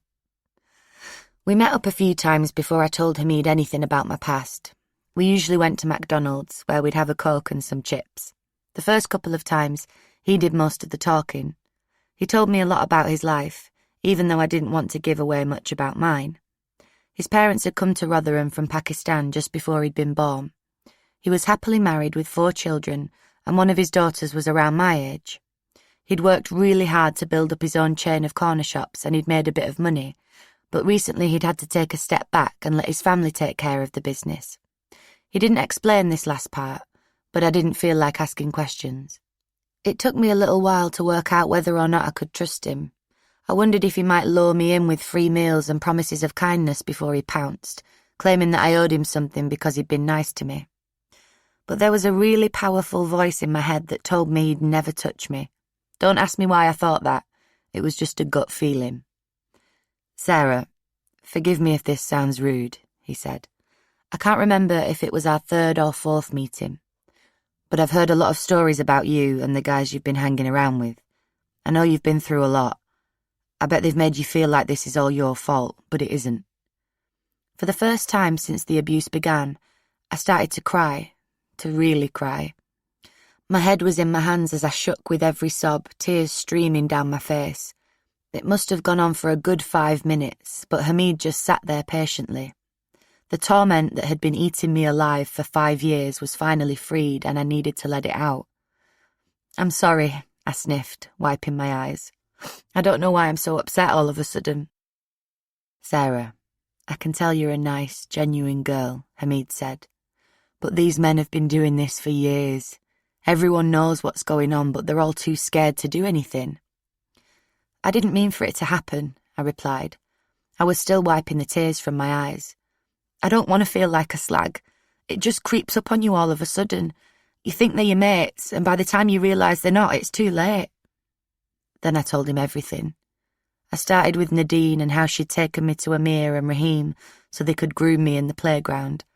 And then I told him about all the parties at Haley's, about Omar and his mates and all the drugs they'd given us. I trembled as I recalled sleeping with Raj in his taxi, how Sajid had abused me on the park bench and how some of them, like Azim and Keggy, had made me feel like I was their property. The worst part was probably telling him about all the places I'd been taken by Jay and Sav and Jamal, especially the horrible house in Walsall with the mouldy blue walls. By the time I got onto Khalid and my disastrous marriage, my eyes were red and blotchy. Sarah, you're not a slag, Hamid said, resting his hand on mine. You were a child when this happened to you. It's they who were in the wrong, not you. Why do you care? I asked. Why do you care about me? You don't even know me. This has gone on for too long, Hamid replied. These men are pathetic. If I can save just one girl from them, I'll die happy. It was an odd thing to say. I don't need to be saved, I said. Even though I'd been crying like a baby, I didn't want him to pity me or to see me as a victim. They don't touch me anymore. They don't? Hamid raised an eyebrow, like he didn't believe me. No, not really. Well, apart from Latif. They want me to get younger girls involved and that makes me feel dead bad, but I don't know what to do. Who's Latif? He's my boyfriend. Well, kind of my boyfriend. We're always off and on. Hamid asked me what age Latif was and I had to admit I didn't know. He's about 30. We've been seeing each other for years. I didn't need to tell him how much I dreaded the rough, loveless sex. Hamid shook his head. He's not your boyfriend. He's taking advantage of you. I dabbed my eyes again, struggling to take in what he was saying. But it's my fault. I always lied about my age. Most of them didn't know how young I was. Sarah, Hamid said, I only need to look at you and I know you're a child, so I can't imagine how young you looked when you were 11 or 12. I knew he was right, but it felt weird to say it out loud, like I was admitting my whole life up until now had been one great big lie. Well, what can I do? I said. I can't get away from them now. They might not want me anymore, but they've all got my number and they want me to find them new girls. What will happen if I say no? Hamid rested his chin on his hands. He was peaky and tired-looking. Now that I could see his face more closely, he really didn't look too good. I guessed he was maybe recovering from a bug or something. We need to do something about this, he said, thinking out loud. If you like, I can help you change your phone number. I'm not sure, I replied, hesitant. I understand, he said. But while you've got your old number, these people can still reach you. They'll call you when you're drunk and you know they'll get you back there. I'll think about it. Okay. Well, the offer is there. If you get a new number, you have to be really careful, though. Only give it to your family and your friends. Your real friends, I mean, not these pricks. Hamid seemed so noble and respectable that I almost let out a little giggle when he swore. But then something quite frightening dawned on me. Nadine had gone, and I'd drifted away from Haley and Jade. Leah was lovely, but she'd always kept a distance from the men who hung around at Haley's dad's, so we'd kind of lost touch. I don't think I have any real friends, I said, and I dissolved into tears again. Eventually, I agreed that Hamid could buy me a new SIM card for my phone. I hardly gave the number to anyone, just my close family, Hamid and Sarah from Risky Business.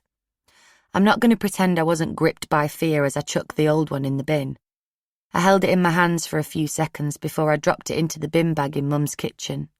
The numbers of nearly 200 abusers gone, just like that. Of course, I was excited at the prospect of a fresh start, but, dare I say it, part of me was also a little bit confused. This had been my life for so long, and it hadn't all been bad. When I wasn't being forced to do things I didn't want to do, I'd actually had some fun, or at least I thought I'd had fun. These men were my only friends, and without them I'd have no social life. What was I going to do? Obviously, it wasn't as simple as just throwing my old SIM card away. They might not have been able to phone me, but I could still bump into them on the street. All it would take was for one man to stop me in his car and tell me he wanted me to get him some girls, and I'd be sucked right back in. This time it wouldn't be me who'd be lying on the dirty, lumpy mattresses, awaiting a steady stream of sick paedophiles. It would be another innocent girl, and I'd have convinced her it was all a great laugh. How could I live with myself if I let them violate some other young girl like they'd violated me? Fortunately, Hamid had a plan. Because he was wealthy, he owned 2 houses. He lived in one with his wife and kids, and he rented the other one out, but his tenants had just moved out and it was empty. "Stay here for a while," he said. "They won't find you, and anyway, I'm not scared of them." Mum was wary at first, but the house was at the other end of Rotherham, and she agreed it would be a good idea for me to get as far away from Ferrum as possible. I knew it was an unconventional arrangement, and perhaps my social workers would have disapproved, but I was trapped and this seemed like the only way out. Hamid was a very good Muslim, a proper Muslim, who really cared about other people and wanted to make the world a better place. He often greeted people by saying, "Assalamu alaikum," which means, "Peace be unto you," but he could never bring himself to say it to the men he knew were grooming girls. "They're not proper Muslims," he said. "They're just sick." Sometimes I wonder why Hamid went out of his way to help me, a white girl who some of his community would have regarded as little more than a slapper. I later discovered that lots of the men who abused me were well connected within the Asian community. Some had respectable jobs and owned businesses, and others were really involved in the mosque. Hamid was really putting his neck on the line when he shunned them. He never introduced me to his family, though. I never felt like he was ashamed of me, but I think it would have just made everything a little bit too complicated. He was completely devoted to his wife, but I think she'd have found our relationship hard to understand. A couple of times, people saw me coming out of Hamid's other house and they began to talk, as if we were having an affair or something, but it was never like that. Hamid might have had different coloured skin to me, but he was like the dad I never had. If I needed to go anywhere, I was always far too scared to call a taxi, so I'd call Mum or Hamid, and I'd have to wait until one of them was free to collect me. Even now, in my mid-20s, I don't like travelling in taxis because I'm scared of who the driver might be. I always wear a hoodie and pull it right up to my nose so they can't see my face. I avoided the town centre like the plague, and I didn't even like going into shops on my own because I could never be sure that I wouldn't bump into someone who'd done something to me. Loads of the shops were owned by big Asian families, and while most of them had nothing to do with the paedophiles who'd stolen my childhood, I could never be sure that I wouldn't turn the corner to see one of them stacking the shelves, wearing a horrible, knowing smile. Instead, I got Mum or Hamid to drive me to the supermarket and walk round with me, while I shoved my groceries in the trolley as fast as I could. One day, I'd run out of milk, and Hamid drove me to the petrol station. My heart stopped for a second when I saw Latif's taxi parked up by the petrol pumps, and I had to grab Hamid's arm to steady myself. I ran into the shop as fast as I could, but just as I reached the doorway, Latif came out. His eyes travelled from Hamid to me and back again, and Hamid gave him an icy stare. "All right, Sarah," Latif said, but he didn't wait for an answer. He just scurried back to his car. "He won't touch you again," Hamid told me. "None of them will." Maybe it was because Hamid had money that people in the Asian community listened to him. I don't know what he did to stop my abusers harassing me. It would have taken him days to track them all down individually and warn them off me, but whatever he did, it worked. Finally, at long, long last, I had escaped. It took me a while, but gradually I plucked up the courage to come out of hiding and move back to Mum's. Hamid still let me use his extra house if I needed a bit of time to myself, though. Sometimes he'd come round for a cup of tea, and I couldn't help but notice the circles round his eyes were getting darker. When I'd first met him, he'd looked quite jolly, but he didn't even have much of a belly anymore. His face was gaunt and he looked almost grey. "I won't see you next week, Sarah," he said one evening as he dropped round some tea bags. "I've got to go into the bloody hospital." He started to laugh. "Waste of time if you ask me." I had a horrible feeling in the pit of my stomach. "You're really sick, aren't you, Hamid?" I asked. "You look sick." He raised his hand as if to wave my concerns away. "Don't you worry about me, Sarah," he said. "I'm fine. Just you concentrate on getting yourself sorted out." Chapter 13. Building Bridges. It felt good to be back with my family, out of the clutches of my abusers, but just because I'd broken free of them, it didn't mean things had suddenly become normal again. Mum and Laura were still living in the house in Dalton, but Mark and Robert had moved out. Sure, there were no longer men outside threatening to set the house on fire if I didn't come out to chill, but it was hard slotting back into family life when I'd spent the past 5 years in a sort of drug-induced wilderness. Laura and I shared a room, but it took a while for us to get our relationship back on track. Laura was used to having her own space, and it must have been strange for her having me back, especially as I kept dishing out lectures. After what had happened with Demi and Lily, I was terrified my abusers would target her too, and I warned her off any man who dared look at her. "You're not allowed a boyfriend," I'd tell her, time and time again, as if it was up to me. Laura still thought I was a slag. She called me one often enough, but I don't really blame her. Few people saw me as a victim, and even now I think some would still maintain that what happened to me was my own fault. Gradually, I started to make some new friends. Just some people my age from round our way. Some were white and some were from Asian families. It annoys me when people ask me how I can have Asian friends after everything that happened to me, as if a few horrible paedophiles should put me off a whole race. Despite everything, I've never judged people on the colour of the skin. Plus, most of the Asian friends I have now have lived in Rotherham their whole lives and are as English as I am. Why should I treat them any differently? But not everyone saw it that way. I got back in touch with Anwar, a guy I knew from my brief spell at high school. He was really nice and nothing to do with anyone who'd groomed or abused me, but sometimes people would see us together and jump to conclusions. "Packy Shagger" would always be the shout as we walked through Ferrum together. Sometimes I'd shout abuse back, other times I'd just ignore them. As I started to chat to more people in Ferrum, though, I heard on the grapevine that Laura had a boyfriend called Stephen Smith. He was 15, just like she was, but that made no difference to me, especially when one of her friends let slip that she'd lost her virginity to him. "I'll fucking kill both of them," I said. "She can't be having sex, she's a child." Laura was 3 years older than I'd been when I lost my virginity to Raj in the taxi, but that made no difference to me. It was too late for me to reclaim my stolen innocence, but I couldn't handle the idea of Laura having a sexual relationship. I had such a warped view of sex that to me it was just something men used to control women. I didn't want to hear about any dirty little guy with his hands all over my baby sister, no matter how old he was. I was just walking home to give Laura an almighty lecture when I saw Stephen standing at the end of our road, chatting to a mate. I know it sounds crazy, but my first instinct was to run into the house and get something to chase him down the street with. I never intended to hurt him, just to scare him. I must have looked like I was possessed as I tore into the house, rifling through cupboards until I found my weapon.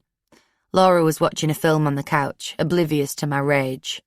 "What the hell are you doing?" she asked, turning round when she heard the commotion. "I've just heard that little prick Stephen Smith has been shagging you," I panted, breathless with rage. "Well, he won't fucking touch you again when I finish with him." Laura was on her feet now. "Sarah," she said, "you're crazy, put the crowbar down." "No, he's outside," I replied. "No one touches my little sister. I'm going to teach him a fucking lesson." Laura chased me as I ran onto the street. "Sarah, you're just going to cause problems. Leave it." Stephen's face froze in horror when he saw me coming for him, and, to be fair, he must have been terrified. He might have just been a kid, but to me he was some sleazy predator who'd preyed on my little sister. Of course, they were both too young to be having sex, but I couldn't see that Stephen was as naive as Laura was. To me, this was all his fault. I needed to deal with him, and fast. "You think you can touch my sister, dear?" I hollered across the street, but he'd already started to run. Laura was still standing behind me.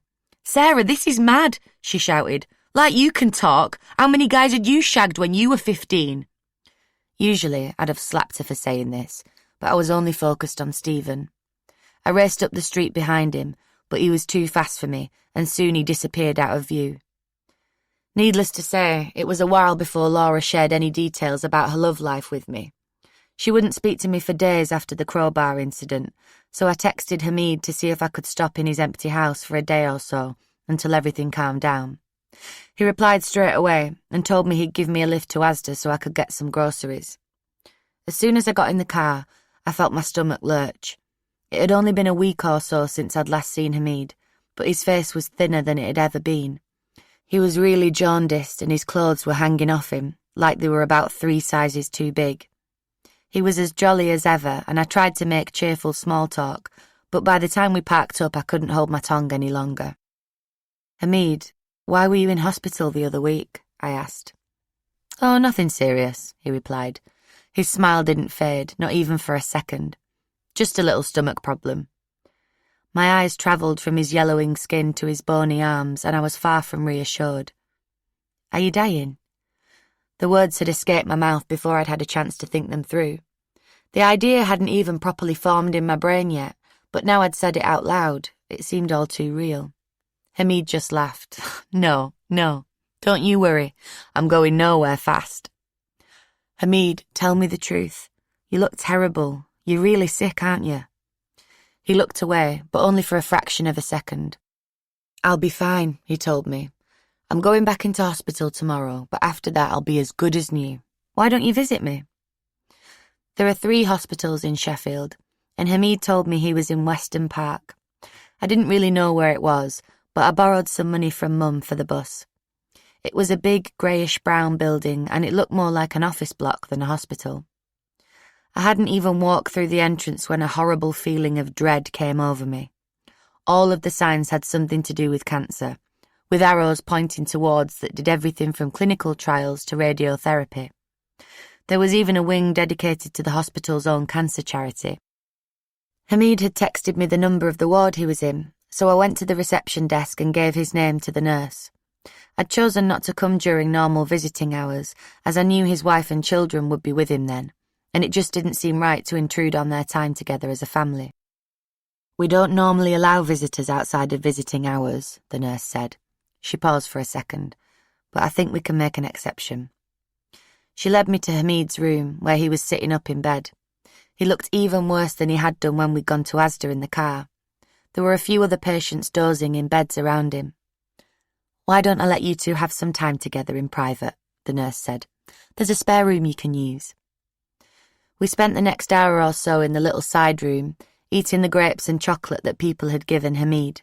Even though he looked terrible, he was as happy and cheerful as ever.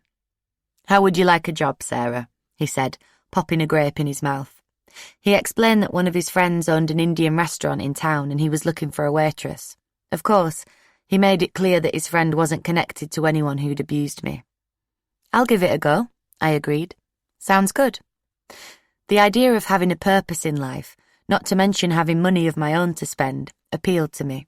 Plus, lots of people had told me I was lucky I was neither pregnant nor in jail, and I was determined to prove to them that I could make something of my life. "I'll tell him you can start this weekend then," Hamid said with a smile. It was only when I got up to leave that I decided to ask the question that had been on my lips since I'd arrived. "This is a cancer hospital, isn't it?" I said. For a few seconds we were both silent as the question hung in the air between us. I'm still not sure why Hamid felt he had to protect me from the awful truth of the situation. I suppose he just thought I'd been through enough, that I was only starting to get my life back on track, and I didn't need any more bad news. Eventually, he broke the silence by dodging the question completely. "Come back and see me on Monday. Let me know how your first shift goes. You'll be great."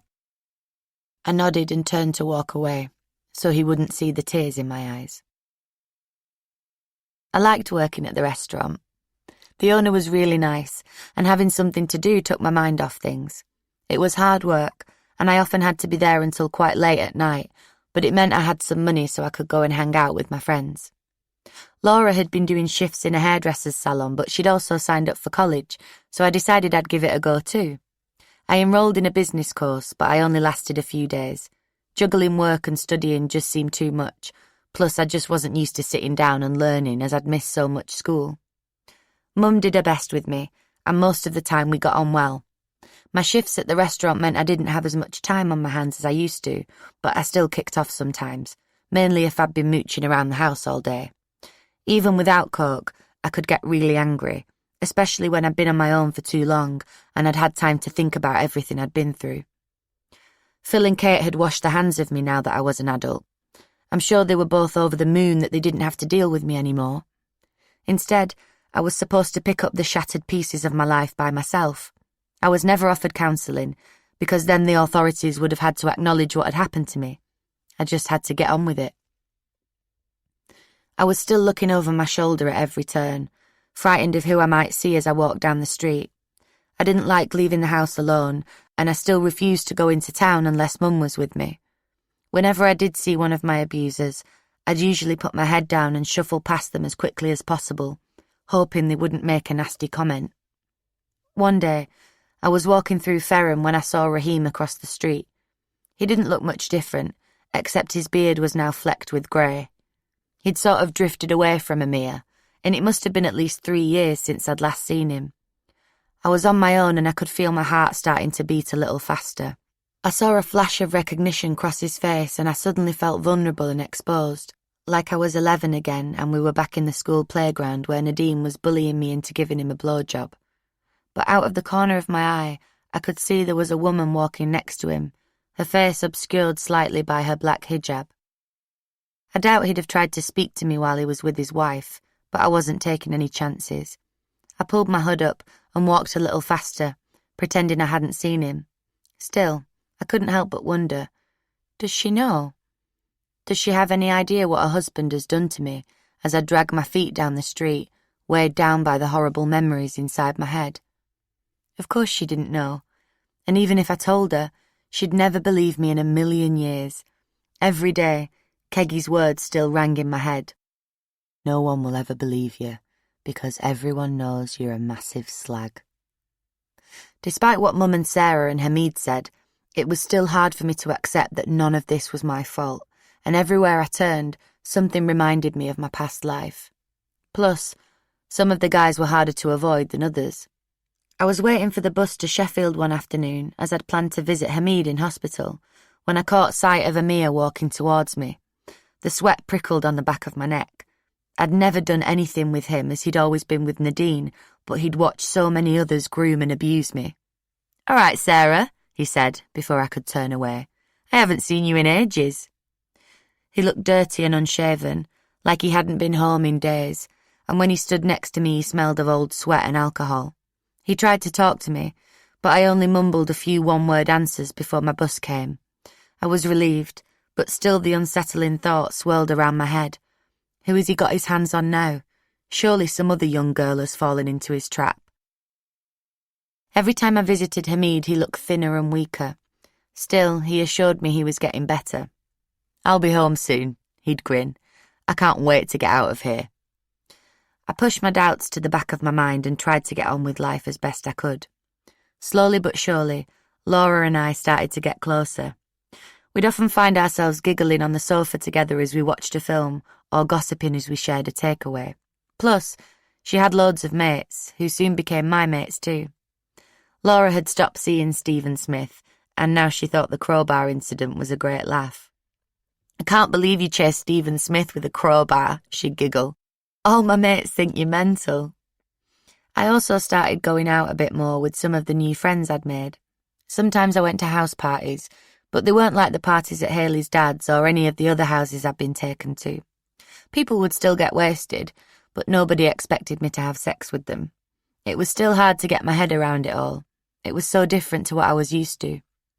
I also went to pubs and clubs. Of course, you were supposed to be 18 before you were allowed in, but the bouncers turned a blind eye to the fact that we were all just a few months too young. I'd always been a tomboy, in my tracksuits and trainers, but it was nice to get dressed up from time to time and put a little makeup on. One night, I'd just finished a shift at the restaurant when Catherine, one of the girls I'd met through Laura, texted to see if I fancied a night out. We went to one of the clubs in town and everyone was having a laugh, dancing away. But after an hour or so, I just wasn't feeling up to it. I couldn't explain why. It was just like something wasn't quite right. Instinctively, I reached for my phone, but my battery had died. I was relieved when Catherine suggested leaving before closing time, saying that her mate Taj could pick us up. There was another Asian guy in the passenger seat, but I wasn't really in the mood to chat. As Taj drew up outside Mum's, though, he said something to his mate that made the hairs on the back of my neck stand up. Terrible news about Hamid, isn't it? I slammed the door shut without saying bye. I legged it up the path because I didn't want to hear the rest of the conversation. I convinced myself I had misheard Taj. Maybe he didn't say Hamid after all, but another name that sounded just like it. Or even if he was talking about Hamid, maybe the unthinkable hadn't happened. After all, the terrible news could be anything, couldn't it? His business could have gone bust, or his house could have burned down.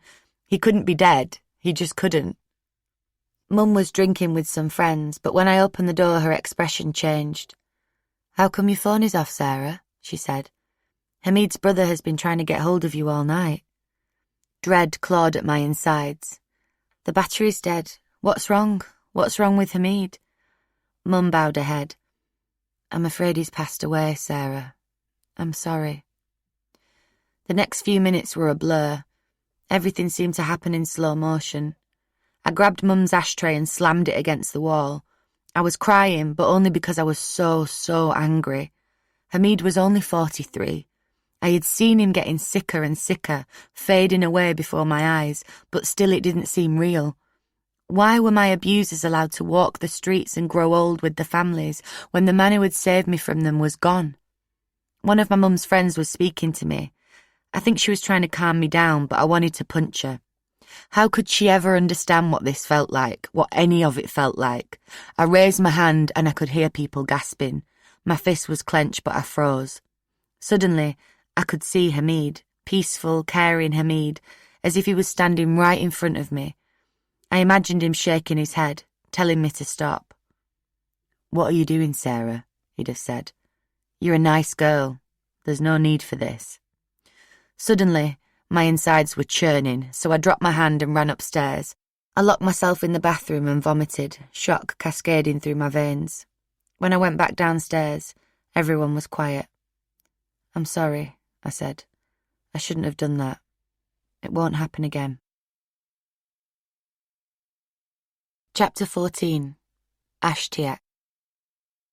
It was early the next morning before I managed to reach Hamid's brother, Bashir. I'd been trying to call him back the previous night, but there was no answer as the family were all at the hospital. I'd never met Bashir, but, as I'd suspected, Hamid had known what was going to happen for months, and he'd given him my number. "Tell me it's not true," I said, as soon as he answered. "I'm sorry, Sarah," he replied. "I'm afraid it is. Hamid had cancer." I couldn't stop myself from crying.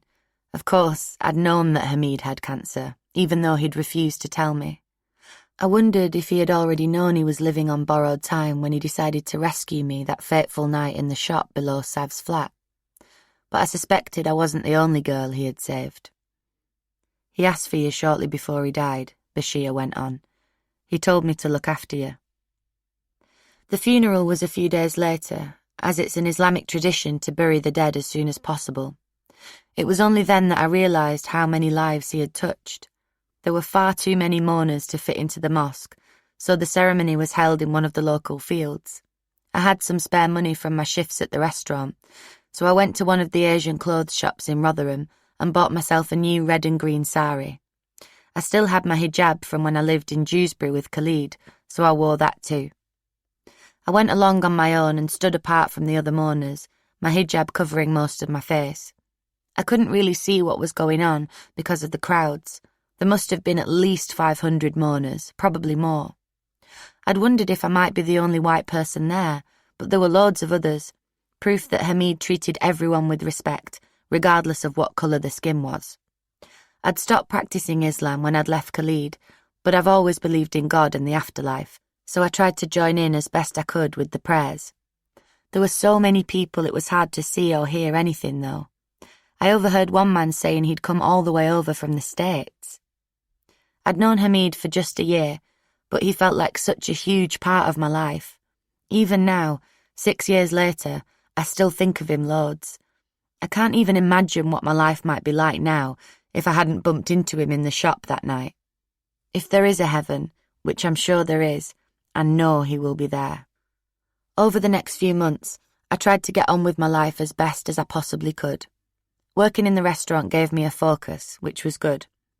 Mum and Laura tried to be understanding, but it felt like no one missed Hamid as I did. Bashir did try to reach out to me, like he'd promised Hamid he would. We met up a few times, but it was all a bit too difficult. Bashir looked so much like Hamid, it was scary, but for me he was too painful a reminder of what I'd lost. He was a good man, but he could never be Hamid. In the end, we lost touch. I was so wrapped up in my grief that it took me a while to notice that Laura had a new boyfriend. She'd started going out more and staying out later, perhaps slicking on a coat of mascara here and there. I just assumed she was with her mates. Things had long since fizzled out with Stephen Smith, but one day she was in a right strop, so Mum asked her what was wrong. "I've just had a fight with my boyfriend," she replied. "Your boyfriend?" Mum said. "First we've heard of him. Who is he then?" "His name is Ashtiak," Laura said. "Ashtiak Asghar." Like I said before, I'm far from a racist, but the mention of an Asian name did make me stop in my tracks. I hadn't heard of an Ashtiak before, but there was every chance he could be one of them. My mind flashed back to Azim and all the weekends we'd spent together in cheap hotel rooms. He'd called himself my boyfriend, but really he was a paedophile. "How old is this Ashtiak?" I demanded, panic rising in my throat. "He's the same age as I am," Laura replied. "He's 15, calm down." Laura was a bit moody for the rest of the day, but she eventually told us she'd met Ashtiak at a party. There was a guy who lived in Ferrum called Derek, and his house had always been a bit of a doss house. It wasn't as bad as Haley's dad's was or anything like that, but he was always having parties. I think he would go about telling people he was some kind of war hero, but really he was just a bit of a loser who drank a lot. Still, there was always plenty of cider on offer, so lots of people would hang around there. "We just got talking when I was round at Derek's and he asked me for my number," she said. Laura and Ashtiak made up pretty soon afterwards, but it was another few weeks before I met him. Derek was having another party and Laura asked me if I wanted to go along. I had the night off, so I agreed. When I first saw Ashtiak, his face was hidden by the cloud of smoke from his fag and he had a bottle of vodka in his hand. He was still wearing his school uniform, but the first few buttons on his shirt were open and his tie was in a really loose knot round his neck, a bit like Nadine used to do hers. "This is Ashtiak," Laura said, "and this is my sister Sarah." As the cloud of smoke disintegrated, Ashtiak's face became visible. He was smiling, but I wasn't. I was still sizing him up. I properly looked him up and down for about 30 seconds before anyone spoke. I could see Laura looking at me nervously, like I was a volcano about to erupt. "You all right?" Ashtiak said eventually. I didn't reply straight away. He seemed all right, I suppose, if a bit rough round the edges. I figured he probably thought he was dead cool because he was smoking and drinking. He was quite muscular for someone so young, and he looked quite strong. He had thick black eyebrows and he'd shaved a chunk out of one of them. This made him look like a bit of an idiot, but he was only 15 after all. I hadn't brought my crowbar, but I still wanted to give him a good talking to warn him not to mess my sister around. So many men had done so many horrible things to me, I couldn't bear to think of anyone hurting Laura. "You'd better treat her right," I said.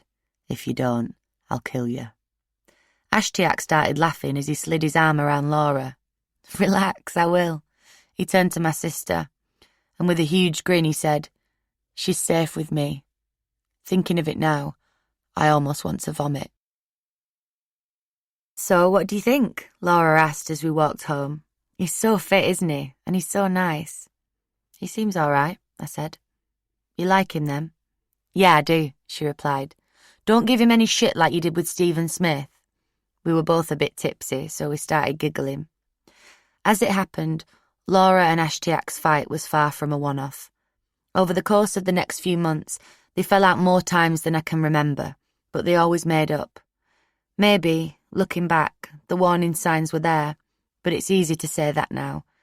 Back then, Mum and I just thought it was a typical turbulent teenage relationship. and Laura always gave as good as she got. They'd fight over the smallest of things, and I was usually the referee. Whenever something went wrong, both of them would phone me up, and I'd have to try to make each of them see sense. They always did make up, though, and Ashtiak spent loads of time at ours. Despite the constant fallouts, Laura was head over heels. She'd chatter away about how they planned to get married and have lots of babies. I had to remind her how young she was. To me, she was still a baby herself, and the idea of her doing all these grown-up things seemed absurd. "Just don't rush into anything," I warned her. "Plenty time for all that." Of course, I kind of figured that Laura and Ashtiak were having sex, and I didn't like it one bit when they disappeared upstairs while Mum was out. The thought of anyone with their hands all over my sister was still enough to fill me with rage, but she'd just turned 16 by this point, and I knew I had to let her live her own life. Plus, there was no way she'd listen to me if I told her to stop. I just tried not to think about it. I was so mixed up with all my abusers at Laura's age that I don't think I experienced the all-consuming teenage love that she had with Ashtiak. I don't think I'd ever want to get inside his head, but I do wonder if his feelings for her were ever genuine. Part of me wants to believe he did love her at the start, that he wasn't just using her all along. Laura's feelings for Ashtiak were so intense that she got jealous really easily. If she found out he'd been texting another girl, however innocently, she'd go mad and cry for days. Ashtiak would always call me and ask me to speak to her. "You need to sort your Laura out," he'd say. "She won't speak to me." "You two need your heads knocking together," I'd sigh. When I think of it now, I do remember that Ashtiak sometimes boasted about fights he'd been in. He claimed he had a gun, and he once told me he'd broken someone's jaw, but I just laughed because I thought he was lying. Teenage boys always want to act the hard man, especially round our way. Just after Ashtiak and Laura started seeing each other, Mum got a new house back in Ferrum, just a few streets away from Salters Lane. Ashtiak was always round at ours, but Laura admitted that she hadn't even met his parents, far less been in their house, even though they lived just round the corner. Now, it makes perfect sense, of course. Ashtiak's parents were very devout Muslims, and they'd come to Rotherham from Pakistan before he and his siblings were born. They lived just off Ferrum Road, on the corner of a street called Josephine Road, where lots of Asian families had houses. His dad drove a taxi and his mum worked at the council, but they kept themselves to themselves. While Laura was dreaming of marrying him and having his babies, they were planning to send him back to their village in the Punjab to pick a wife. Laura would never do. She wasn't a Muslim for a start, and although she was much better behaved than I was, she still liked staying out late and having a drink at Derrick's or in the park with her mates. Ashtiak drank more than she did, but he kept this well hidden from his parents. Either that or they pretended not to notice. I remembered my own ill-fated marriage to Khalid, and I gently tried to suggest to Laura that she might not want to pin all her hopes on a future with Ashtiak. Ashtiak's family might not want him to be with a white girl, I told her. They seem very strict. "I don't care," she replied. "I love him. We'll find a way, even if his mum and dad don't want us to be together. Anyway, you married a Muslim and you're white." "Yeah, and do you remember how that turned out?" I said. "Plus, that wasn't even a real wedding." Maybe that was part of the appeal of the whole thing with Ashtiak.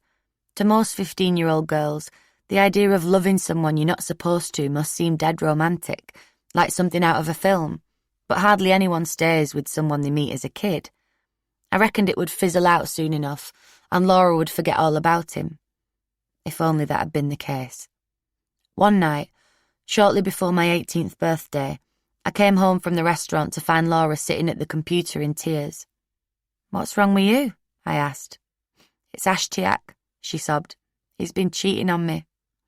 At first, I was sceptical. Laura was always freaking out about Ashtiak talking to other girls, but then she showed me a Facebook message from a girl called Nicola, who claimed to have slept with him a few nights previously. "We're going to find him," I announced. "We'll find them both." I was really angry at Ashtiak. Of course I was. But even then the alarm bells weren't ringing. I was more disappointed in him than anything, as I'd actually thought he was a nice kid, despite all his daft bravado. I was upset he'd cheated on Laura, but I thought he was just a silly teenage boy who couldn't keep it in his pants. I never dreamed he'd put Laura in any kind of danger. I never thought he'd want to punish her for loving him so much. But that would come later. That night, all I wanted was to find him and give him a huge telling off. We grabbed our coats, with Laura still sniffling and sobbing behind me as we tore up Ferrum Road. When we couldn't find him in Derrick's, we knocked on loads of other doors, but he was nowhere to be found. He wasn't in Ferrum Park either.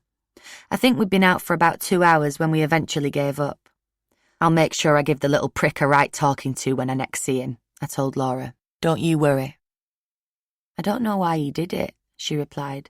I've phoned him loads of times, but he won't answer. Just forget about him, Laura, I said. He's not worth it. You'll find someone else. Laura was still crying. She wiped her eyes with the sleeve of her hoodie and bit her lip. I can't just forget about him, she sobbed. You don't understand. I love him. Chapter 15. Love Triangle. I thought Laura would lock herself away for weeks after she found out about Ashtiak and Nicola. There were lots of tears for a few days, but it wasn't long before she started going out again. Most nights, she'd either be round at Derrick's or out with her mates in Ferrum Park. I'm not sure if she ever properly confronted Ashtiak about the cheating, because shortly after we tried to find him in Ferrum, I moved out. I was 18 by this point, and I'd decided it was time to get a little flat of my own. The only problem was, I'd just given up my job at the restaurant. I had to go on benefits, which wasn't ideal, especially when I had all my own bills to pay. I'd liked my job, and it had given me a sense of purpose, but a few weeks before I moved into my flat, a guy called Sadiq started working there. He was a bit older than me, probably in his mid-20s. I'd never met him before, but he gave me a really creepy feeling because he was always looking at me funny. He didn't say much, which was even weirder, but I'd always turn round to see him standing behind me, his mouth hanging open slightly. One night, as I rushed into the kitchen with lots of dirty plates in my hand, he made me jump. You look beautiful today, he said.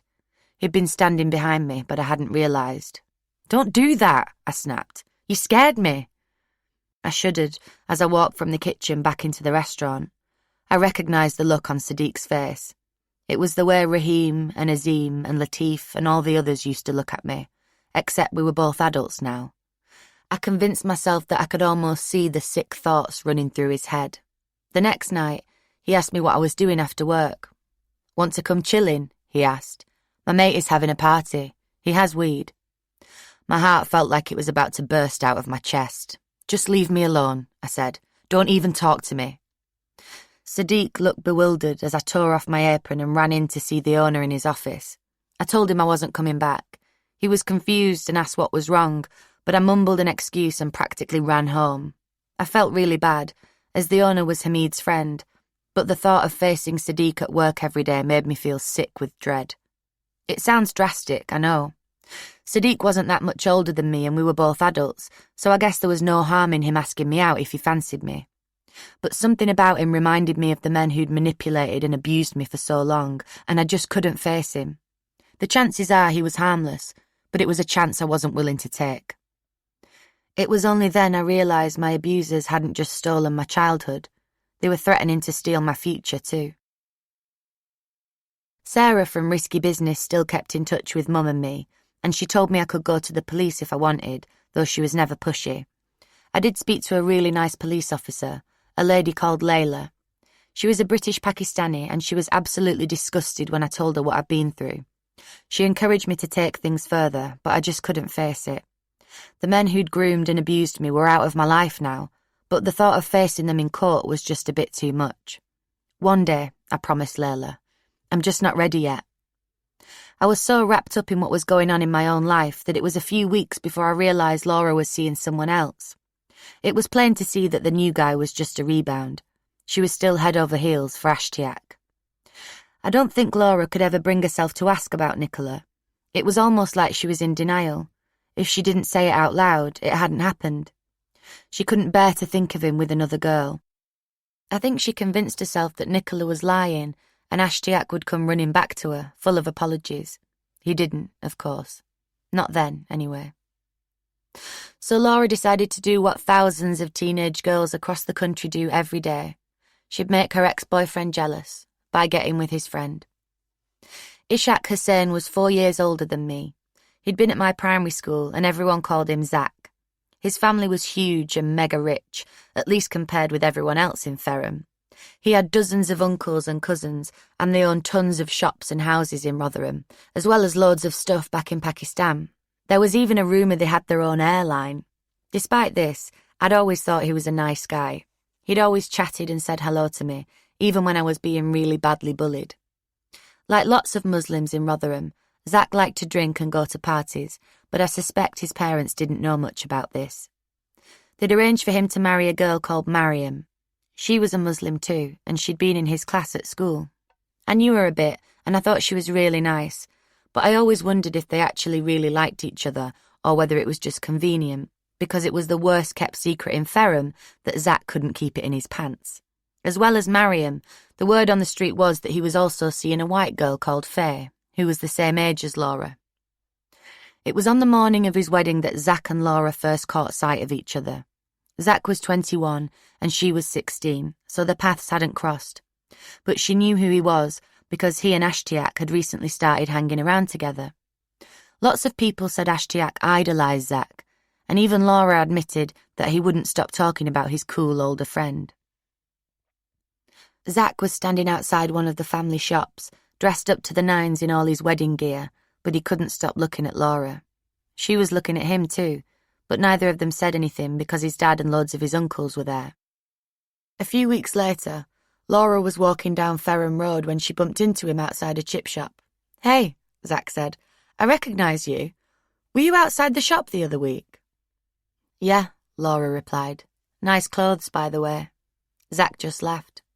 Neither of them said anything about the fact that he'd been on his way to his wedding at the time. I think Laura was so blinded by her desperation to get back at Ashtiak that she decided to ignore the fact that Zach was married. By this point, Faye had announced she was pregnant and rumours were flying around that Zach was the dad. Still, he told Laura she was pretty and asked for her number. Within days, they were sleeping together. Of course, it didn't last long. Laura never really had proper feelings for Zach. She didn't love him like she loved Ashtiak, so I think she got a bit bored. I think they only really met up for a few weeks, maybe a month at most. I didn't find out they'd been sleeping together until a few weeks after they'd stopped seeing each other. Laura just casually dropped it into conversation, and I went crazy. "Zach," I said. "Laura, he's married." I know, she replied. "It's over. It was just a few times. I'm not seeing him anymore." "Good," I said, "because everyone is saying Faye's baby is his. You don't want to get mixed up in any of that." But as the Christmas of 2009 drew nearer, Laura started to feel a bit off colour. She kept getting tummy bugs, and she missed loads of college, which wasn't like her. Maybe it's because I wasn't living at home that I didn't notice the packet of sanitary towels lying untouched in the bathroom, or the fact that her boobs were bursting out of all her tops. Maybe I just didn't want to see the signs. Just after New Year, I was walking down Ferrum Road when I spotted one of Laura's friends coming towards me. Her name was Lydia, and she'd always liked to gossip.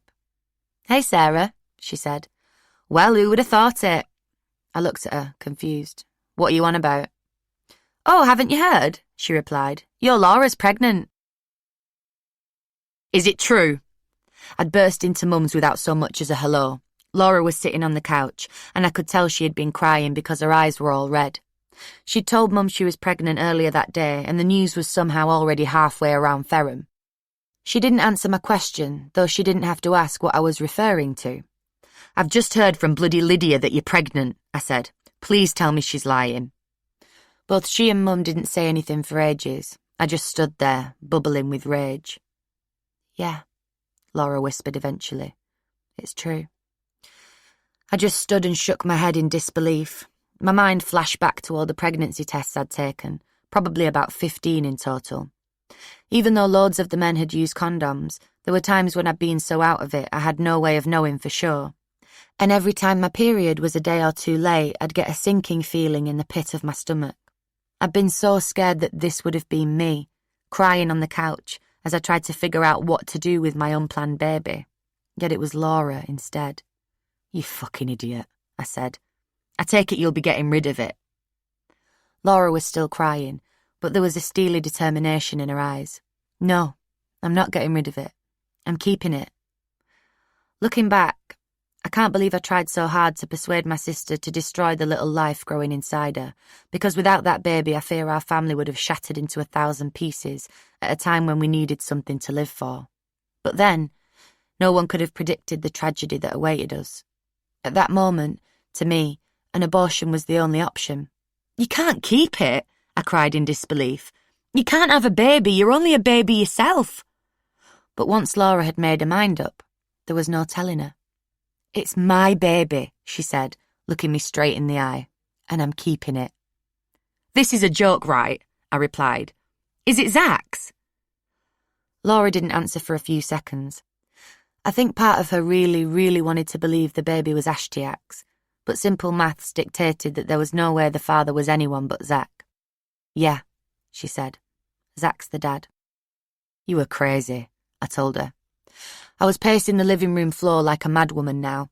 I wanted to grab Laura and try to shake some sense into her, but instead I stood over her, shouting, "You can't have a baby with Zach. He's married. What's going to happen now? Are you and Faye both going to have kids by him? Don't think he'll want anything to do with it because he won't. I know how that family works." It was true. Money talks, and Zach's family had loads of influence in the Muslim community in Rotherham. Lots of people looked up to them because they were seen as being really honourable, and that sense of honour is so important to lots of Asian people. There was no way they'd be happy about their married son having an affair with one white girl and getting her pregnant, never mind two, because it would bring so much shame. I'd thought Zach was all right before I found out he'd been having an affair with Laura, but anyone with half a brain knew he'd swear blind my sister's unborn child was nothing to do with him. "I don't care," Laura said. "I'll do it all myself." "Are you actually out of your mind?" I was shaking with rage and frustration now. "Mum, tell her!" Mum shook her head. "It's Laura's decision, Sarah," she said. "Whatever she does, I'll support her 110%. I couldn't believe what I was hearing, so I stormed out and slammed the door behind me. It sounds bad, but I assumed Laura would change her mind about the baby. She was only 11 weeks gone, and there was still loads of time to have an abortion. I thought she might even phone to apologise and tell me I'd been right all along. Of course, she didn't. I was so upset I didn't speak to her for weeks. She'd been doing so well at college, but Mum said she'd decided to give it up and go back when the new term started because she was really sick. It was a difficult pregnancy, and Mum went with her to all the scans and appointments, but it was weeks before I could even acknowledge it was happening.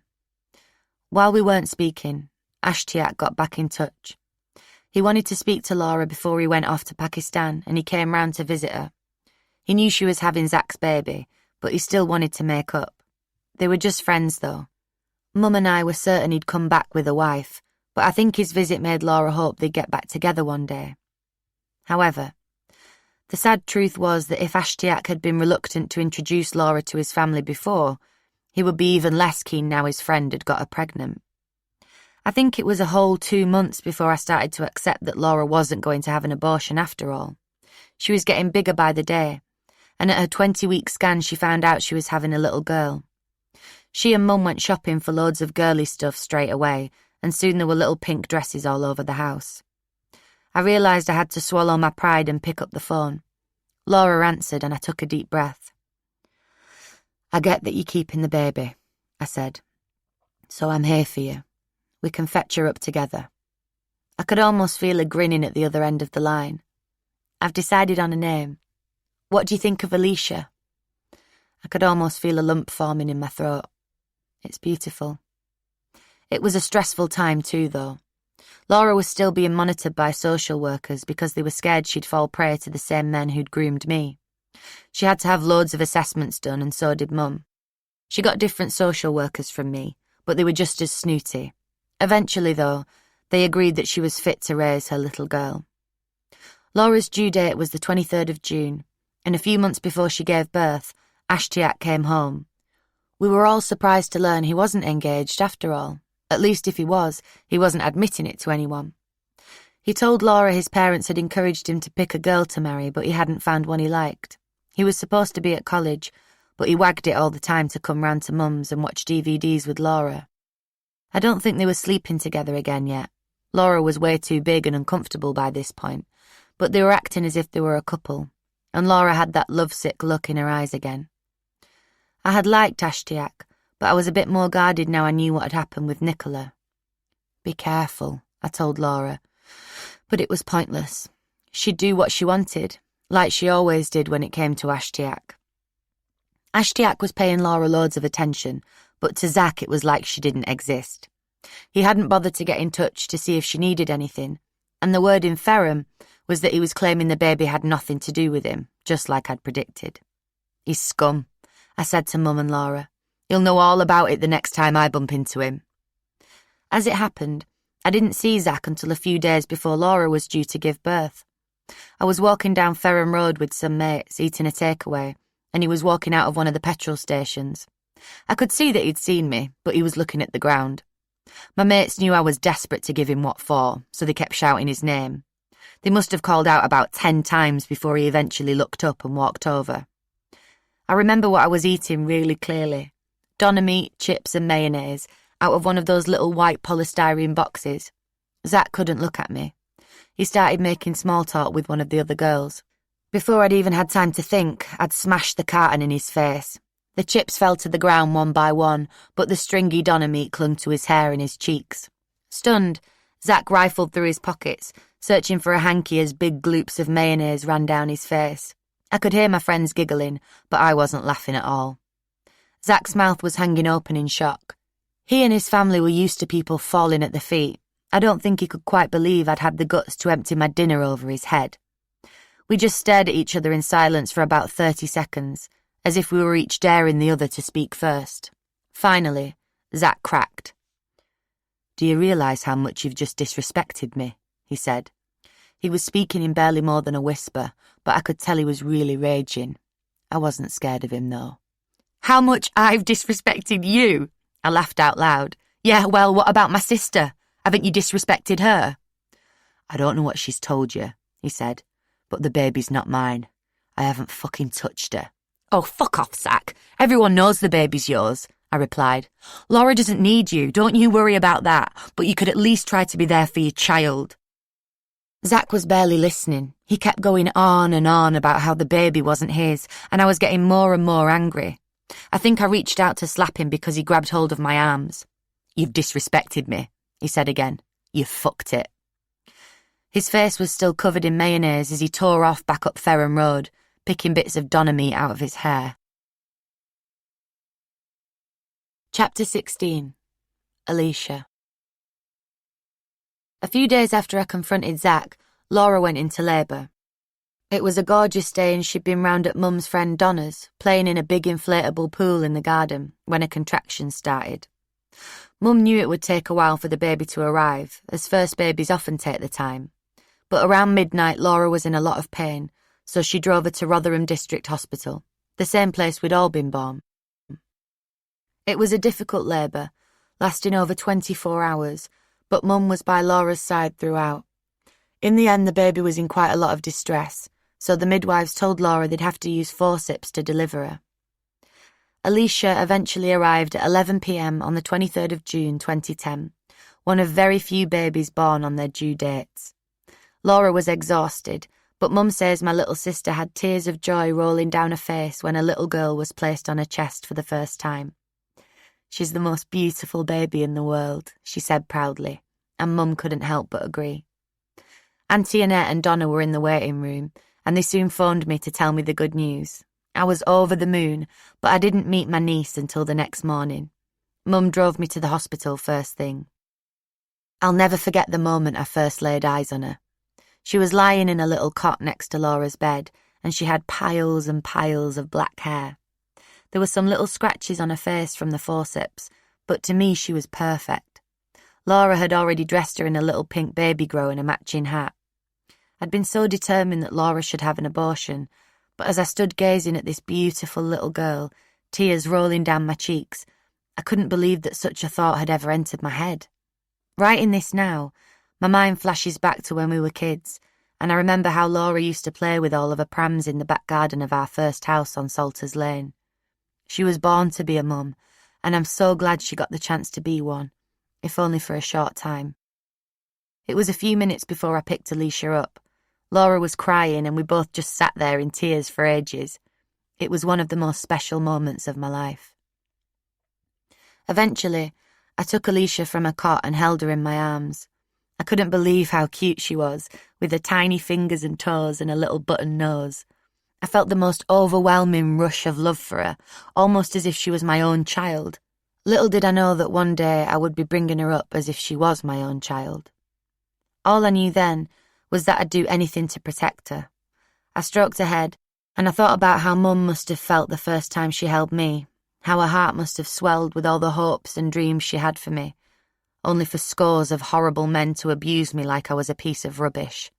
It was only now, with this tiny, fragile little girl in my arms, that I had some idea of how it must have torn her apart, and that made me cry even more. I couldn't begin to imagine how I'd feel if anyone laid a finger on Alicia, but I promised myself I'd never find out because I'd never let anyone do anything to harm her. As I cradled my new niece and held her to me, making the most of those first precious moments, I tried not to think about her dad and how mad he had made me a few nights previously. How could Zach ever want to deny this gorgeous little girl was his? Of course, no one had called to tell him. He'd washed his hands of Laura and Alicia, so he didn't deserve to hear our happy news firsthand, though it would be all round Ferrum soon enough. "We don't need Zach," I told Laura. "We'll fetch her up. You, me and Mum. Everything will be okay." "I know," she replied. She still had tears in her eyes. The midwife wanted to keep Laura in for a few nights for observation, as the birth had been so difficult and she needed quite a few stitches, but she must have kicked up a right fuss because a few hours after I left she rang me to say the hospital had agreed she could come home. Laura loved being a mum, but the next few weeks were hard. She was really nervous, probably because she was so young herself. Mum had to help her lots at first, showing her how to bathe and feed Alicia. She'd decided to bottle feed her, which made things a bit easier, as Mum or I could step in to help if she was too exhausted. When Alicia was around 3 weeks old, Laura asked me to move back in. She thought an extra pair of hands would be handy, but more than anything, I think she wanted the company. I agreed straight away. I was desperate to be as big a part of Alicia's life as possible, and I wanted to save her all of her early moments. Plus, it would save a bit of money too. There's no denying it was a bit of a squeeze. Now that the boys had left home and Mum had downsized, we only had 2 bedrooms, and obviously Alicia's cot was in Laura's room, so I had to share with Mum. I didn't mind though. Mum, Laura and I became a little team, all mucking in to change nappies and make up bottles. Soon, our days revolved around Alicia, and it was impossible to imagine life without her. Things weren't always plain sailing though. Laura was still only 16, and there were times when she struggled to deal with the responsibilities that came with having a child. She loved Alicia to bits, but she still wanted to go out and have fun with her mates. One afternoon, around a month after Alicia was born, Laura was desperate to show her off, so she took her to Derek's in the pram because loads of her mates were there. People were smoking and drinking and it wasn't really the place for a kid, but Laura didn't mean any harm. She was just young and naive, and because she had slight learning difficulties, sometimes it took her a while to get to grips with why she wasn't supposed to do certain things. I got word of where she was though, and obviously I didn't think it was a great idea, so I walked down to check on her. My eyes nearly popped out of my head when I opened the door to see Zach sat on the living room floor. Alicia was sleeping in a pram, just a few yards from him. "So what are you doing here?" I said, before I could help myself. "You're happy to sit in the same room as your daughter and deny that she's yours?" "Please, Sarah, don't," Laura said. "Leave it, it'll just cause problems." "Leave it?" I couldn't believe what I was hearing. I went to the pram and picked up my beautiful, perfect niece, and I held her in my arms as I stood in front of her dad. She stirred a little, but she didn't wake up. "Sarah, I've got something to say to you," Zach said, "and it begins with an S." I felt rage course through my veins, just like it had the night I'd emptied my dinner over his head. If I hadn't been holding Alicia, I might have gone for him. "Oh, what's that then?" I asked him. "Scrub her? Slap her?" "No," he replied. "None of those." "Go on, tell me," I demanded. thinking of all the names men like Zach shouted at me every time I walked down Ferrum Road. Slut? Slag? Go on, Zach. Say it. I dare you. Zach looked sheepish. Actually, I was going to say sorry. I was a bit taken aback. I certainly hadn't expected him to apologise, and for a few minutes I didn't know quite what to say. But I soon steeled myself because, unless he wanted to be there for Alicia, his words were empty. Fair dues, I told him. I was still holding his sleeping daughter. I'll accept your apology if you acknowledge that this child is yours. If you want a DNA test, fine, you pay for a DNA test. Sarah, Laura began, but I wouldn't let her finish. She'd be softer on him than I was, and he needed a good talking to. You either pay for a fucking DNA test, or you stop denying that this beautiful little girl is yours, I went on. We know who this baby's father is. We're not paying for one. I'm sorry, Zach said. I know she's mine. I'm sorry. Right? Is that good enough? But I just looked at him in disgust. There was no way he'd ever be a father to Alicia.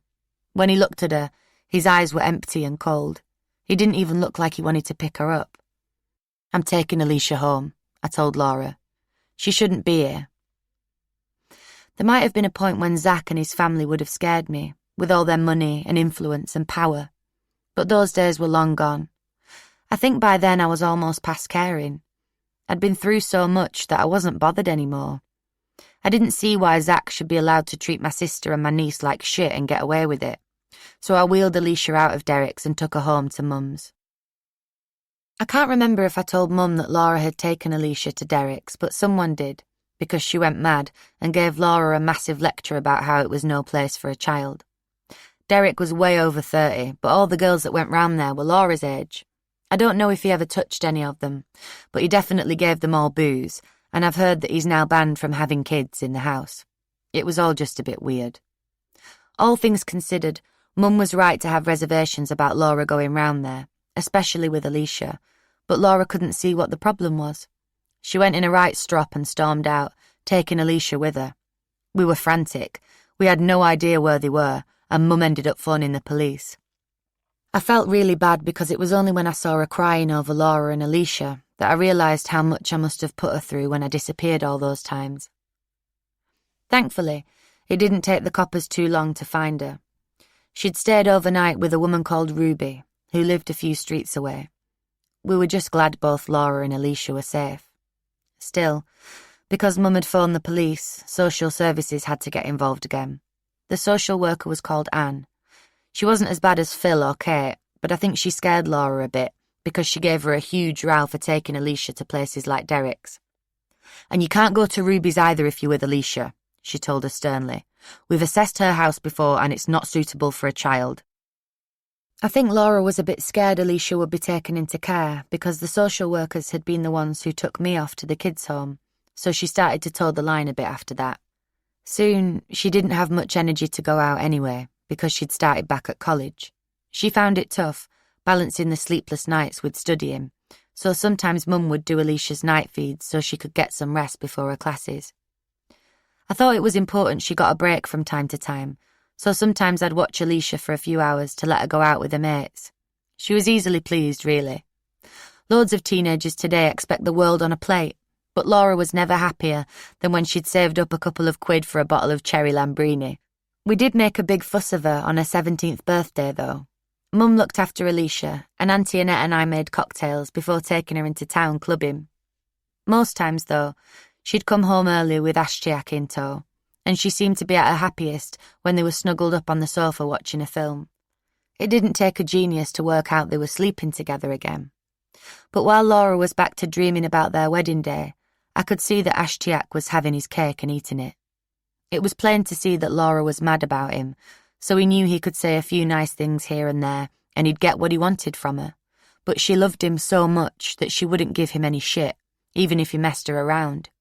She wanted them to be boyfriend and girlfriend again, but Ashtiak seemed reluctant to make things official. He must have thought he'd won the lottery. He had all the fun of being with Laura, with none of the shame of admitting to his family that he was going out with a white, unmarried teen mum. For all that he and Laura fell out, I don't think he ever expected her to stand up to him, not properly. He thought he could get away with using her forever, and it made me mad. Mum and I tried our best to get her to see sense, but it was hopeless. She was only 17, and she thought Ashtiak was the man of her dreams. "He's using you, love," Mum told her one afternoon. Laura had been on the phone to Ashtiak, and she wouldn't tell us what he'd said, but she was in tears. "There are loads more lads out there. You'll find someone else." "He's not using me," Laura insisted. "He loves me." Later that night, I tried to tell her the same thing. We'd got really close again and she'd started sharing all her problems with me, but I always told her straight. "I know you want a future with Ashtiak," I said, "but it's not going to happen. His mum and dad want him to marry a girl from Pakistan. They won't have it." Laura was wearing a black and gold Adidas jacket that Ashtiak had left at Mum's a few nights before. She wouldn't take it off. I think it smelled of his aftershave. "We'll be able to work something out," she said, "even if his mum and dad don't want it. I know he loves me." "Laura," I said, as gently as I could, "it's never going to happen. I'm sorry, but it's not. Especially now you have Alicia." She pulled up the hood of Ashtiak's jacket and turned away, as if she hadn't heard me. Chapter 17. A Fatal Decision. Wednesday, the 6th of October 2010, was just like any other day. Mum had agreed to babysit Alicia, so Laura and I had gone to my friend Catherine's flat. It was nice for us to get a chance to socialise together, as one of us was usually in charge of Alicia.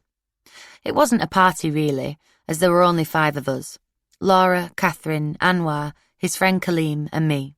As we sat there, having a quiet drink, I had no idea that what was about to happen would alter the course of our lives forever.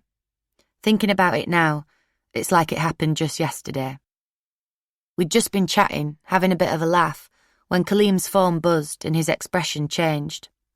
Someone had texted to tell him his little brother was drunk out of his head. He was only 13, and Kaleem wasn't happy, so he asked me to help him find him. We decided to go around Ferrum, looking in all of the usual places. Kaleem was raging. I know it sounds hypocritical, because we all drank loads when we were 13, but what happened to me when I was 13 was exactly why I felt so overprotective of all the younger people I knew. Kaleem's brother wasn't in Ferrum Park, or in any of the usual doss houses where teenagers often went to drink. We were trying to work out where to look next when my phone rang. It was Laura. "Sarah," she said breathlessly as soon as I answered. I could tell she was trying not to cry. "Ashtiak's done it again." I didn't need to ask what had happened. I knew Ashtiak had been with someone else, though I wasn't sure who. I told Laura to stay where she was, and Kaleem and I met her on the corner of Hartington Road, just next to the park. She was standing with Catherine and Anwar, and she looked really upset. "I'm going to kill him," she said. "He's been with Nicola again, or so she says. She's just sent me another Facebook message." I can't explain what happened when Laura told me this. I think something inside me just snapped. Although I'd known Ashtiak and Laura never had a future, he was really taking the piss now, and I couldn't stand to see my sister being messed around anymore. "That's it," I said. "I'm not having this. I'm going round there." I'm not going to lie, I'd had a lot of vodka, so I was feeling braver than if I'd been sober. But Ashtiak had told me he'd look after my sister, and he'd let us all down again. Someone needed to tell him he couldn't keep messing her around. "What are you going to say?" Laura asked. "I'm going to tell him he's a little prick and he can't treat you like this," I said. "It's not on." I expected Laura to protest, to tell me I was just causing problems. I suppose I was a bit of a loose cannon. Since the day in Derrick's, I'd had a few run-ins with Zach. Predictably, he wasn't prepared to acknowledge Alicia in public or have anything to do with her in private. He'd even warned Laura not to tell his parents that Alicia was his daughter. It only takes about 2.5 minutes to walk from Ferrum Park to the corner of Holmes Lane and Josephine Road, where Ashtiak's family lived in one of the little red terraced houses. Laura and my friends were following behind, but I was on a mission. When I got to the front door of the Asghar house, I banged as hard as I could with my fist. It was about 9 p.m, so it was dark and quite cold. Laura, Catherine, Anwar and Kaleem were standing a few yards away, on the corner of the street. None of them had come right to the door. I think they were waiting to see what I'd do. I don't know if anyone believed I'd be brave enough to go through with it. but I was determined. I kept hammering on the door as loudly as I could. I could see the curtains twitching, so I knew someone was home, but for some reason they'd decided not to answer. I wasn't giving up, though. "Ashtiak," I shouted. "Get out here now, I know you're in there." Ashtiak's mum opened the bedroom window slightly. She had a face like thunder. I didn't realise at the time, but I was making such a racket that some of the neighbours were looking out of their windows, trying to work out what was going on. I just wanted her to fetch Ashtiak so I could give him a right telling off, so I kept shouting at her, telling her to bring him out to me. Still, she wouldn't answer the door. "White bitch," she hissed through the open window. She was small and stout, and her hair was pulled into a tight plait. I even remember the brown and red sari she was wearing. Ashtiak sounded just like Laura and me, but his mum still had a hint of a Pakistani accent. I was surprised that she'd sworn at me, but I wasn't scared of her. "Just get him out here," I shouted. "No, fuck off," she snapped back. There was a look of pure venom in her eyes. I hadn't exactly expected her to roll out the red carpet for me, but I was a bit taken aback by how raging she was. She was more than angry. It was like she'd already decided she hated me, even though I'd barely said 2 words to her. Ashtiak's dad was standing behind her now, wondering what all the fuss was about. "He's not here, you stupid white bitch." I was trying to keep calm, but I was beginning to lose my rag a bit. "Tell your son to get out here now," I said again. Ashtiak's dad was at the window now. He was slightly built and really short. He looked even more annoyed than his wife. I wasn't bothered, though. After everything I'd been through, they couldn't scare me. "You're a fucking white bitch," he said in an accent just like Ashtiak's mum's. "We told you he's not here. Now fuck off." Suddenly, I could hear Laura's voice, calling me from the corner of the street. "Sarah," she was shouting. "Sarah, he's here." I turned round to see Ashtiak walking up the street towards his house. He was with Zach. As soon as I saw his face, I flew towards him.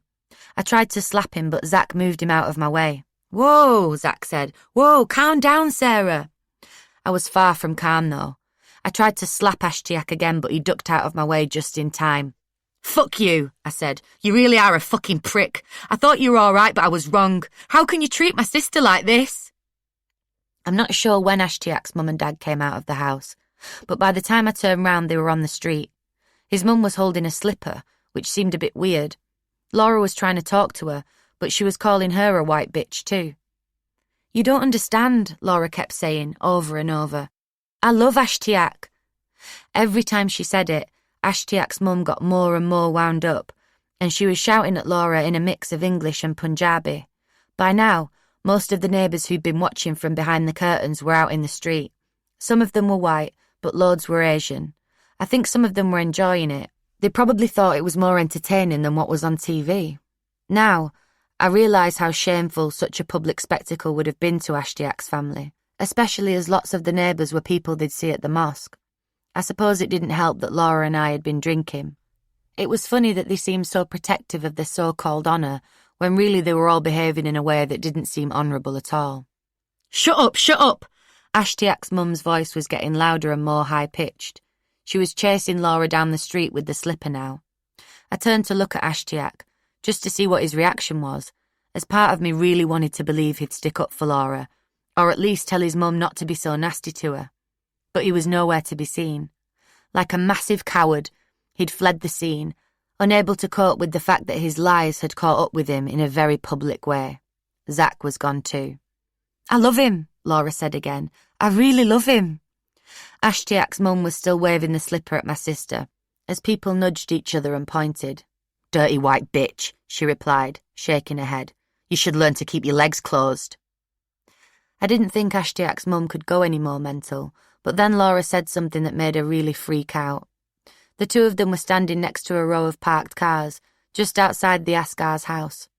Ashtiak's mum was still hurling abuse at her, but it was like Laura couldn't hear her. "I want to get married to Ashtiak," she said.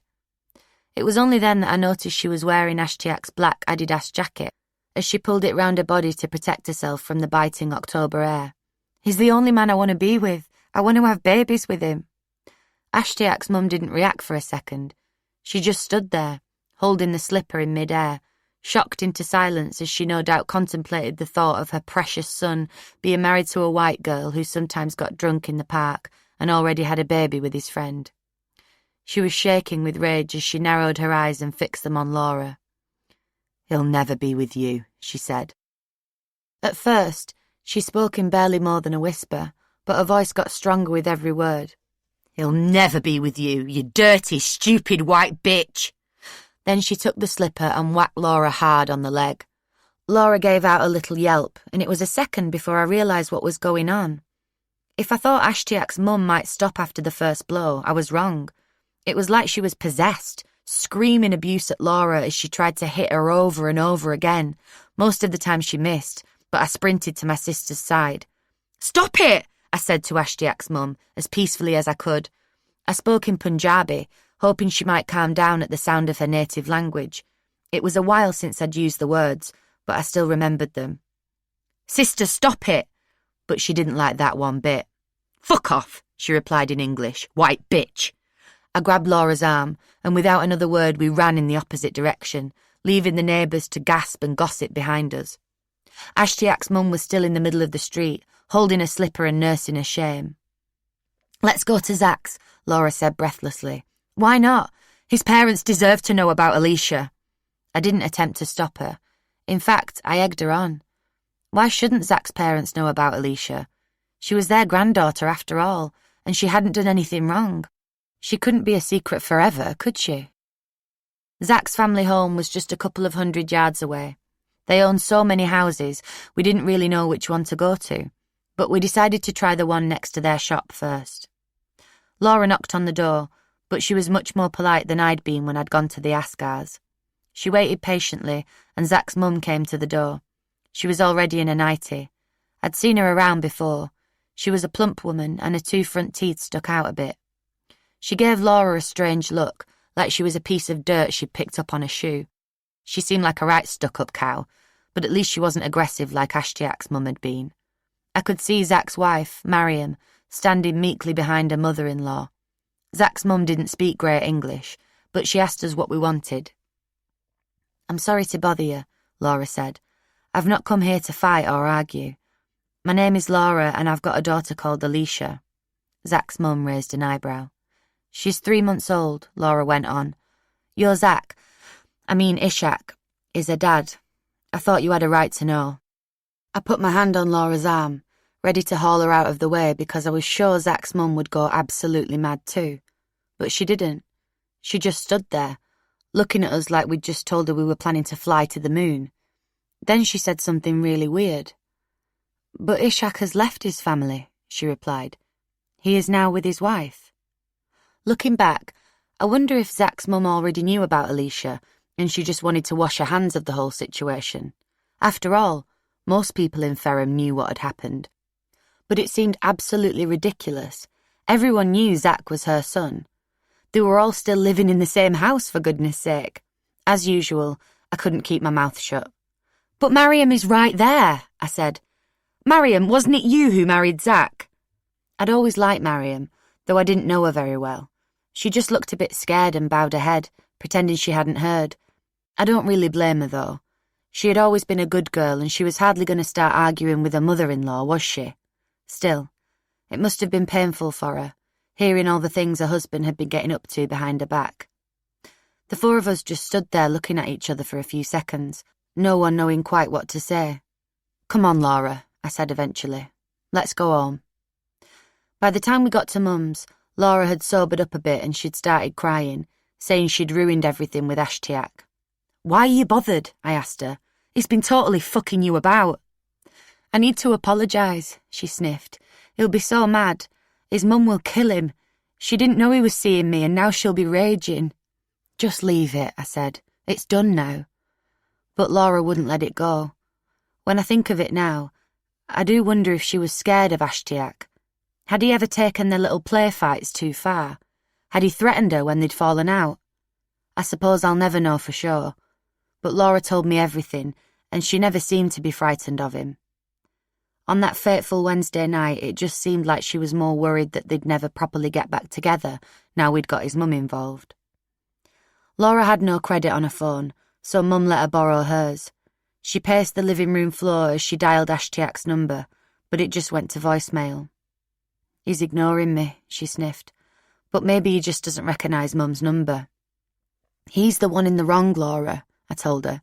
"He's the one who's off shagging other girls behind your back. I don't see why you should be the one apologising." But, as always, there was no telling Laura. She was as headstrong as ever, and she kept dialing Ashtiak's number from Mum's phone. She might have left him a few messages, but still there was no response. "Maybe he's lost his phone," she said hopefully. I tried as best I could to get Laura to forget about Ashtiak. On the Thursday, we even ended up giggling about what had happened. "Ashtiak's mum is mental," I laughed. "I thought she was going to batter you with that slipper." "I know," Laura replied. "I can't believe how many people were out watching. God, his mum will go mad at him." By the end of the day, Laura was in a much better mood. She even logged onto Facebook to tell her friends what had happened. They all thought it was funny too. None of us had heard a peep from Ashtiak. I didn't think too much of it. Maybe he'd lost his phone, like Laura said, or maybe he just couldn't be bothered with us anymore and he was with Nicola. "I wonder if he got my messages," Laura said, and I just shrugged. He'd got them all right. His phone was right by him the whole time, but it would be a few days before he'd get back in touch with Laura. We didn't really realise that what we'd done had sent shockwaves through the Asian community in Ferrum, and loads of the British Pakistani families were talking about it. We just thought it would all blow over in a few days. Ashtiak didn't, though. He knew that what we'd said wasn't going to be forgotten in a hurry. On the Friday night, while Laura was planning a trip to Sheffield to buy a travel cot for Alicia, Ashtiak was at home, silently simmering with the rage and shame that threatened to boil over at any second. He reached for his phone, but he didn't dial Laura's number or text her to say he wanted to talk things through. Instead, he typed out a text to Zach. It read, "I'm going to send that Kafir bitch straight to hell." Chapter 18. Where's Laura? On the Saturday, 3 days after we'd confronted Ashtiak and Zach's families, I agreed to babysit Alicia. Mum was going out for the day with Auntie Annette, and Laura wanted to go to Sheffield to have a look at travel cots for Alicia, like she'd planned. "I probably won't buy one today," she told me. "I'm just going to have a look." Akib, her friend from college, was going to go along with her to keep her company. She didn't fancy him or anything like that. They were just good friends. Neither of them drove, so they were going to go to Sheffield on the bus. I remember exactly what Laura was wearing. A blue, pink and green striped vest top and dark blue jeans, with black and gold Adidas pump-style trainers. Her shoes matched Ashtiak's black and gold Adidas jacket. Even though she hadn't heard a peep from him since we'd gone to his house, she was still wearing it everywhere. It was late afternoon when she left. It was a cold day, so she put her big Hallie Hansen jacket on over the rest of her clothes. She'd left a tenner lying on the side, so she picked it up and put it in her pocket. She told me she planned to buy £5 of credit for her phone on the way home, as well as a bottle of cherry Lambrini. "What time do you think you'll be back?" I asked her. "Not late," she replied. "Maybe about 9? We could get a takeaway." "Yeah, let's do that," I said. I had Alicia in my arms and she was gurgling away as I stroked her head. We could get a pizza and watch a film. Thinking about that moment now, I want to reach into my memory and pull Laura to safety. "Cool," Laura said. She bent down and gave Alicia a little kiss on the head. "See you at 9. Bye, Alicia." 9 o'clock came and went, but there was no Laura, so I gave her a ring. The first few times I called, it went to voicemail, but I eventually got hold of her. "Where are you?" I said. "It's nearly 10 now, I'm starving." "Sorry, I just got held up," she replied. "I'll be home in 5 minutes." Half an hour passed, and Laura still hadn't appeared. I wasn't worried, just annoyed and hungry. I called Mum, who then spoke to her and phoned me back. "She says she's just down at the bottom of Ferrum," Mum said. "You're to order the food and she'll be there soon." "She's really taking the piss," I told Mum. "She's been gone ages. I don't even know what type of pizza she wants." Little did we know that it was the last time any of us would hear from her. It sounds bad, but I just assumed she'd met up with some mates after she'd gone to buy a cherry Lambrini and couldn't be bothered coming home. She was only 17 after all, and what teenager doesn't try to bend the rules? She knew I was looking after Alicia, and I thought she was just pushing her luck. I'm not sure if it occurred to me that Ashtiak could have got back in touch, but of course that was what happened. After 3 long days of silence, he'd finally texted Laura, asking her to meet him by the canal.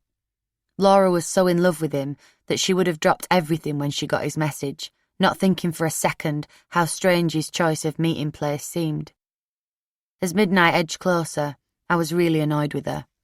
I was still ringing her, but now she wasn't answering me at all. Eventually, Anwar came round to keep me company. "I'll kill her," I said. "She promised she'd be home." Alicia was really difficult that night, which wasn't like her. She woke up at 2 in the morning and screamed for ages. Nothing would settle her, and the next morning she was still crying loads. There was no sign of Laura, so I decided to take Alicia for a little walk to calm her down. Anwar said he'd come too. Don't ask me why, but we decided to walk down to the canal. "She'd better be home soon," I said to Anwar as I pushed Alicia's pram along the gravel path. "It's not fair on Alicia for her to stay out this long."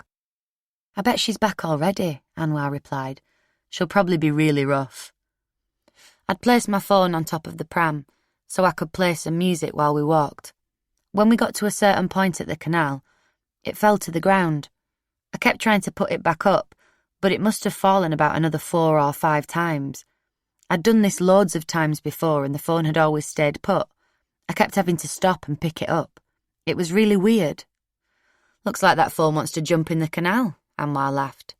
I gave a weak smile. Normally, I would have barely noticed, but I had a strange feeling in the pit of my stomach. I couldn't explain it. It just felt like something wasn't quite right, but I couldn't put my finger on what it was. When we got home, I called out for Laura, but there was no answer. By now, it was the early afternoon and my anger was turning into worry. "Do you think she's okay?" I asked Anwar. "She's never been gone this long, ever. She never stays out all night, well, hardly ever." It was true. While it hadn't been unusual for me to vanish for days on end when I was younger, Laura rarely disappeared. The only time she'd been missing for more than a few hours was when she'd had the row with Mum and gone to Ruby's, but since then she'd been so scared of the social workers taking Alicia that she'd always told us where she was going. "She'll be fine," Anwar said, but he sounded less sure than he'd been before. I tried to push my concerns to the back of my mind, but soon my phone was buzzing with a call from Mum. She didn't waste time on pleasantries. "Sarah," she said, "should I be worried? I've just had a call from Akib asking if we've heard from our Laura. He's not seen her since last night." My stomach twisted. "I keep calling her," Mum went on. "It's going to voicemail. It's really not like her. I'm just a bit worried because Akib said when he left her last night she was going down the canal." Mum was silent for a second. "Do you think I should call the coppers?" "The canal?" I echoed, as a chill shot through me. "Akib said she was meeting Zach," Mum said. "I'm going to go round to their shop and see if they've heard anything. Maybe Zach will know something." "Ring the coppers, Mum," I replied quietly. "This isn't right." Mum did call the police, but she didn't wait around for them. She knew how useless they could be from her experiences with me, and she didn't feel like we had time to waste. It was now approaching tea time, and our concerns for Laura were growing with every minute that ticked by. Poor Akib was really upset. He'd been the last person to see Laura, and I think he felt responsible, although none of this was his fault in any way. I'm not sure why he told Mum that Laura was meeting Zach and not Ashtiak. Maybe he got confused in all the chaos, or maybe Laura had not been clear about who she was meeting. Mum and a friend Leanne met Akib at one of the shops Zach's family owned, the one next to their house. The girl behind the counter didn't really speak English, so they didn't get very far, but as Mum was walking home, Zach's uncle's wife shouted to her to come into their house. She lived just a few doors away from Mum at that time. "We've got Zach here," she explained. The kitchen was filled with Asian men. Mum reckons there must have been around 10 of them. Zach was sitting at the table, his chin resting on his hands, and he was surrounded by uncles, cousins, and family friends. Mum started quizzing him, asking him if he knew where Laura was. "I don't know," he kept saying. "I really don't. I haven't spoken to her for weeks." Mum felt a bit intimidated, but she tried not to lose her nerve. "Please, Zach," she said. She was trying not to cry. "Please, if you know anything, you need to tell me. I'm so worried. This is so unlike her." One of Zach's relatives stepped forward. "What about Ashtiak?" he said. "I think you need to speak to Ashtiak." Mum didn't have time to reply because the coppers were at the door. They told Mum she had to go home so they could ask a few questions. They went round to the house with her and had a bit of a search, looking under the bed and in one of the big cupboards. They didn't seem too worried. "Why are you looking here?" Mum asked hoarsely. "She's not here. She's missing. You should be out looking for her. You need to look down the canal." The coppers fobbed her off, and soon they were gone. By this point, Mum and I were totally frantic, so it's hard to remember what happened when, but I remember Akib showing up and volunteering to come and search with me down at the canal. Leanne went round to the Askars to try to find Ashtiak, but no one was in. Either that or they just weren't answering the door. Darkness was falling by now, and Akib and I had to use our phones as torches. We walked up and down the canal for ages, but we couldn't see much. It was strange to think that I'd been here just a few hours ago, cursing my sister for staying out late. If only she'd come home, I'd never be mad at her for staying out late again. By the time Akib and I finished searching, it was pitch black. We'd even looked in the bird huts, but we'd found nothing. "She's in that canal," I said. It was the first time I'd allowed the idea to form in my brain, but now I'd said it out loud, it was all too real. "Isn't she, Akib?" Akib looked stricken. "No, Sarah," he replied. "We'll find her, we will." I wanted to believe him, I really did, but I couldn't. "Where are the fucking coppers?" I said, kicking the gravel beneath my feet. "This is their job. They should be out looking." There were no police cars parked by the canal. I hadn't even seen a single officer. It defied belief, really, as by now Mum was telling them over and over that Laura had last been seen heading to the canal. As we walked home, 1,000 thoughts were running through my head. We weren't sure why Laura had come to the canal, or even who she was meeting. Zach had denied everything, and no one had heard from Ashtiak. I wondered if she'd fallen in by accident, or maybe she'd got drunk and passed out and got hypothermia. I hadn't allowed the alternative, that Zach or Ashtiak or someone else had deliberately hurt her, to enter my head. It was only when Akib put a supportive hand on my arm that I realised I was crying huge, throaty, breathless sobs. He had to steady me because I felt like I was going to collapse. "Akib, she's dead," I wailed. "Our Laura's dead. She's in that fucking canal." By the time I got back to Mum's, loads of people were there, including Dad. I hadn't seen him for months. He hadn't even called round to congratulate Laura when Alicia was born.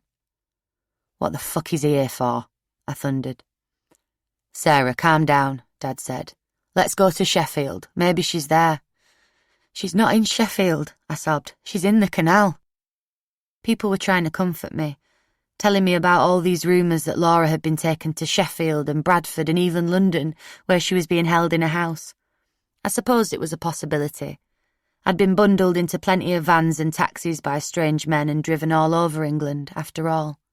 But this had never happened to Laura before. She was already 17, and in my experience, the men who did these kinds of things tended to target younger girls. It just didn't add up. It only takes about 15 minutes to get to Sheffield from Rotherham, but on that cold Sunday night the journey felt like it took hours. Dad drove to the red light district and parked up on the corner of one of the streets where the prostitutes usually stood. Neither of us knew what to do next. "What is the point in fetching me here?" I snapped. "She's not going to be here. Why would she be here?" "Anything's possible," Dad said. "She's not here," I said again. "Why did you come here? You're just wasting petrol." "We might as well look," Dad replied. "She's in the canal, Dad," I was crying again. "Take me home. You don't even care about her anyway. When was the last time you saw her? You haven't even met Alicia." Dad said nothing, but he did as I said and turned back towards Rotherham. When I got home, Mum looked awful, like she'd aged about 10 years in an hour. Her face was all white and lined with worry. "Anything?" I asked, hoping against hope that there had been some good news, but Mum just shook her head. "Nothing, love," she croaked. "The coppers say they've searched the canal, but they haven't found anything." I wanted to believe this, I really did, but deep down I knew they hadn't looked, not properly. The next few hours passed in a blur of tears and desperate phone calls. "Your Laura, missing," one of the coppers said to Mum. "I can't believe it. Of all the girls in Rotherham, I never expected her to disappear.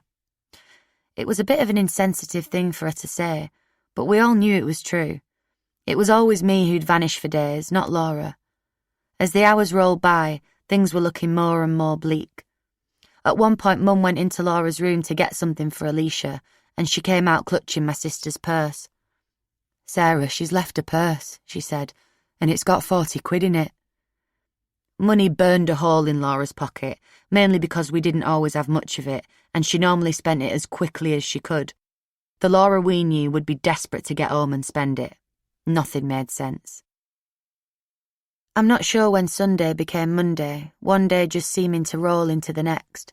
Mum and I simply sat on the couch, staring at our phones. We tried to tend to Alicia, but we were like zombies. Mum must have dozed off, but she'd only been asleep for about 30 seconds when she woke up screaming. I'd seen her in some states before, mainly when I'd been playing up during the abuse, but she'd never, ever been like this. Her screams were the worst sound I'd ever heard.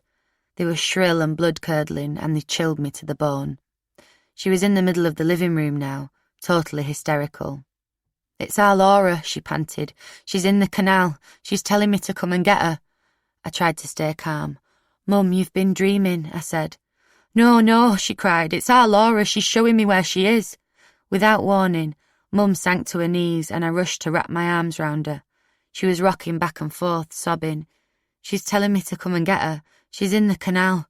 Oh, God, she's in that canal." I'm not sure what time that was because it was still dark, but there was no way I could sleep. I had to bring Laura home, dead or alive. I logged onto Facebook and I began to type out a status to share with all of my friends. I can't really remember now what I said. I just asked everyone who could help look for Laura to meet me at the Green Bridge by the canal at 12:30 p.m. the next day. I hoped more people would turn up with a few hours' notice. Before I went out, I decided to take a quick shower. It sounds mad, but even washing made me feel guilty. How could I do anything normal when Laura was gone? As I climbed in and turned the water on, though, I almost jumped out of my skin. I was so out of my mind with worry and lack of sleep that I'm not sure what was going on in my head, but it felt like I was scrubbing myself with muddy water. I turned the shower on and off a few times, but it still looked brown and felt dirty. Suddenly, it hit me, and my legs almost buckled beneath me. It was like I was showering in water from the canal. Everything was screaming at me to get down there.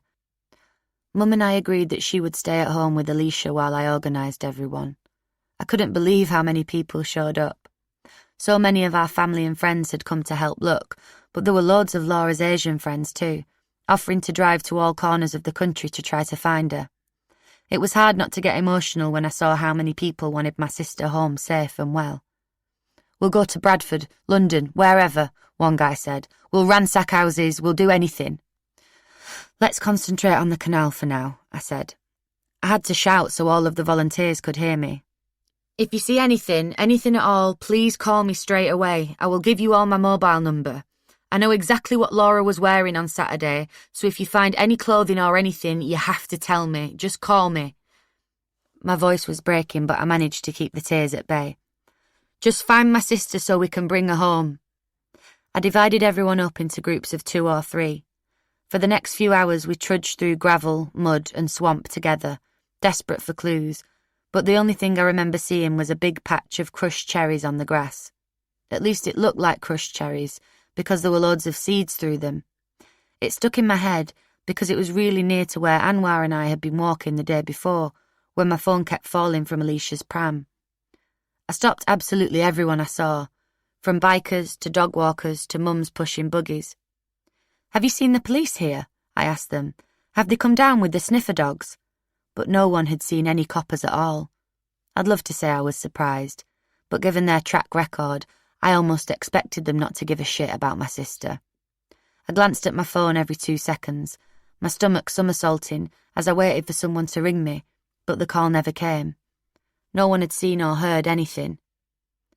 Then I became aware of a voice behind me. It was Auntie Annette. She had been searching the other side of the canal, but now she was standing next to the patch of grass where I'd seen the crushed cherries. I felt my whole body turn to jelly as she came into focus, her face completely ashen. In her hand was a black and gold Adidas pump, covered in streaks of red. "Sarah," she said slowly, "who owns this shoe?" Chapter 19. The Worst News. I was lying on the ground, my back against the hard gravel path. I wasn't sure how I had got there, but it was as if I was paralysed and a ton of bricks had fallen on top of me. There were people all around me, a sea of faces, but I didn't know how or when they had come to me. No matter how hard I tried, I couldn't get enough air in my lungs. All I wanted to do was jump into the canal and get Laura out, but I was frozen, rooted to the spot. I couldn't even sit up. Auntie Annette was still holding Laura's shoe in her hand, shaking violently as reality slowly began to dawn. While I lay on the ground, hyperventilating and hysterical, all I could see was the big red patch on the grass. My insides clenched as I realised we hadn't been looking at a patch of crushed cherries with seeds through them. It was blood. Laura's blood. And what we thought were seeds were bits of gravel from the path. "I need to get her out," I was shouting. "I'm going in that canal." But I couldn't move, no matter how much I wanted to. People were on the phones now, buzzing around me. I think Auntie Annette was talking to Mum because she was crying. Someone must have called the police, because soon a copper was ambling towards us, holding his notepad. I don't remember any sirens or sense of urgency. You'd have thought we'd told him someone had stolen a bike or something. As he walked towards me, flipping the notepad open and taking a pen from his pocket, I finally managed to get up. I flew at him, my fists clenched, before Auntie Annette got hold of me. I was screaming at him. "Why the fuck weren't you down here searching?" I screamed. "Why did I have to find this? It's your job." "You need to calm down," he said flatly. "Calm down," I shouted. "Calm down! My sister is in that canal and you don't even care!" The next thing I remember is being back in Mum's living room, surrounded by people. Mum's friends, my brothers, and loads of my aunties, uncles and cousins. We were given a family liaison officer by the police and he turned up a bit later. His name was Alan and he was actually okay, compared to the rest of them, but I didn't pay much attention to him at first because I thought all coppers were horrible. Alan couldn't tell us anything about the investigation because it was at such an early stage. We didn't even have Laura's body yet. Of course, I knew she was dead and I'd never see her again, but I tried to convince myself it had all been a horrible accident. Still, deep down I think we were all beginning to realise what had happened. "Do you think someone has done this on purpose?" I asked Mum through my tears. She looked away. I think she didn't want me to see that she was crying too. "I hope not, Sarah." "I think Ashtiak is behind this," I replied quietly. "Him or Zach, or maybe both of them. Do you?" Mum bowed her head. "I don't want to believe it, but I think you might be right." One thing I did know was that I'd never get over the trauma of finding Laura's bloody shoe. I'm not ashamed that I went for the copper. Who wouldn't have, in my position? What had happened to Laura was bad enough. The fact that they didn't give a shit made it 10 times worse. Publicly, they would obviously never admit they were in the wrong. But a few hours after Auntie Annette found the shoe, one officer had had a private conversation with Sarah from Risky Business. "We've fucked it," they'd admitted. "We hadn't even started looking for her." I was like a shell. I couldn't eat or sleep. I couldn't even stand to be at Mum's because everything reminded me of Laura, so I went down to the canal. It was all cordoned off now, and there were a couple of coppers standing guard. "Have you found her?" I asked. "We can't tell you anything," one of them replied. "The investigation is ongoing." "You better find her," I said. "Find my sister, like you should have done days ago." She didn't say anything. I went back to Mum's and once again night rolled into morning. At one point the coppers came round and asked me some questions. They wanted me to explain how I knew exactly what part of the canal Laura was in, like I'd had something to do with it. I flew off the handle, obviously. "She's my sister," I cried. "I just knew. I had to look for her because you weren't."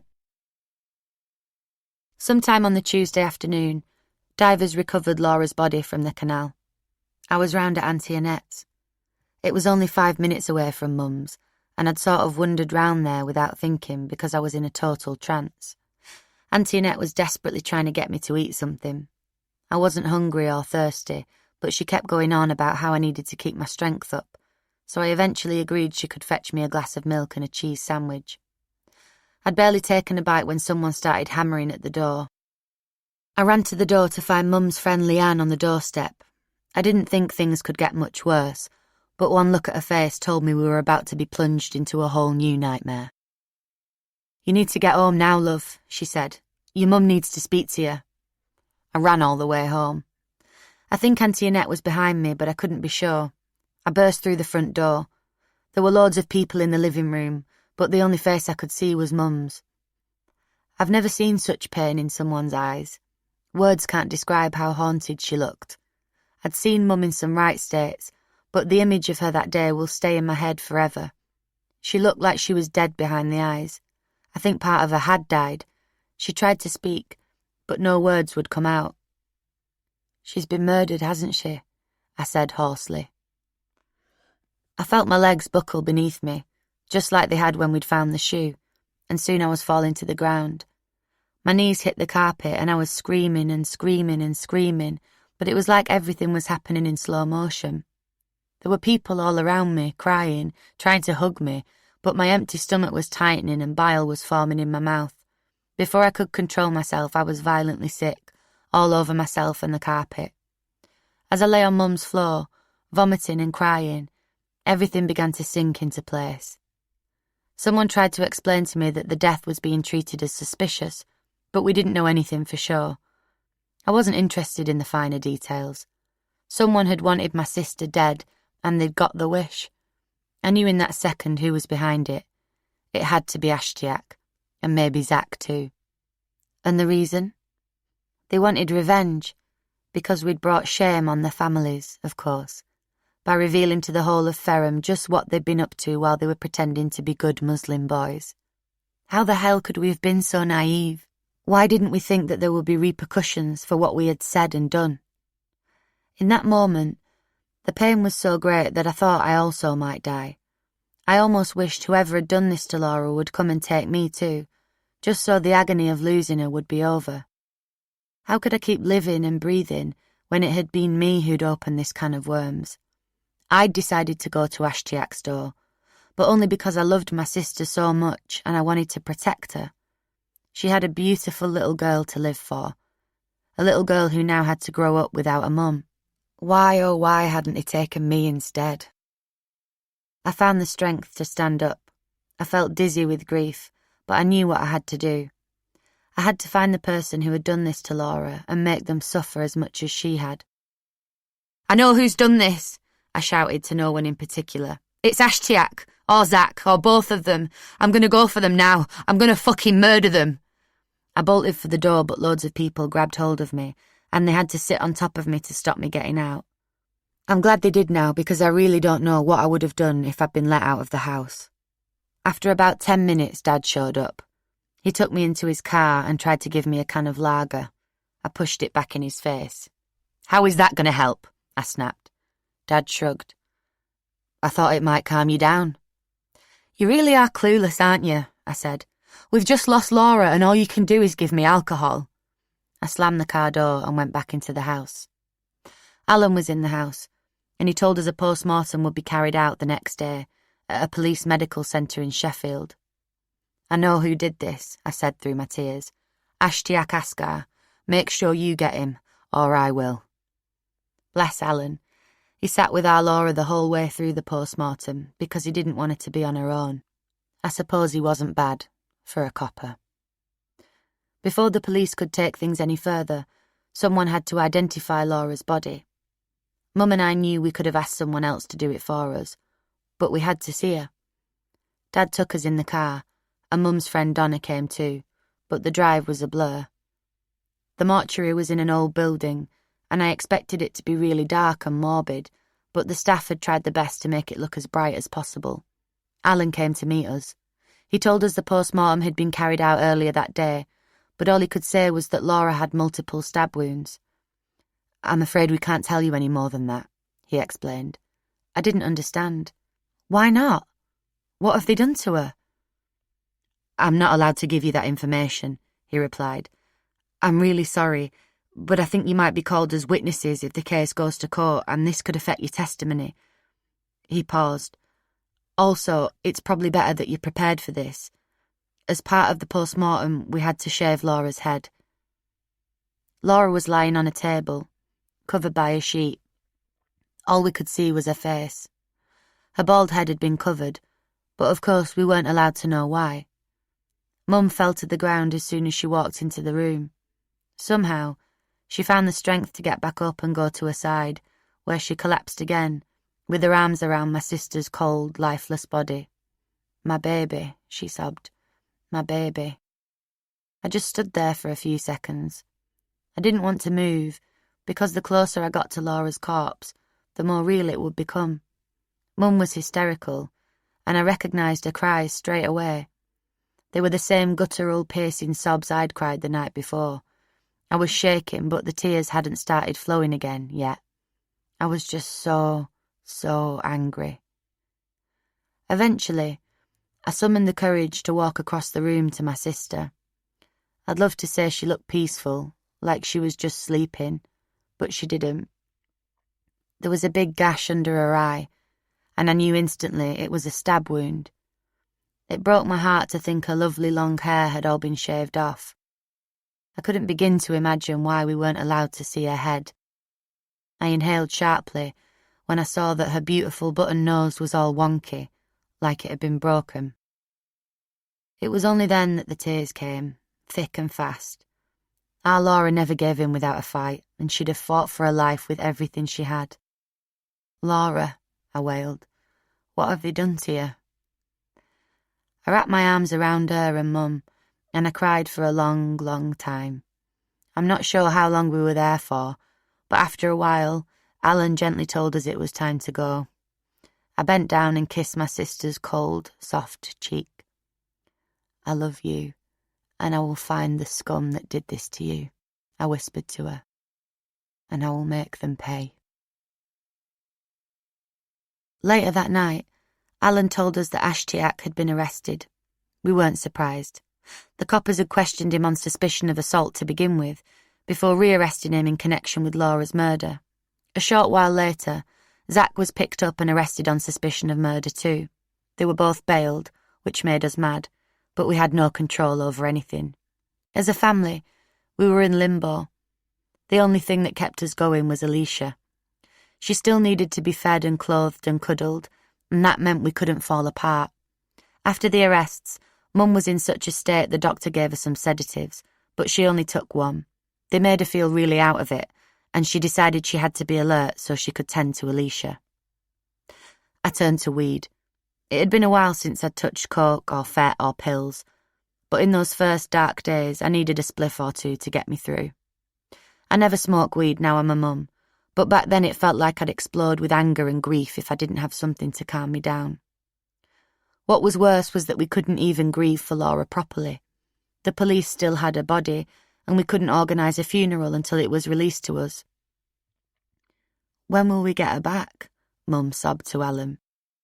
"It could take several months," he admitted. "It might be early next year." "Next year?" I repeated, incredulous. Alan explained that one of the defence lawyers had expressed an interest in carrying out a second post-mortem on Laura. Within his rights, of course, but it felt so unfair when all we wanted to do was lay her to rest. But the delay gave Mum an idea.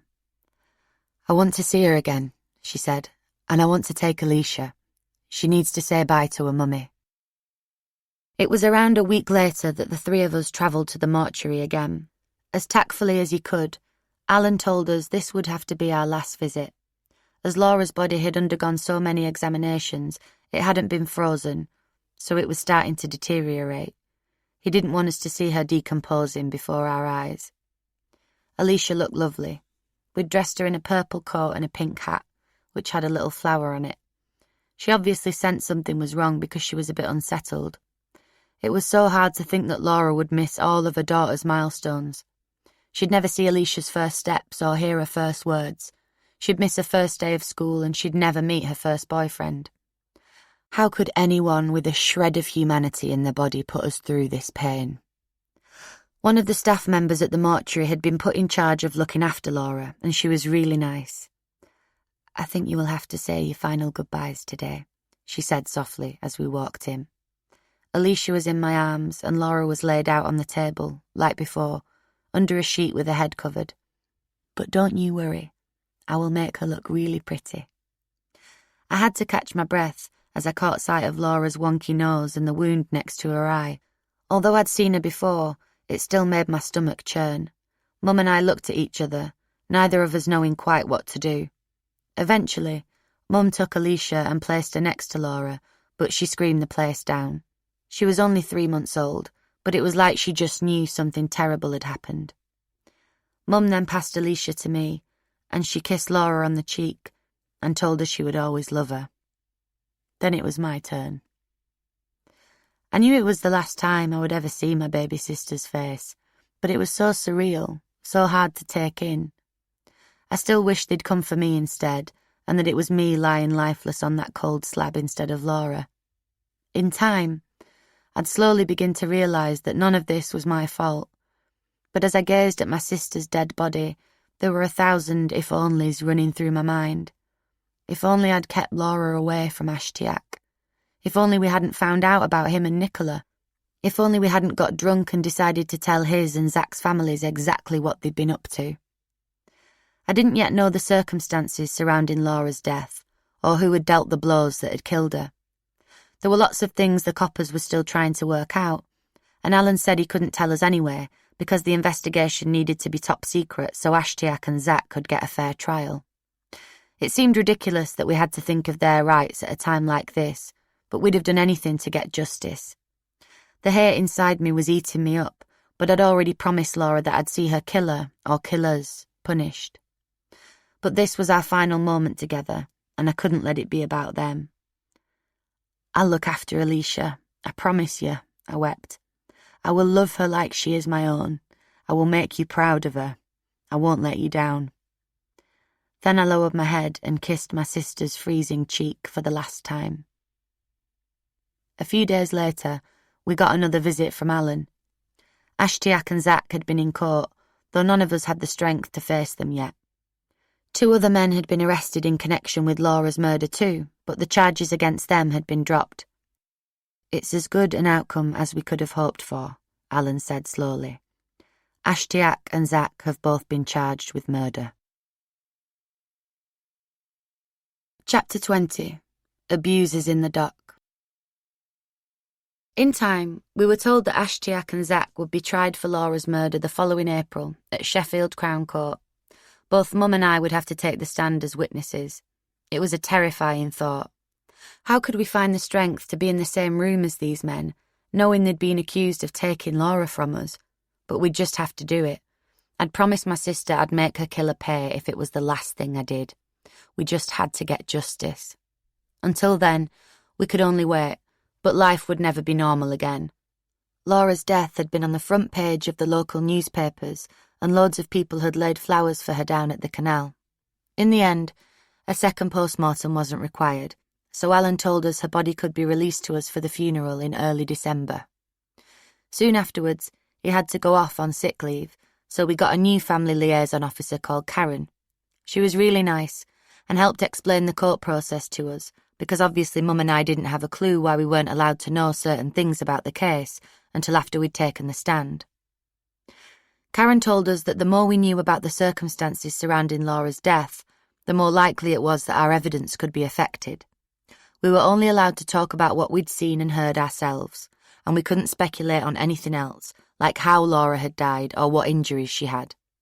If the coppers told us anything, Ashtiak and Zach's lawyers could argue that they hadn't had a fair trial, and one or both of them could get off with it, even if they were guilty. We understood how important this was, but it was still galling. If either one of these men had killed Laura, why should we give 2 hoots about their rights? It tore me apart, not knowing what had happened or who had dealt the fatal blow. Sometimes I'd wake up in a cold sweat and imagine her screaming for Mum or me in her last moments. We didn't even know how badly injured she'd been or how much she'd suffered. It was sheer torture. Then, of course, there was the funeral. It was heartbreaking, but we had to start planning. First of all, there was the cost. We wanted to give Laura the best send-off we could, but funerals are really expensive and we've never had thousands of pounds going spare. We were so touched when Mum's friends told us they were organising a big fundraiser to help us out. Mum decided that she would put any money raised towards a carriage that would be drawn by beautiful white horses. It would carry Laura on a final journey, which she'd make in a white coffin. We asked for pink flowers, as that had been a favourite colour. We'd lay her to rest on Monday the 6th of December. "I'll never see her get married," Mum said, holding back tears. "So I want to give her the most beautiful funeral I can." Ashtiak and Zach's trial wasn't the only case that was the talk of Rotherham. I'd been so consumed in my grief that another big investigation almost passed me by. A few weeks after Laura's body was found, Mum had a copy of one of the local papers lying on the kitchen table. I was in such a daze I now can't even remember which one it was, but I began to leaf through it and my eyes nearly popped out of my head. Some 8 men, all British Pakistanis from Rotherham, were on trial at Sheffield Crown Court. They'd been accused of sexually abusing various underage girls. My heart was racing as I scanned through the list of the defendants. I didn't expect to recognise most of the names, as loads of the men who'd abused and trafficked me never used their real names. But the reporter covering the case hadn't just used their proper names, she'd jotted down their nicknames too. I felt my throat tighten as the words swam before me on the page. On trial is Razwan Razak, 30, also known as Taz, and his brother Umar Razak, 24, who goes by the nickname of Keggy. My palms were sweaty as I clutched the newspaper in my hand. I had to sit down to read the rest. Taz and Keggy had both abused me, yet I hadn't even known their real names or that they were related. Now they were in the dock, where they belonged, but my head was spinning. How had this happened? I'd thought the coppers didn't listen to girls like me. Taz was up for having sex with 2 13-year-old girls in 2008, more than 3 years after he'd tried to abuse me. The report said he'd been cross-examined the previous day by the prosecutor, Sarah Williams, but a shiver ran down my spine when I read that he already had a previous conviction for molesting a teenager that dated back to 2002, long before I'd met him on Ferrum Road. The girl was just 13 and he'd agreed to buy her some beer. The parallels were chilling. As a result, Miss Williams told the court he'd been banned from having access to any girls under 16 without the permission of their parents. He'd been told specifically not to invite underage girls into his car. Yet no one had really checked what he was up to, and he'd been free to comb the streets of Rotherham for more victims. I'd been 13 too, when he'd picked Jade and me up and taken us to the industrial estate, though of course none of the charges related to me because I'd never felt strong enough to tell the coppers. Plus, I hadn't trusted them, and I'd assumed they'd think I was making it up. It made me really angry when I read he'd had sex with one of the girls in an alleyway in the town centre before laughing and telling her he'd used and abused her, like it was all one big hilarious joke. But in the court, he was full of self-pity, acting like he was the victim. "You say in 2002 it was very unfortunate you had a sexual encounter with a 13-year-old girl," Miss Williams said. "But then in 2008, you were duped by 2 girls of 13. Are you saying that lightning struck 3 times? "It was unfortunate for me," Taz moaned. "Very unfortunate. It is the worst thing that has ever happened to me. The last 2 years have been hell. The girls were obviously quite streetwise.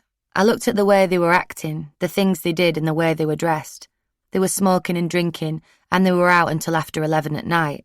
They didn't look 13, no way. They told me they were 16, and I believed them. It's not my fault they lied to me." I was so angry I could have ripped up the newspaper there and then and thrown it out of the window. How dare he claim the last 2 years had been hell for him? What about us, the girls he had, in his own words, used and abused? His excuses were almost laughable.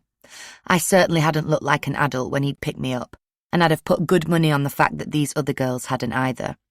Plus, it wasn't 11 at night when I'd got into his car. It was the middle of the afternoon, during the school holidays. I picked up the phone and called a few of my friends, asking what they knew about the trial. "Oh yeah, everyone's talking about it," my mate Kirsty replied. "I didn't want to mention it to you because of all the Laura stuff, but I've been down the court a few times. Scumbags. I hope they go down for it. Do you know Caitlin? She's one of the victims. Taz groomed her. I didn't know Caitlin well, as she was a few years younger than me, but I'd said hello to her on the street. I was shocked. I'd had no idea she had been mixed up in all of this too. There were so many arrangements to be made for Laura's funeral that it was hard to keep up with the case, but I read the newspapers when I could, and mates kept me updated. I thought about Sarah from Risky Business. She always told me that what had happened to me was a crime, and she did her best to get me to talk to Layla about it. Still, I couldn't imagine standing in the witness box, facing Taz and Keggy and the mates, like these girls had done. I found it even harder when I heard about all the things Keggy had been accused of. Taz might have tried to do some horrible things to me, but I'd lived in Keggy's house and slept next to him every night for weeks. Plus, he'd forced me to have sex with him against my will, and when I'd threatened to get the coppers involved, he'd uttered those awful words that still rang in my head, 5 years on. No one will ever believe you, because everyone knows you're a massive slag. He was accused of 1 count of rape and 1 count of sexual activity with a child. They were alleged to be 2 victims. The girl who said he'd raped her had been 16 at the time.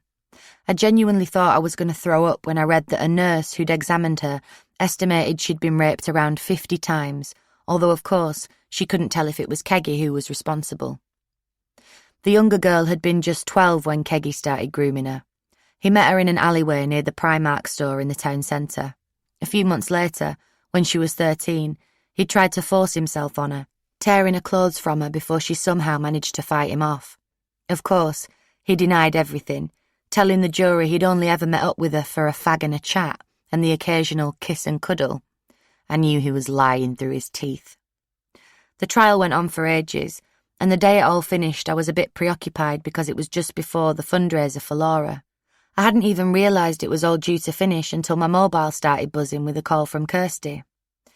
"Well, Sarah," she said, "it's been a shit time for you, but I have got some good news. Taz and Keggy are going down. They've been found guilty." I couldn't speak for a few seconds. I just held the phone in my hand in disbelief. "Are you serious?" I replied eventually, not daring to believe it. "Yep," Kirsty said. "At last, eh?" Taz was found guilty of having sex with both of the 13-year-old girls and jailed for 11 years. Keggy was convicted of abusing the girl he'd met near Primark, but he was cleared of rape, so he only got 4.5 years. In total, 5 of the 8 defendants went down. The remaining 3 were found not guilty of all the charges against them. Taz and Keggy's cousin, Zaf, real name Mohammed Zafran Ramzan, was jailed for 9 years. He'd raped a 16-year-old girl and had sex with 2 13-year-olds. Adil Hussain, known as Ali, got 4 years for having sex with a 13-year-old in Clifton Park. Muhsin Khan, who called himself Asif, got 4 years too. He was quite something. A supposedly respectable businessman who worked as a mortgage advisor and owned a cafe. He'd had sex with a 13-year-old girl in his car. He was just like Azim in that he'd convinced the girl they were boyfriend and girlfriend and had a future together. "You'll never believe it," Kirsty said. "Some of them were actually crying when they got sentenced. They've got some cheek." Thankfully, all the reports in the papers said the judge, Peter Nelson QC, was having none of it. He could see these men had shown no remorse for the lives they'd ruined. They just lied and lied until they could lie no more. They weren't crying for the girls they'd abused. They were crying for themselves. "Your weeping cuts no ice with me at all," the judge said. "The message must go out loud and clear that our society will not tolerate sexual predators preying on children." When I got off the phone, I was absolutely buzzing, like someone had just handed me £100 or something. I never thought anyone would listen to girls like me, let alone the coppers. I thought they just saw us as slags, because that's what people like Keggy always told me we were. But I also knew that throwing them in jail wouldn't solve the problem completely, or stop other girls being groomed. Keggy, Taz and the mates were just the tip of the iceberg. There were loads more abusers out there who were still cocky enough to believe they were untouchable. It wasn't surprising, really, because up until now, they had been. The feeling of euphoria didn't last long, though. Thinking about courtrooms and lawyers just reminded me of Laura and what we'd have to go through soon, and it wasn't long before I was in tears yet again. Every time something good happened, the happy feeling would only ever last for a few seconds, and then the memories of the last few months would all come flooding back. Laura was gone. How could any of us ever be truly happy again? Laura's fundraiser was the next night, and I went along. Loads of people turned out and, because it was Guy Fawkes night, there was a big firework display. Mum's friends raised a few £1,000 and we were really grateful, but obviously we wished they'd never had to organise anything in the first place. My mind was still all over the place, trying to process everything that had happened in the last week or so. At that time, I didn't know any of the background to Taz and Keggy's case, or the fact that it was the start of something really big, something that would send shockwaves through the whole of Britain in just a few years' time. The men had been brought to justice as a result of an investigation called Operation Central. I'd been targeted by men of all different ages, but Operation Central had focused mainly on men in the 20s. All of the men concerned were from Asian families, nearly all British Pakistanis, and the victims were exclusively white girls. I was still in touch with Sarah, but I hadn't realised how big a role risky business had played in helping the coppers identify the offenders. What was really annoying was that Sarah and her colleagues felt lots more guys like Taz and Keggy could be in jail if only everyone had worked together a bit more. But meetings were always getting cancelled and postponed, and sometimes the social workers didn't turn up at all. Don't get me wrong, I was delighted Taz and Keggy were behind bars, and it did make me think how great it would be to get even more of my abusers locked up. I knew that I could phone Sarah and she would put me straight in touch with Layla or one of the coppers if I wanted to make a statement. But there's only so much one person can take. There was no way I could have coped with giving evidence about my sister's murder while going through loads of gruelling interviews about years and years of grooming and abuse. I had to prioritise, and justice for Laura was at the top of my list. We also had Alicia to think of, and none of us could fall to bits when we had her to care for. Mum had to apply to the court for a residency order, and the social workers were always round doing assessments on us. Zach and Ashtiak were on remand, but we were absolutely dumbfounded when we were told Zach didn't want us to get custody of her. He'd never wanted anything to do with Alicia. His name wasn't on her birth certificate, and he'd even denied she was his. But now Laura was dead, he was telling the social workers that we were bad people and we weren't fit to raise her. Regardless of whether or not he'd killed my sister, he had some nerve. "I'll never let him take her," Mum said. "No matter what happens, never." It was the last thing we needed, especially as Laura's funeral was edging closer. Although we'd said our goodbyes in the mortuary, it was gut-wrenching knowing that we couldn't hold her and kiss her one last time. But Mum still wanted her to look beautiful, even though we couldn't see her. She went to the shops and bought her a beautiful cerise cocktail dress with a matching bag and shoes. We rarely got the chance to dress up, and this would have made Laura feel like a princess. She'd never get married or have a prom. She'd never even get to be a bridesmaid. It was nice to think she'd look beautiful, but at the same time it was just another crushing reminder of what we'd lost. In the end, the weather was terrible on the day of the funeral. It was absolutely freezing and snowing really heavily, but in a way it felt appropriate for our sombre mood. The service was in St. Thomas's Church, the Anglican church in Kimberworth. We chose 3 songs to play for Laura: The World's Greatest by R. Kelly, Halo by Beyoncé, and Gone Too Soon by Michael Jackson. I don't remember much about the service because I was crying so much, but the vicar said some really nice things. We took Alicia along, but she was really tetchy and she cried loads. She wasn't yet 6 months old, but I think she somehow sensed the sadness around her, just like she had in the mortuary. Once the service was over, the beautiful horse-drawn carriage led Laura to her final resting place, the cemetery in the churchyard. We followed behind, not quite believing it was all real. As the white coffin was lowered into the ground, I wanted to jump in too. It seemed like the only way out of the endless pain and suffering that had become my life. But I couldn't. I'd promised Laura I'd get justice for her, and that's what I had to do. Chapter 21. Murder Trials.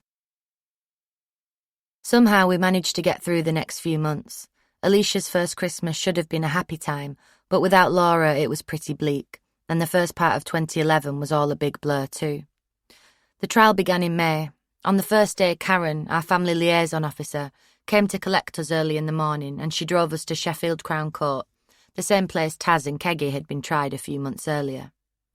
From the outside, the court wasn't much to look at, but inside it was like a palace, with big sweeping staircases and loads of grand-looking rooms. It was hard not to be intimidated. Mum and I were given a little room to wait in until we were called as witnesses. Karen explained that we weren't allowed to watch the trial until we'd taken the stand, in case our evidence was affected by anything we heard in court.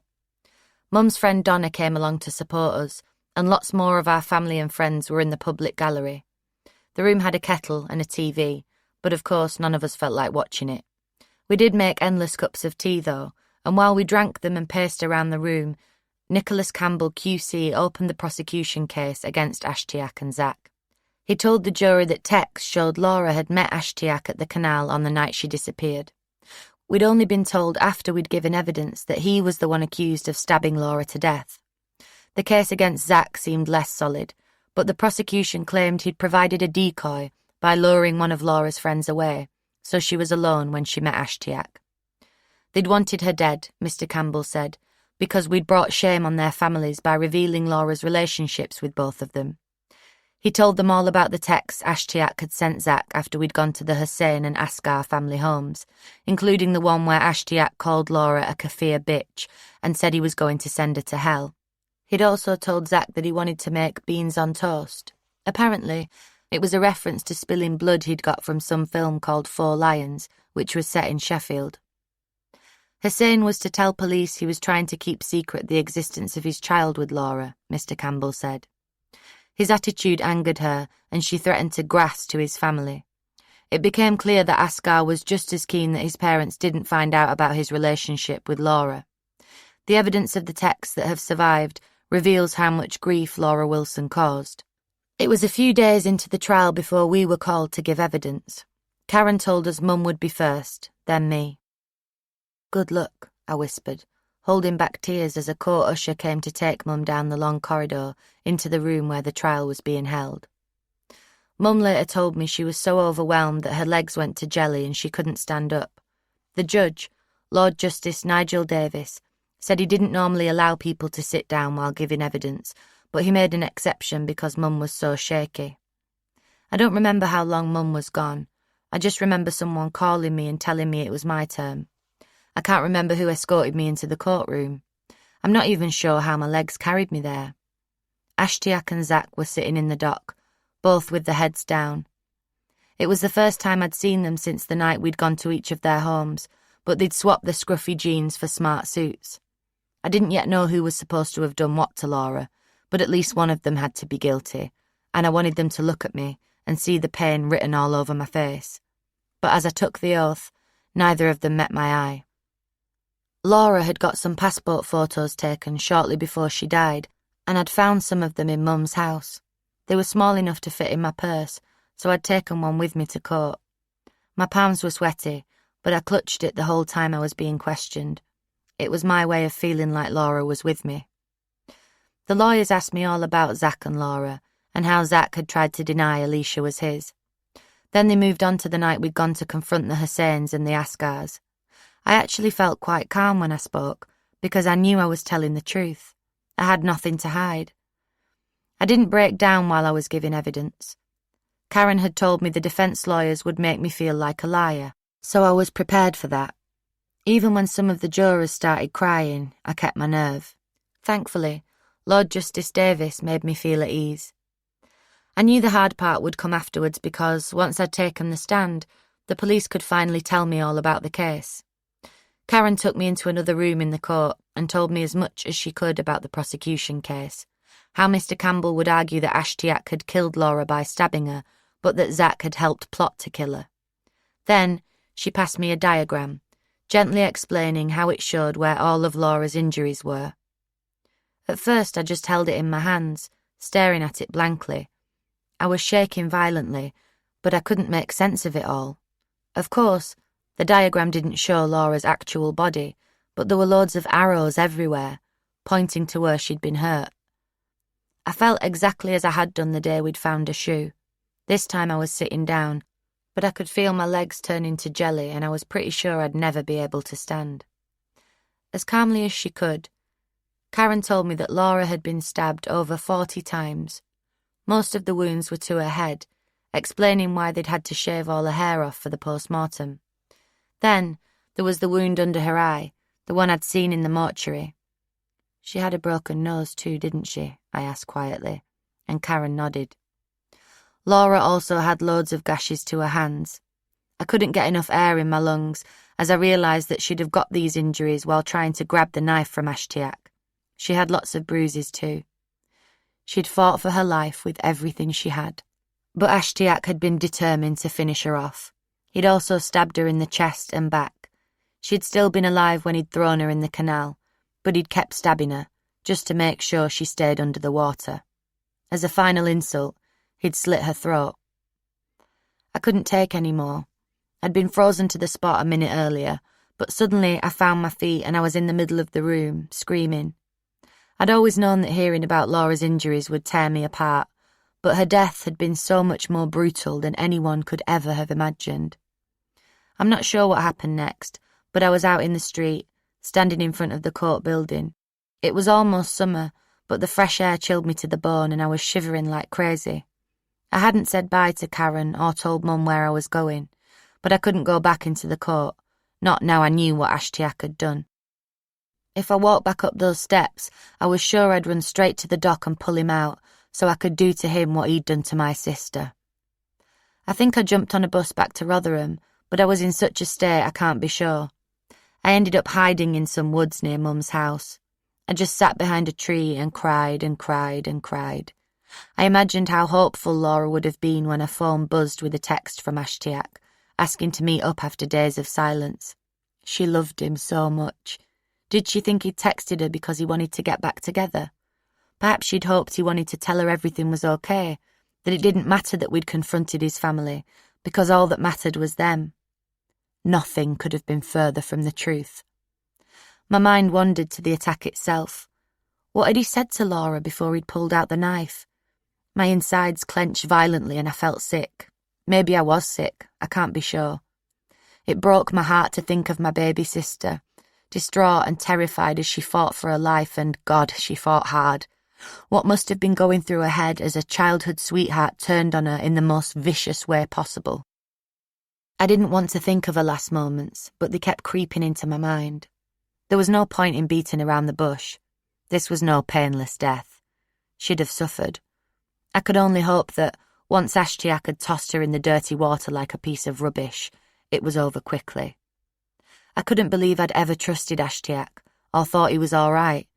My mind flashed back to the last time I'd spoken to Laura, and in that second I wished I'd run down Ferrum Road and dragged her home myself. But it would only have been a stay of execution. Ashtiak had texted Zach a few hours beforehand to say he needed to do a mission, and he'd have carried out that mission at any cost. This was no spur-of-the-moment crime of passion. It had been days in the planning, and when Ashtiak had washed Laura's blood from his hands, he'd calmly walked into a local snooker hall and boasted to a friend that he would soon be famous. He wasn't sorry he'd killed my sister and left her baby girl without a mum. Instead, he wanted to go down in history for teaching her a lesson.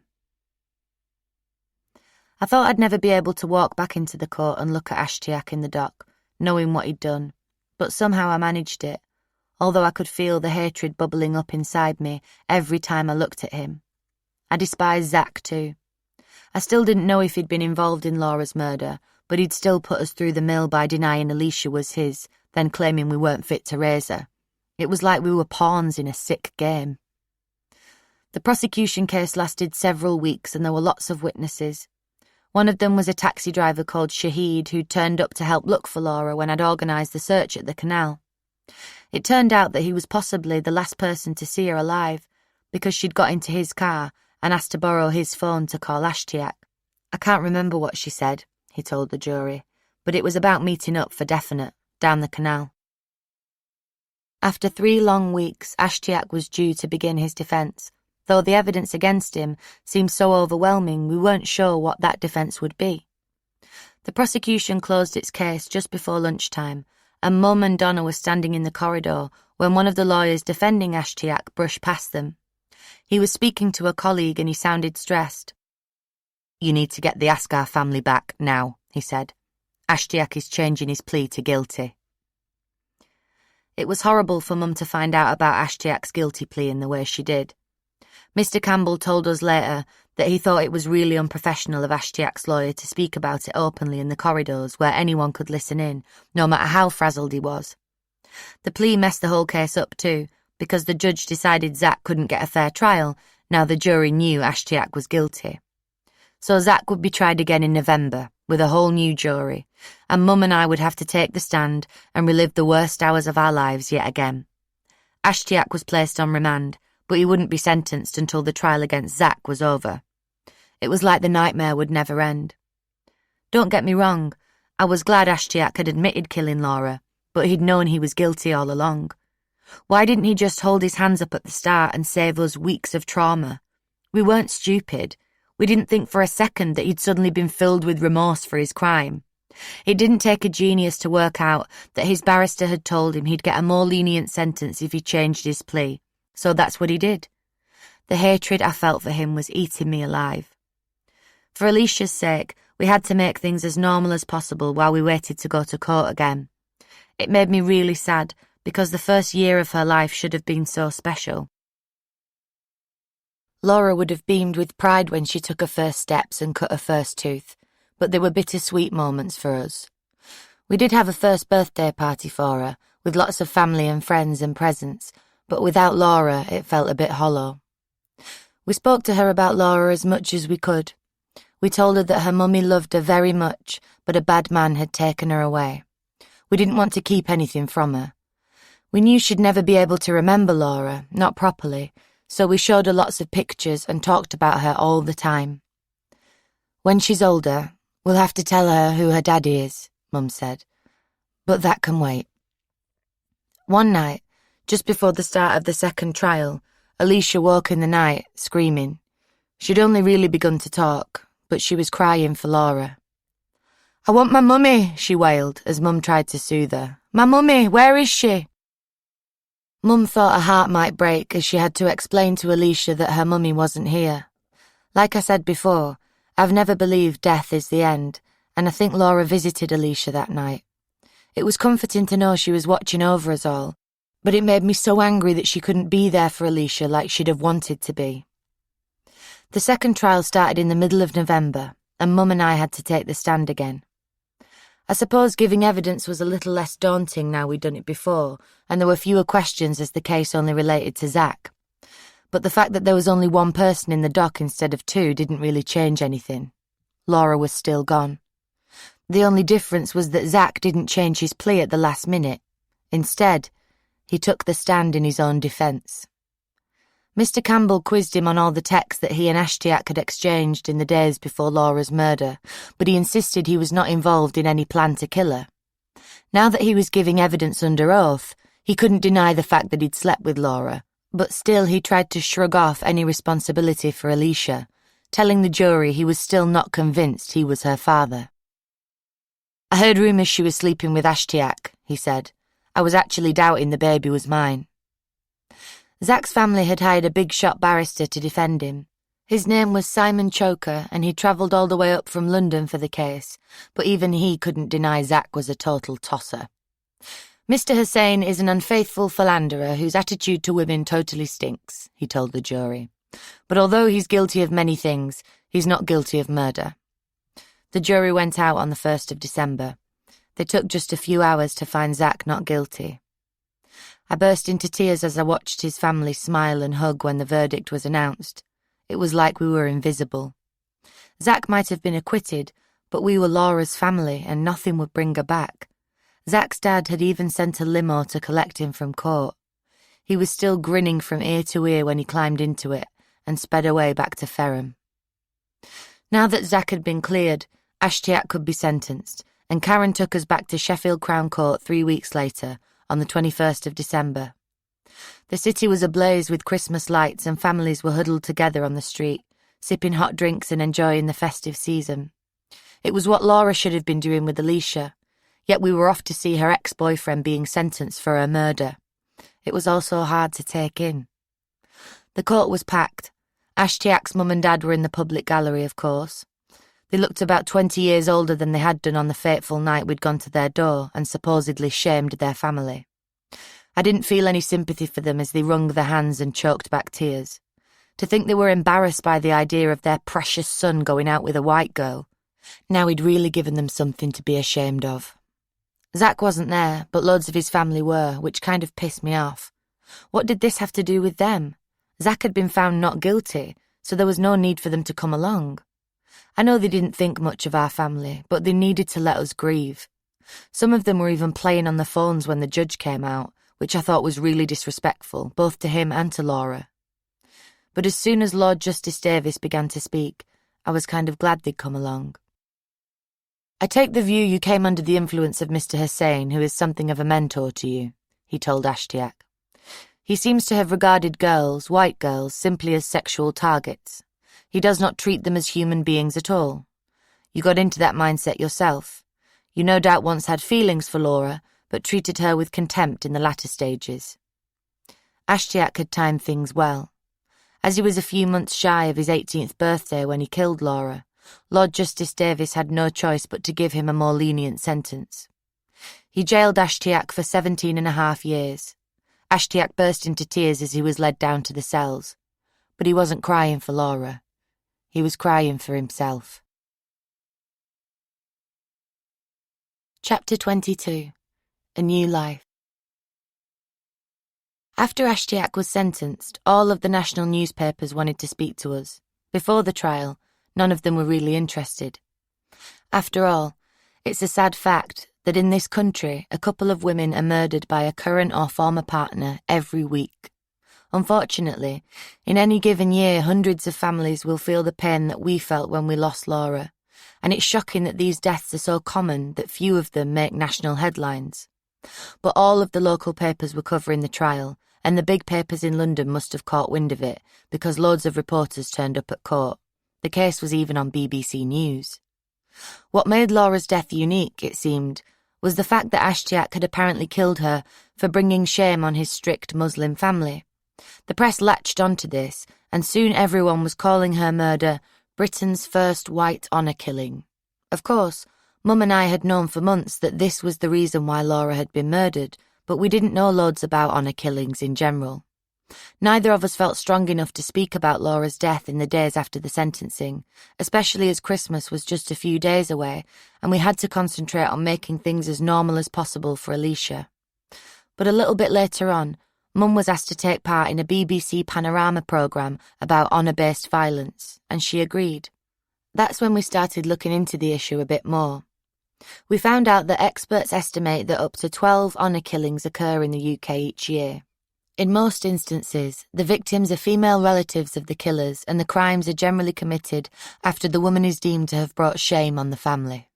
Most honour killings in the UK occur within families of South Asian or Middle Eastern origin, and victims are targeted for a variety of reasons, such as having a supposedly unsuitable boyfriend or becoming too caught up in Western culture. Everyone is familiar with the saying, blood is thicker than water, meaning family comes before all else, but we were shocked when we spoke to a forensic psychologist called Dr. Kerry Nixon from Liverpool University. She'd done lots of work on honour-based violence, and she told us that in some families there was another saying, honour is thicker than blood. In other words, some people think it is better to kill someone than risk the family name being dragged through the mud. Laura's case was a bit different because she wasn't killed by a family member, but the principle was the same. We wanted to do all we could to raise awareness of the issue, but it was really strange having journalists and TV producers phoning us up all the time. We also took part in an ITV documentary called Britain's Darkest Taboos. We spoke about Laura's death, while Dr. Nixon and other psychologists analysed the case and gave information on honour killings. It was like our old life was gone and now we had this strange, surreal new life. We'd have given it up in a second if it meant Laura could be back with us, but we just had to get used to it. Needless to say, things weren't all plain sailing. I still had Asian friends, but my card was marked with others in the British Pakistani community. One night, I was having a drink with Kirsty and some of my other mates in the centre of town. We were walking from one pub to another when one of Zach's brothers, Melly, I think his real name is Ishmael, came out of a takeaway and spotted me. "Your sister got what was coming to her," he shouted, "and so will you if you don't keep your mouth shut." Of course, I went absolutely mad. I was carrying a pint glass at the time and I lobbed it at his head. The next few minutes were chaos, and I think Kirsty had to drag me away from him because I was kicking and screaming so much. But someone had already phoned the coppers on me. Kirsty tried to get me to run away, but there was no point. Every police officer in Rotherham knew who I was. I'd stupidly hoped the coppers might be a bit more sympathetic to me considering what had happened, but they didn't seem interested. They just bundled me into the car and took me off to the cells. I told them what Melly had said to me, but they didn't take much notice. I was on remand for a week. I'd never been in jail before, and when I'd sobered up, I was a bit scared of what it would be like, but to be completely honest, it was a walk in the park. I got 3 meals a day, and I didn't have to worry about paying bills or doing the food shopping. In the end, I was done for common assault and given an 8-week sentence, suspended for 12 months. Nothing happened to Melly, of course. My brief time inside made me think about Ashtiak, though, and how easy his life must be, because now I knew firsthand that being in jail isn't actually that hard. Sure, he'll be in there for a lot longer than I was, but he'll only be 34 when he gets out, and he'll probably get shipped off to Pakistan where no one knows what he's done, and he can still get married and have a career and a nice life. Things that Laura will never get to enjoy. Laura's murder was by far the worst thing that had ever happened to me, but it didn't mean the scars from my own abuse had faded. I still didn't like going into town on my own, and I wouldn't get in a taxi if you paid me. One night, I'd gone to a house party with Kirsty when I noticed Caitlin sitting on the couch. She was really nice, but it gave me a bit of a funny feeling being in the same room as her, especially when the alcohol started flowing and the conversation turned to Taz. Everyone was asking her questions and I thought she'd clam up, but she was quite open about it. "Obviously, I lied about my age at first," she said. "Doesn't everyone?" But then I told him the truth. He knew I was 13, but he didn't give a shit. He still made me do it.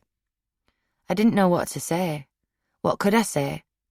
Everyone who has been groomed has had a different experience, and I didn't want to upset her by comparing her story to mine, so I stayed silent.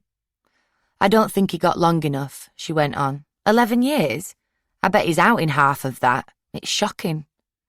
"I know," I said slowly. "It is. I've been through it too. But why don't we change the subject and have a drink?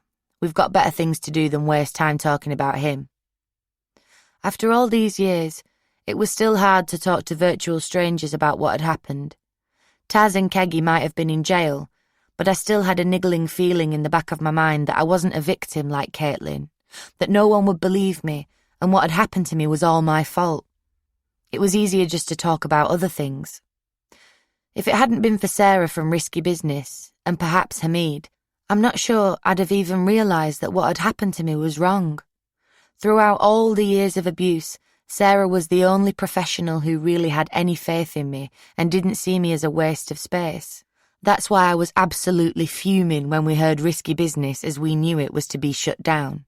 Instead, it was to be incorporated into a wider child sexual exploitation team within Rotherham Metropolitan Borough Council, meaning social workers would be meddling with everything. Anyone who has been in my position will tell you that approach will never work. Sarah and her colleagues spent years working with girls like me, many of whom didn't trust or like their social workers. Now we were all back to square one. What was worse was that the move came after a serious case review into Laura's murder, the findings of which were published a few months after Ashtiak was jailed. Although the review found nothing could have been done to prevent him killing Laura, it did suggest that improvements could have been made by the agencies involved with both her and Alicia. Because I'd been abused so badly, social workers had identified that she might be at risk of being groomed. They knew that sometimes Sarah or one of her colleagues had taken Laura out for a while to make sure she was okay and to check she knew the risks of getting caught up with the men who had targeted me. Apparently, there were some discrepancies in the records kept by Risky Business and the social workers and, of course, Risky Business had to take the blame. The proof was in the pudding, though.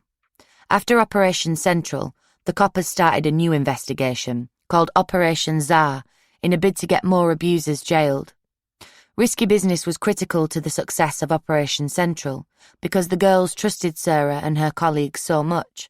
But in Operation Tsar, social workers took the lead in working with the victims. Not one person was convicted. I'm not saying all social workers are useless, because of course that's not the case, but loads of them are already overwhelmed with work, and Risky Business provided a service that I don't think they can really replicate, no matter how good their intentions are. Sarah had been such a big part of my life that I knew we'd never lose touch. Even when she got a new job, Mum and I still saw her loads. To this day, we still count her as a really good friend. Our relationship is more personal than professional, but I can still call her for a chat anytime I need to get something off my chest. My friendship with her is one of the few positive things to have come from those years in the wilderness.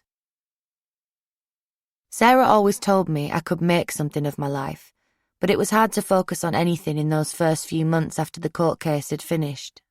I still fancied being a nurse, but the incident outside the takeaway meant I now had a criminal record, which made it difficult to get any job, let alone such a responsible one. It would have been easy to go off the rails again and to find solace in alcohol or hard drugs. And if it hadn't been for Alicia, that's probably what would have happened.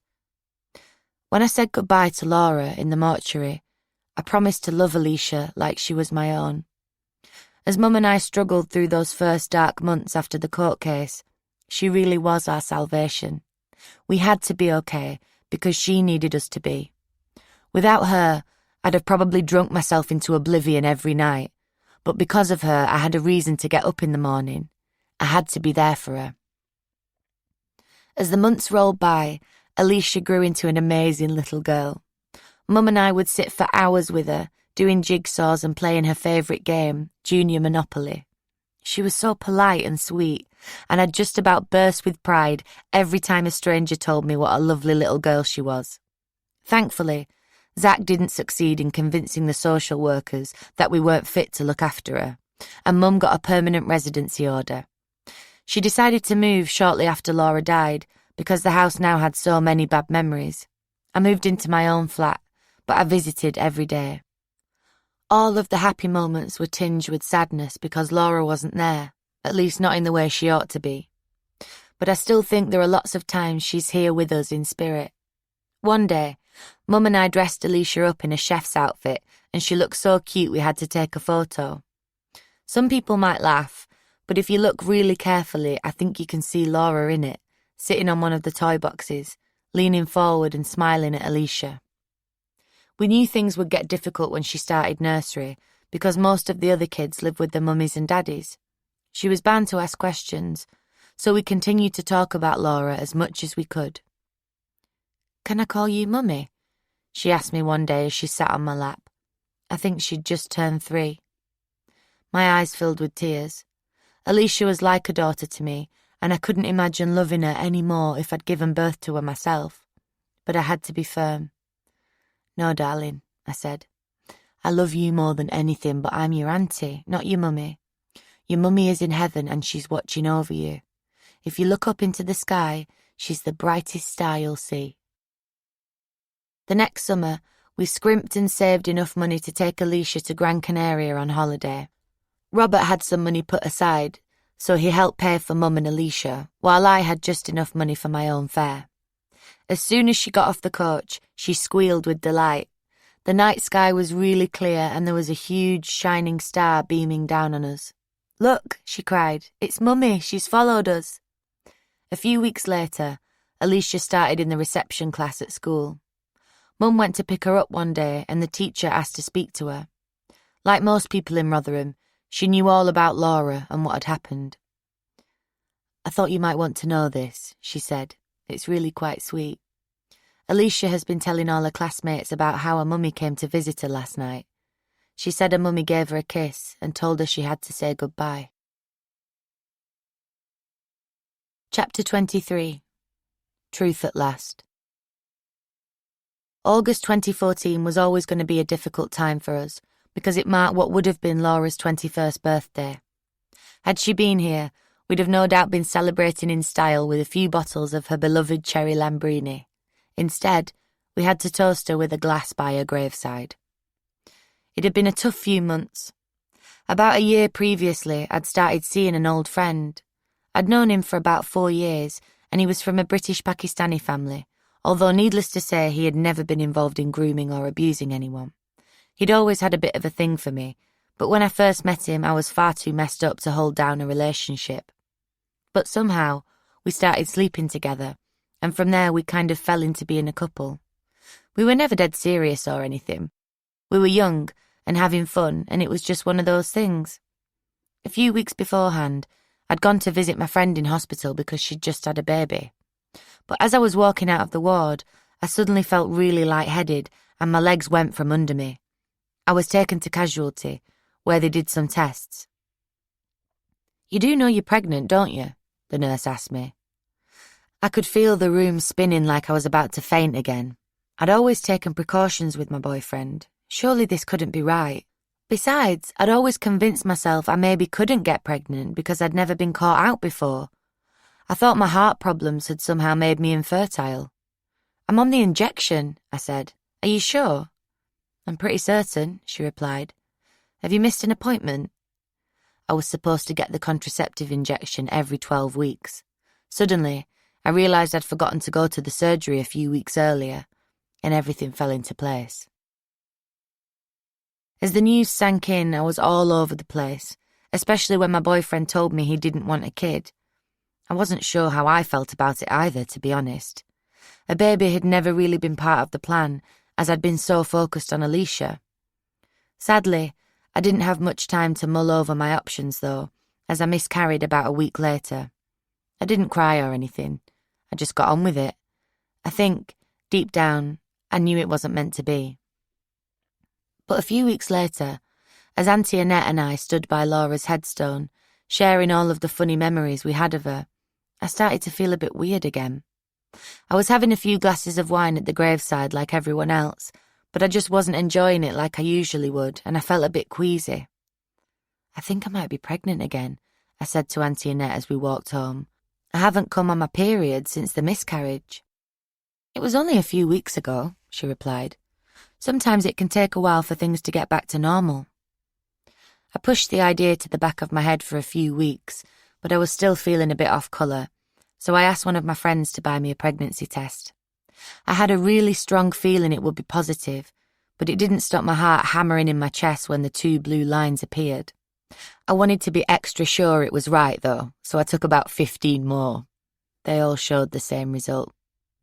This time, there wasn't a shadow of a doubt in my mind. I was keeping my baby. Don't ask me what had changed.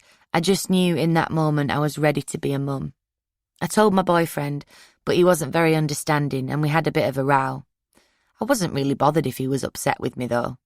The little life growing inside me needed me more than he did.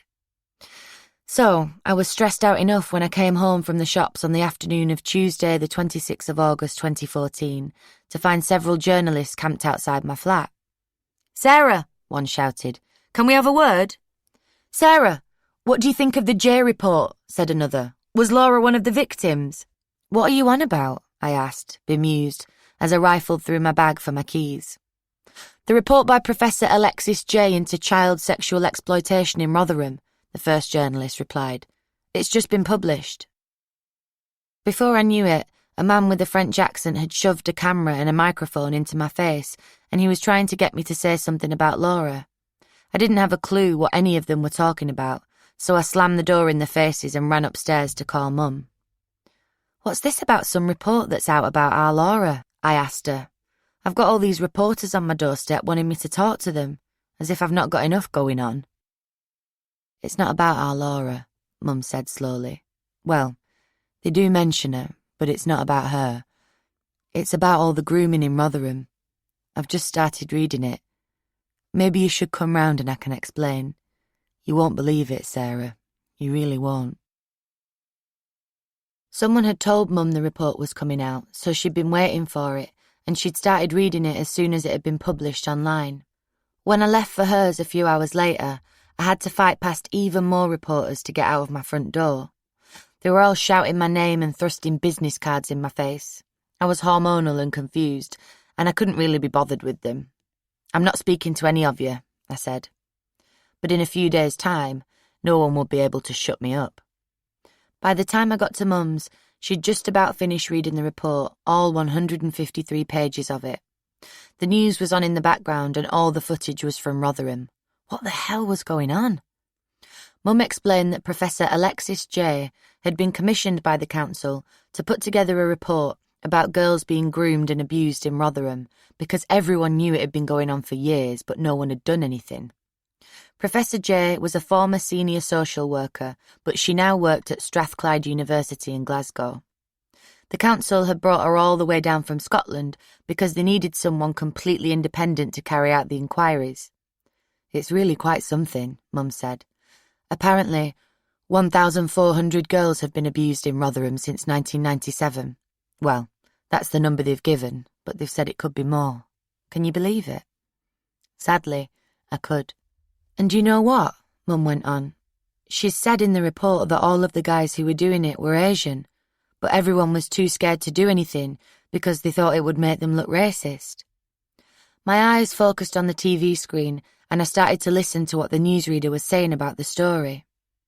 Professor J had spent months in Rotherham interviewing loads of people, coppers, social workers, counsellors, council staff, and young girls like me who'd been abused. Some had spoken to her anonymously because they were scared of what would happen if they were identified. The report outlines evidence of what it calls the appalling abuse of almost 1,400 children over a period of 16 years, from 1997 to 2013, the presenter said. It details children being raped, trafficked, beaten, and sometimes doused in petrol. The inquiry says almost all of the perpetrators were of Pakistani heritage. Professor Alexis J., a former inspector of social work in Scotland, said there were blatant failures by both the police and the council to stop the abuse. She said clear evidence, outlined in 3 separate reports, had been disbelieved, suppressed, or ignored. I had to catch my breath. Could it really be happening? Could people finally be starting to listen to girls like me and parents like Mum, who'd gone through hell trying to protect us from these evil men? The screen then flashed to Professor J, sitting at a table and speaking into a microphone. She was a kind-looking woman, but she had a really serious expression on her face. "It is hard to describe the appalling nature of the abuse the child victims suffered," she said. "They were trafficked to other towns and cities in the north of England. They were abducted, beaten, and intimidated. Girls as young as 11 were raped by huge numbers of male perpetrators. The authorities have a very great deal to answer for. Their parents are rightfully very angry. The authorities should consider very carefully what their response to these parents is." Councillor Roger Stone, a Labour politician who'd been the leader of Rotherham Metropolitan Borough Council for the last decade, had already stood down in disgrace. There was increasing pressure on Sean Wright, the South Yorkshire Police and Crime Commissioner, to do the same. He'd been a Labour councillor in Rotherham too, and he'd even been in charge of children's services at the council between 2005 and 2010. He'd received a report way back in 2007, around the time I'd gone to Dewsbury to live with Khalid, which provided hard evidence of as many as 100 cases of child sexual exploitation in the town. But he was swearing blind to anyone who'd listen that he didn't know about all the grooming. I didn't feel like I had the stomach to read the whole report, but I did have a look through some of it, and it made the hairs on the back of my neck stand up.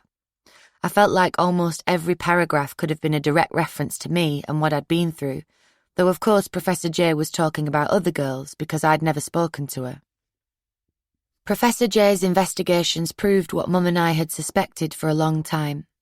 For many years, a large number of officers within South Yorkshire Police saw girls like me as scum. They didn't even try to help lots of us. There is evidence that police officers on the ground displayed attitudes which conveyed a lack of understanding of the problem of child sexual exploitation and the nature of grooming. We have already seen that children as young as 11 were deemed to be having consensual sexual intercourse when in fact they were being raped and abused by adults. We were contacted by someone who worked at the Rotherham Interchange in the early 2000s. He described how the police refused to intervene when young girls who were thought to be victims of child sexual exploitation were being beaten up and abused by perpetrators. According to him, the attitude of the police at the time seemed to be that they were all undesirables and the young women were not worthy of police protection. The coppers had been totally clueless when it came to the ins and outs of grooming and abuse, so they assumed we'd made a conscious choice to be drugged up to our eyeballs and raped by loads of men. As if. What child is capable of making any choices when it comes to sex and drugs? It also said that some coppers and council staff were scared to admit that nearly all of the men who were preying on us were from the Asian community, and that most of them were British Pakistanis. Apparently, they didn't want to appear racist. The issue of race, regardless of ethnic group, should be tackled as an absolute priority if it is known to be a significant factor in the criminal activity of organised abuse in local community. There was little evidence of such action being taken in Rotherham in the earlier years. Several councillors believed that by opening up these issues, they could be giving oxygen to racist perspectives. My eyes just about popped out of my head. Girls like me were being raped by 6 or 7 men a night, and they were worried about being politically correct. It doesn't matter what colour the skin is, I said to Mum in utter disbelief. I don't care if they're fucking purple. A paedophile is a paedophile and they should be dealt with. Like lots of the girls Professor J had written about, I'd wagged school loads and I was always going missing.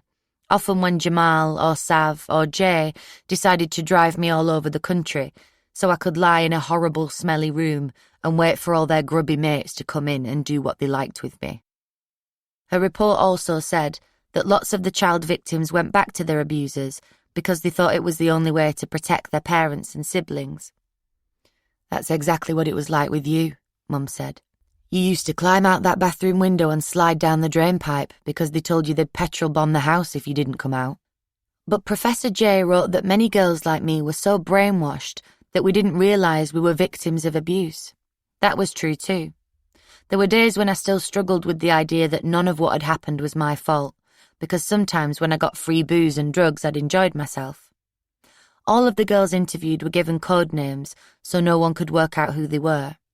One of the girls was simply called Child D, but her story chilled me to the bone because it was so similar to mine.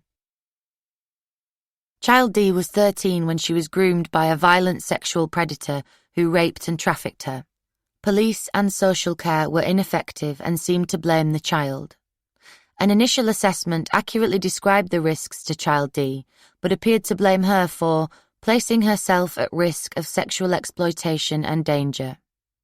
Other than risky business, agencies showed no comprehension that she'd been groomed at 13, that she was terrified of the perpetrators, and that her attempts to placate them were themselves a symptom of the serious emotional harm that child sexual exploitation had caused her. Risky Business worked very hard with Child D and her parents. None of the other agencies intervened effectively to protect her, and she and her parents understandably had no confidence in them. My heart went out to this poor girl. Like me, she'd been through hell, but apart from the staff at Risky Business, no one believed she'd been groomed. Worse still, the coppers and the social workers actually blamed her for what had happened. It was all too familiar. In fact, Risky Business was the only agency that really came out of the report with any credibility. Professor J said the social workers treated Sarah and her colleagues with contempt, and some were even jealous because they'd played such a big part in getting Taz and Keggy and the rest of them jailed following Operation Central. It made my blood boil that some of these people were more interested in their careers than protecting vulnerable abuse victims. You'd have thought they'd have learned the lesson, but most of them, like Sean Wright, were still pathetically clinging onto their jobs. I wasn't sure how to feel as I walked home that night. I was glad the truth was out there, but I was also emotionally drained. When I got back to my flat, most of the reporters were gone, but one guy was knocking on my door just as I was getting my keys out of my bag. He said his name was Dean and he worked for The Sun. He actually seemed all right, and he asked me if I wanted to give an interview. "Do you know what?" I said. "I think I will. I have a lot to say about this." I didn't speak to Dean straight away, because I wanted to talk to Mum first. I never did anything without consulting her, and it was vital she was on board. Luckily, she felt just as strongly about speaking out as I did. Dean had given me his card, so I rang him the next morning and he came round to Mum's. But as soon as he sat down, we realised that there had been a whole lot of confusion. "So, tell me about Laura then," he said. "How badly was she groomed by these men before she died?" Mum and I exchanged confused glances. Laura, I said. It wasn't Laura who was groomed. She was murdered, but that's a whole different story. It was me who was groomed. It's true that Laura had been identified as being at risk of sexual exploitation because of everything that had happened with me, and because her murder was mentioned in the report, I think lots of journalists assumed she'd been a victim.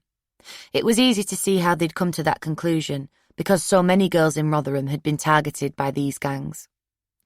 Laura told me everything and, hand on heart, to this day I believe she was only ever involved with 3 men, Stephen Smith, Ashtiak and Zach, all of whom were around her own age.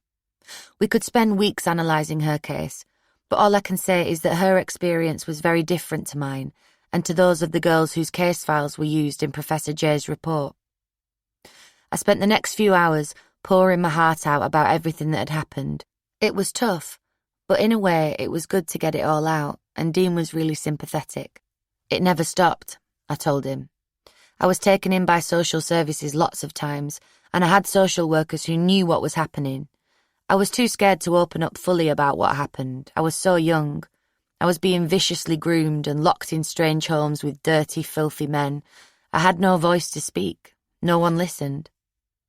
The conversation then turned to Sean Wright, who was still holding on to his job for dear life. It was no wonder, really, because he got paid £85,000 a year for doing it, money families like mine could only dream of. The more I heard about him, the angrier I got. He'd been on Sky News, where a presenter called Anna Jones had given him a right grilling. He sounded pathetic as he continued to blame everyone but himself for the scandal.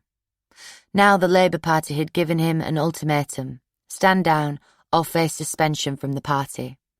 He was so brazen that he'd decided to keep his job by declaring himself independent. "Do you think he should resign?" Dean asked. "He was supposed to protect me," I said. "Instead, he let me down and thousands of girls and their families too. He needs to face the music and be held accountable. The way he's trying to cling on to his job is a joke. You would have to hold me back strongly to keep me from unleashing my years of torment on him." As it happened, I did get to unleash my years of torment on Sean Wright. We were told he was going to be at a meeting in the town hall. "I'm going down," I told Mum. "I want the chance to scream at him." It was really strange seeing Rotherham on the news and in the papers every day, as for years it seemed like no one could have cared less what was going on here, no matter how awful it was. There were TV cameras everywhere when we went to the town hall, and there were loads of protesters with banners. Most people were exactly like us, families who had been affected and just wanted justice, but it really annoyed me when the idiots from the English Defence League turned up. They were just jumping on the bandwagon to try to make excuses for their pathetic racism. If they got their way, they'd have us believe every British Pakistani man was a horrible paedophile, and of course that wasn't true. Hamid was a British Pakistani, yet he'd rescued me from the men who'd abused me. None of this had been done in his name, or in the name of Islam, for that matter. As I thought about him, I hoped he'd be proud of me for speaking out. The next few minutes were a blur. Mum and I told someone who we were and asked if we could go in, but at first we were put in a little side room. Everyone we spoke to seemed to have a similar story to mine.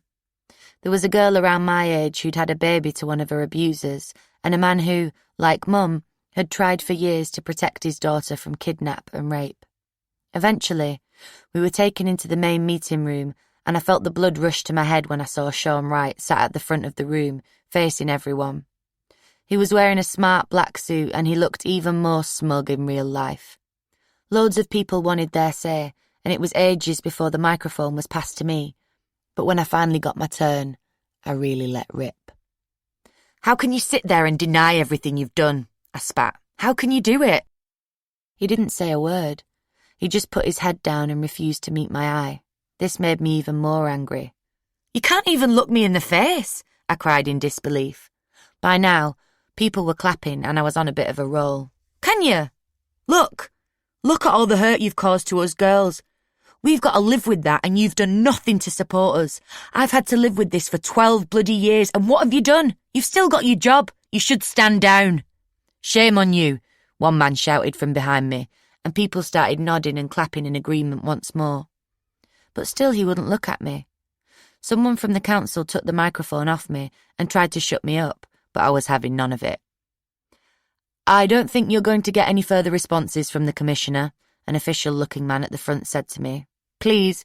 "Well, why are we doing this then, if we're not going to get any answers?" one of the girls shouted, to loads of applause. I didn't care that I didn't have a microphone anymore. I just decided I was going to shout, very loudly. "There are over 1,400 children who have been abused and sexually molested for the past 16 years, and you can just sit there still in your job," I screamed. "How dare you? You should go. You should be out. You let my sister be murdered. You let us be groomed. You left us and put us in taxis with the groomers." Eventually, once everyone had calmed down a bit, he responded, but his answer didn't even make sense. "The young ladies in the public gallery, without a shadow of a doubt, have been let down, and they deserve every course of support and every course of justice," he said. "But my record in tackling child sexual exploitation as police and crime commissioner speaks for itself." He was right. His record did speak for itself. Hundreds of girls had been abused with impunity under his watch, and their lives had been ruined beyond belief. But he could go back to his big fancy house and shut the door and forget all about us. It was a wonder he could sleep at night. "I'm really proud of you," Mum told me on the way home. "Someone needs to stick up for the victims." "I'm so glad we went now," I said. "And I didn't even swear. I didn't need to." Incredibly, Sean Wright clung to his job for another 5 days after that. All the main political parties were publicly calling for him to resign, and there were multiple votes of no confidence in him, from the councils in both Rotherham and Sheffield, and by the South Yorkshire Police and Crime Panel. Keith Vaz, the MP in charge of the Home Affairs Select Committee, even asked Parliament to pass an emergency law to get him out. He couldn't hide forever, and when my brother Mark called to tell me he'd finally resigned, I wasn't surprised to hear that he was pretending he was doing it for the victims and not because he'd been backed into a corner. It was good news, but we'd only won one small battle in the war against child sexual exploitation in Rotherham. There were loads more fights to come if we were ever going to stamp it out completely. Chapter 24. Building a Future. After Sean Wright stood down, Joyce Thacker, the head of children's services at the council, was forced to quit too, but not before receiving a £40,000 payout. After that, the TV cameras and newspaper reporters left for a while. I think some people mistakenly thought it was all over, that the grooming had stopped just like that and no other girls were being abused. They couldn't have been more wrong. Almost every time I walked down Ferrum Road, my baby bump getting bigger by the day, I'd see young girls climbing into cars with Asian men who looked years older than them. It was the same every time I popped to Asda after dark. The same cars would be parked up in the car park, and it didn't take a genius to work out what was going on inside them.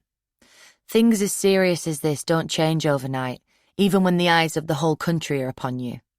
These men had got away with abusing girls for so long that it was no wonder they thought they could keep doing it. I heard about Daniela through some friends. At 17, she was a bit older than most of the girls who were targeted by the gangs of paedophiles who'd abuse girls like me, but she'd been mixed up with them for years, and they were feeding her loads of hard drugs every day.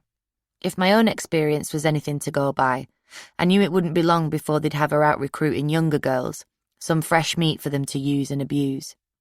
I sensed she'd been totally brainwashed, but I was going to try my hardest to get her out of the horrible situation she'd become trapped in. One of my mates gave me a number, and I called her, asking if she wanted to come and chill with us. I knew it was going to take a while to get through to her. She was vulnerable and defensive, and I saw a lot of myself in her. She'd just got out of jail for common assault, but she wouldn't talk much about what had happened, and God knows what she'd been taking when it did. The huge shadows under her eyes betrayed the fact that she hadn't had a good night's sleep in months, and her skin was pale and blotchy. But when I quizzed her on the people she'd been hanging around with, she swore blind it was all great fun. "It's just a laugh," she insisted. "They're my mates, so what if I've slept with a few of them?" "They're not your mates, Daniela," I replied. "They're using you. Trust me, I've been there." I also tried to talk to her about my own cocaine addiction, and how I was so glad I had overcome it. "I've done pretty much every drug you can name," I said, "but it's really not worth it. They fuck you up and you don't need them to have fun. You can just have a drink and a laugh instead. It's much better." But no matter how hard I tried, Daniela kept drifting back to her abusers. Every time her phone went, she just about jumped out of her skin and ran out of the door. "You need to get out of Rotherham," I told her. "Otherwise things are never going to change. Is there anywhere else you can go?" A flash of panic crossed her face, but then I saw something else in her eyes. Hope. "I could go and stay with my uncle in Manchester," she said. "That's probably for the best," I replied. "We'll plan it all out. You can stay with me for a few days and we'll book you some tickets. Just switch your phone off and don't speak to any of them. No one will know you're here." Daniela successfully escaped and she stayed in Manchester for a few months, but I've heard on the grapevine that she's now come back to Rotherham. I tried texting her and telling her to call me if she needed any help, but she didn't reply.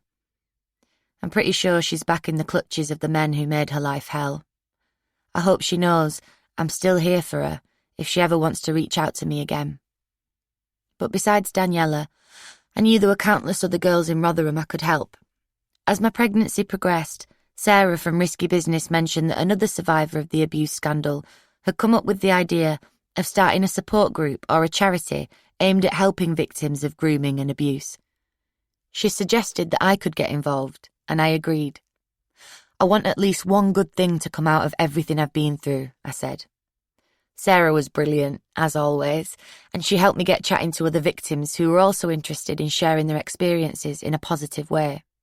Things are still at a really early stage, but we're going to have a big conference later in the year to share ideas. Our aim is simple.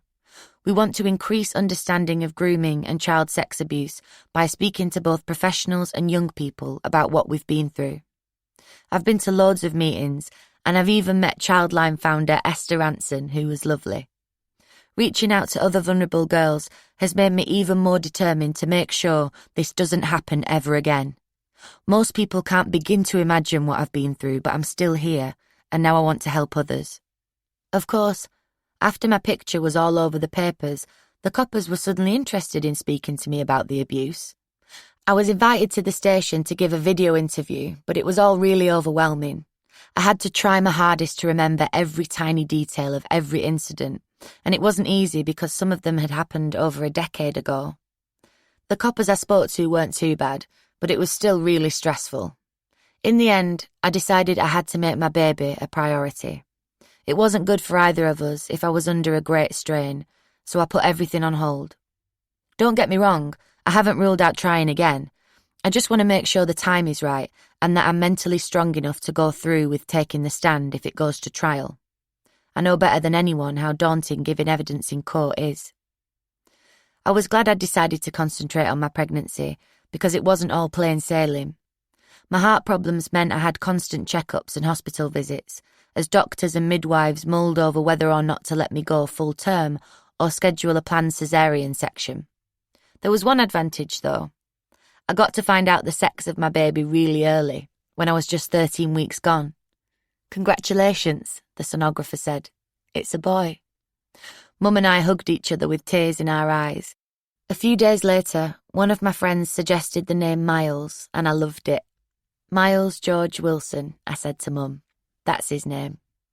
George had been the name of my granddad, the one who died just after I'd had the heart surgery that saved my life. Mum had desperately wished he'd lived to see me grow up, but even though I can't remember him, I've always had this really strong feeling that he's watching over me. He's like my guardian angel, and I can still feel his presence. Giving Miles his name seemed a nice way to honour him. In the end, the hospital decided it was too risky for me to give birth naturally, as they feared labour would place a huge strain on my heart. I wasn't keen on having a caesarean section, as I knew my wound would take a while to heal, but I had to accept that the doctors knew best. 6 weeks before Miles was due to be delivered, Rotherham hit the headlines again. Louise Casey, a government official working in social welfare, had been appointed to carry out an inspection into the council in Rotherham following the J report. To cut a long story short, she concluded that the council wasn't fit for purpose, and the people running it cared more about its reputation than they did about protecting victims like me. Even after everything Professor J had uncovered, Louise Casey still found that there was a huge culture of denial in the council. Few people would address the weaknesses that had allowed widespread child abuse to go unpunished, and nearly 3/4 of the councillors in the town disputed the results of Professor J's inquiry. We didn't usually buy the Times, but apparently a journalist called Andrew Norfolk had been writing about the cover-ups for ages, after noticing a pattern in court stories about child sex abuse in the north of England. He'd begun investigating child sexual exploitation in Rotherham shortly after Taz and Keggy's trial. At first, he'd hit brick wall after brick wall, as everyone who knew anything about the abuse was too scared to speak to him, but he'd eventually managed to speak to some of the girls, and then a copper opened up about one of the cases. A whole year before the J report was published, he'd written a story about Rotherham with the headline, "Grooming Scandal of Child Sex Town." His work was vital in bringing the problem to national attention, but the people running the council just stuck their fingers in their ears and claimed the papers were out to get them. Louise Casey found that instead of accepting the scale of the abuse and taking positive steps to help victims, senior council staff had tried to silence whistleblowers, and in some cases, there were attempts to pay off employees to keep them quiet. Even after the J report, hardly anyone would address the race issue, so girls were still being picked up in taxis and driven to God knows where. As always, Mum read every word of the report. "Have a look at this, Sarah," she said. "You don't need to read it all, just look at this bit." "Okay," I agreed. My bump was getting bigger by the day, and I was too knackered to sit down and pore over hundreds of pages myself, but I was desperate to hear what had been said. Like Professor J, Louise Casey had interviewed loads of people, many of whom were council whistleblowers who couldn't bear to stand by any longer and watch the bosses do nothing but bury their heads in the sand. Only 2 people she approached refused to speak to her. Predictably, one was Sean Wright. The other was Roger Stone, the former council leader. The report said, "Terrible things happened in Rotherham and on a significant scale. Children were sexually exploited by men who came largely from the Pakistani heritage community. Not enough was done to acknowledge this, to stop it happening, to protect children, to support victims, and to apprehend perpetrators. Upon arriving in Rotherham, these, I thought, were the uncontested facts. My job was to conduct an inspection and decide whether the council was now fit for purpose. However, this was not the situation I encountered when I reached Rotherham. Instead, I found a council in denial. They denied that there had been a problem, or if there had been, that it was as big as was said. If there was a problem, they certainly were not told. It was someone else's job. They were no worse than anyone else. They had won awards. The media were out to get them." I rolled my eyes. Can they really still be pretending they don't have a clue? This is pathetic. "Wait until you see this bit about risky business," Mum went on, picking up the report again. It said, "The conclusion that I have reluctantly reached is that both today and in the past, Rotherham has at times taken more care of its reputation than it has of its most needy. Child abuse and exploitation happens all over the country, but Rotherham is different in that it was repeatedly told by its own youth service what was happening, and it chose not only to not act, but to close that service down. This is important because it points to how it has dealt with uncomfortable truths put before it. In the end, the government accepted that the council wasn't fit for purpose and sent its own civil servants in to manage it. The Labour councillors who had been in the cabinet didn't have much choice but to quit. I'm no expert in politics, but I've got it on good authority that this more or less never happens. The local Labour MP, Sarah Champion, was on TV loads talking about the scandal, but she had only been elected in 2012 after the previous MP, Dennis McShane, stood down. He'd been in the Labour Party too, and he'd first been elected to serve Rotherham in 1994. While girls like me were being drugged, trafficked and raped, he was too busy fiddling his expenses to look into what was going on, and he ended up in jail for fraud. You really couldn't make it up. Mum was still getting regular requests to speak about everything that had happened to our family, both from papers and TV programmes. I expected to see some reporters in my garden when Rotherham was back in the news, but this time none of them managed to track me down. The council had just moved me into a new house, so I had more room when Miles arrived, and I guess the papers hadn't managed to get my new address. In a way, I was quite relieved. I was nearly 8 months pregnant and, as passionate as I was about speaking out against the abuse that had torn my childhood apart, it was good not to have to go through the stress of another interview. So, on the 18th of March 2015, the waiting was finally over. I packed my bags and Mum and I travelled to Jessup Hospital in Sheffield. Because of my heart problems, I wasn't allowed to give birth in Rotherham. Jessup Hospital had a specialist maternity wing, and they'd have all the equipment to help me if something went wrong. I was in theatre for ages before Miles was taken from my womb at 2:58 p.m, weighing 6 pounds and 10 ounces. The minutes after his birth were really chaotic, and I don't remember much about them, apart from the fact that he was absolutely screaming the place down when he came out, and that he peed all over the doctors. My heart rate plummeted after the birth, and the doctors had to give me a shot of adrenaline, so the rest is a bit of a blur. I'm not sure how long I had to wait before Miles was brought to me, all fresh and clean in a towel, and placed on my chest. As I looked at his tiny face, or stroked the tiny covering of jet black hair on his perfect little head, I was overcome by the most powerful feeling of unconditional love. I'd only experienced it once before, when I first held Alicia in the hospital in Rotherham when she was just a day old. Things with Miles's dad were still a bit up and down, but no matter what happened to my relationship, I vowed I'd do everything in my power to make my son the happiest and most contented baby in the world. I was in the intensive care unit for 24 hours before I was moved onto high dependency and then onto a ward. I was dying to get home, but Mum and Alicia visited loads. I had wondered how Alicia would feel about the fact that I now had another child in my life, but I needn't have stressed. She was as smitten as I was. "He's right cute," she giggled. "I love him." "They're the best kids in the world, aren't they?" I said to Mum. "I'd do anything for them. We're so lucky." Eventually, when Miles was 4 days old, we were allowed to come home. As I carried my precious bundle of joy across the threshold of my little house, I felt a strange sense of peace and serenity that I hadn't experienced before.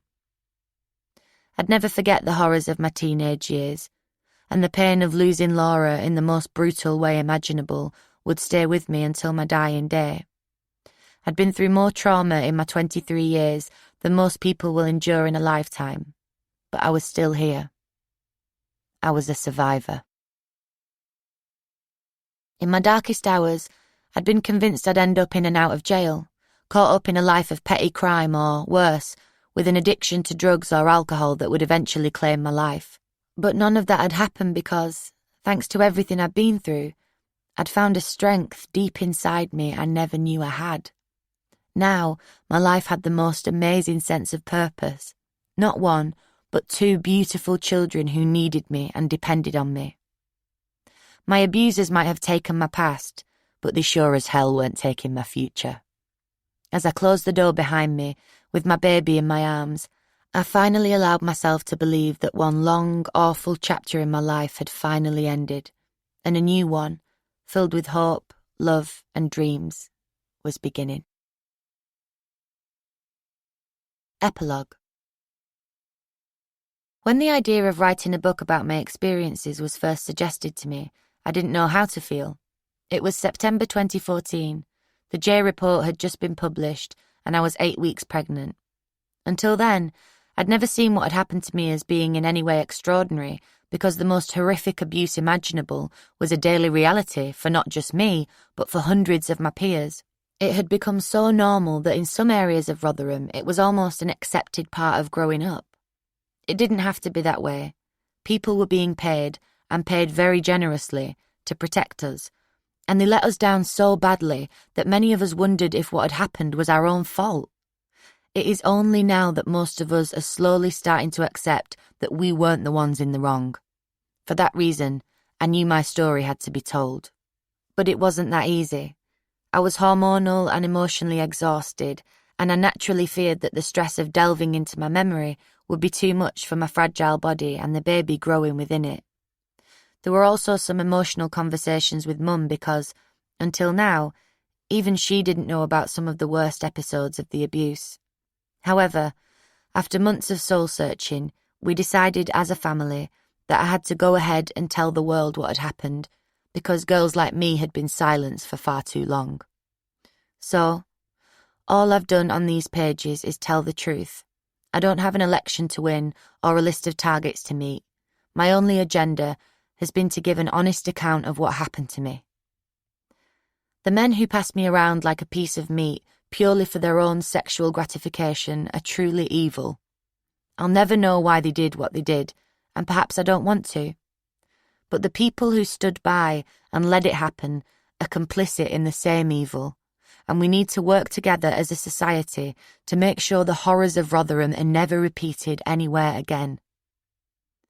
I know at times my story has been uncomfortable to read, but thank you for doing so, no matter how shocked and disgusted you might have been along the way. You've already done more than the vast majority of the people who were supposed to look after me, because you've listened. You've helped me find my voice, and for that I am truly grateful.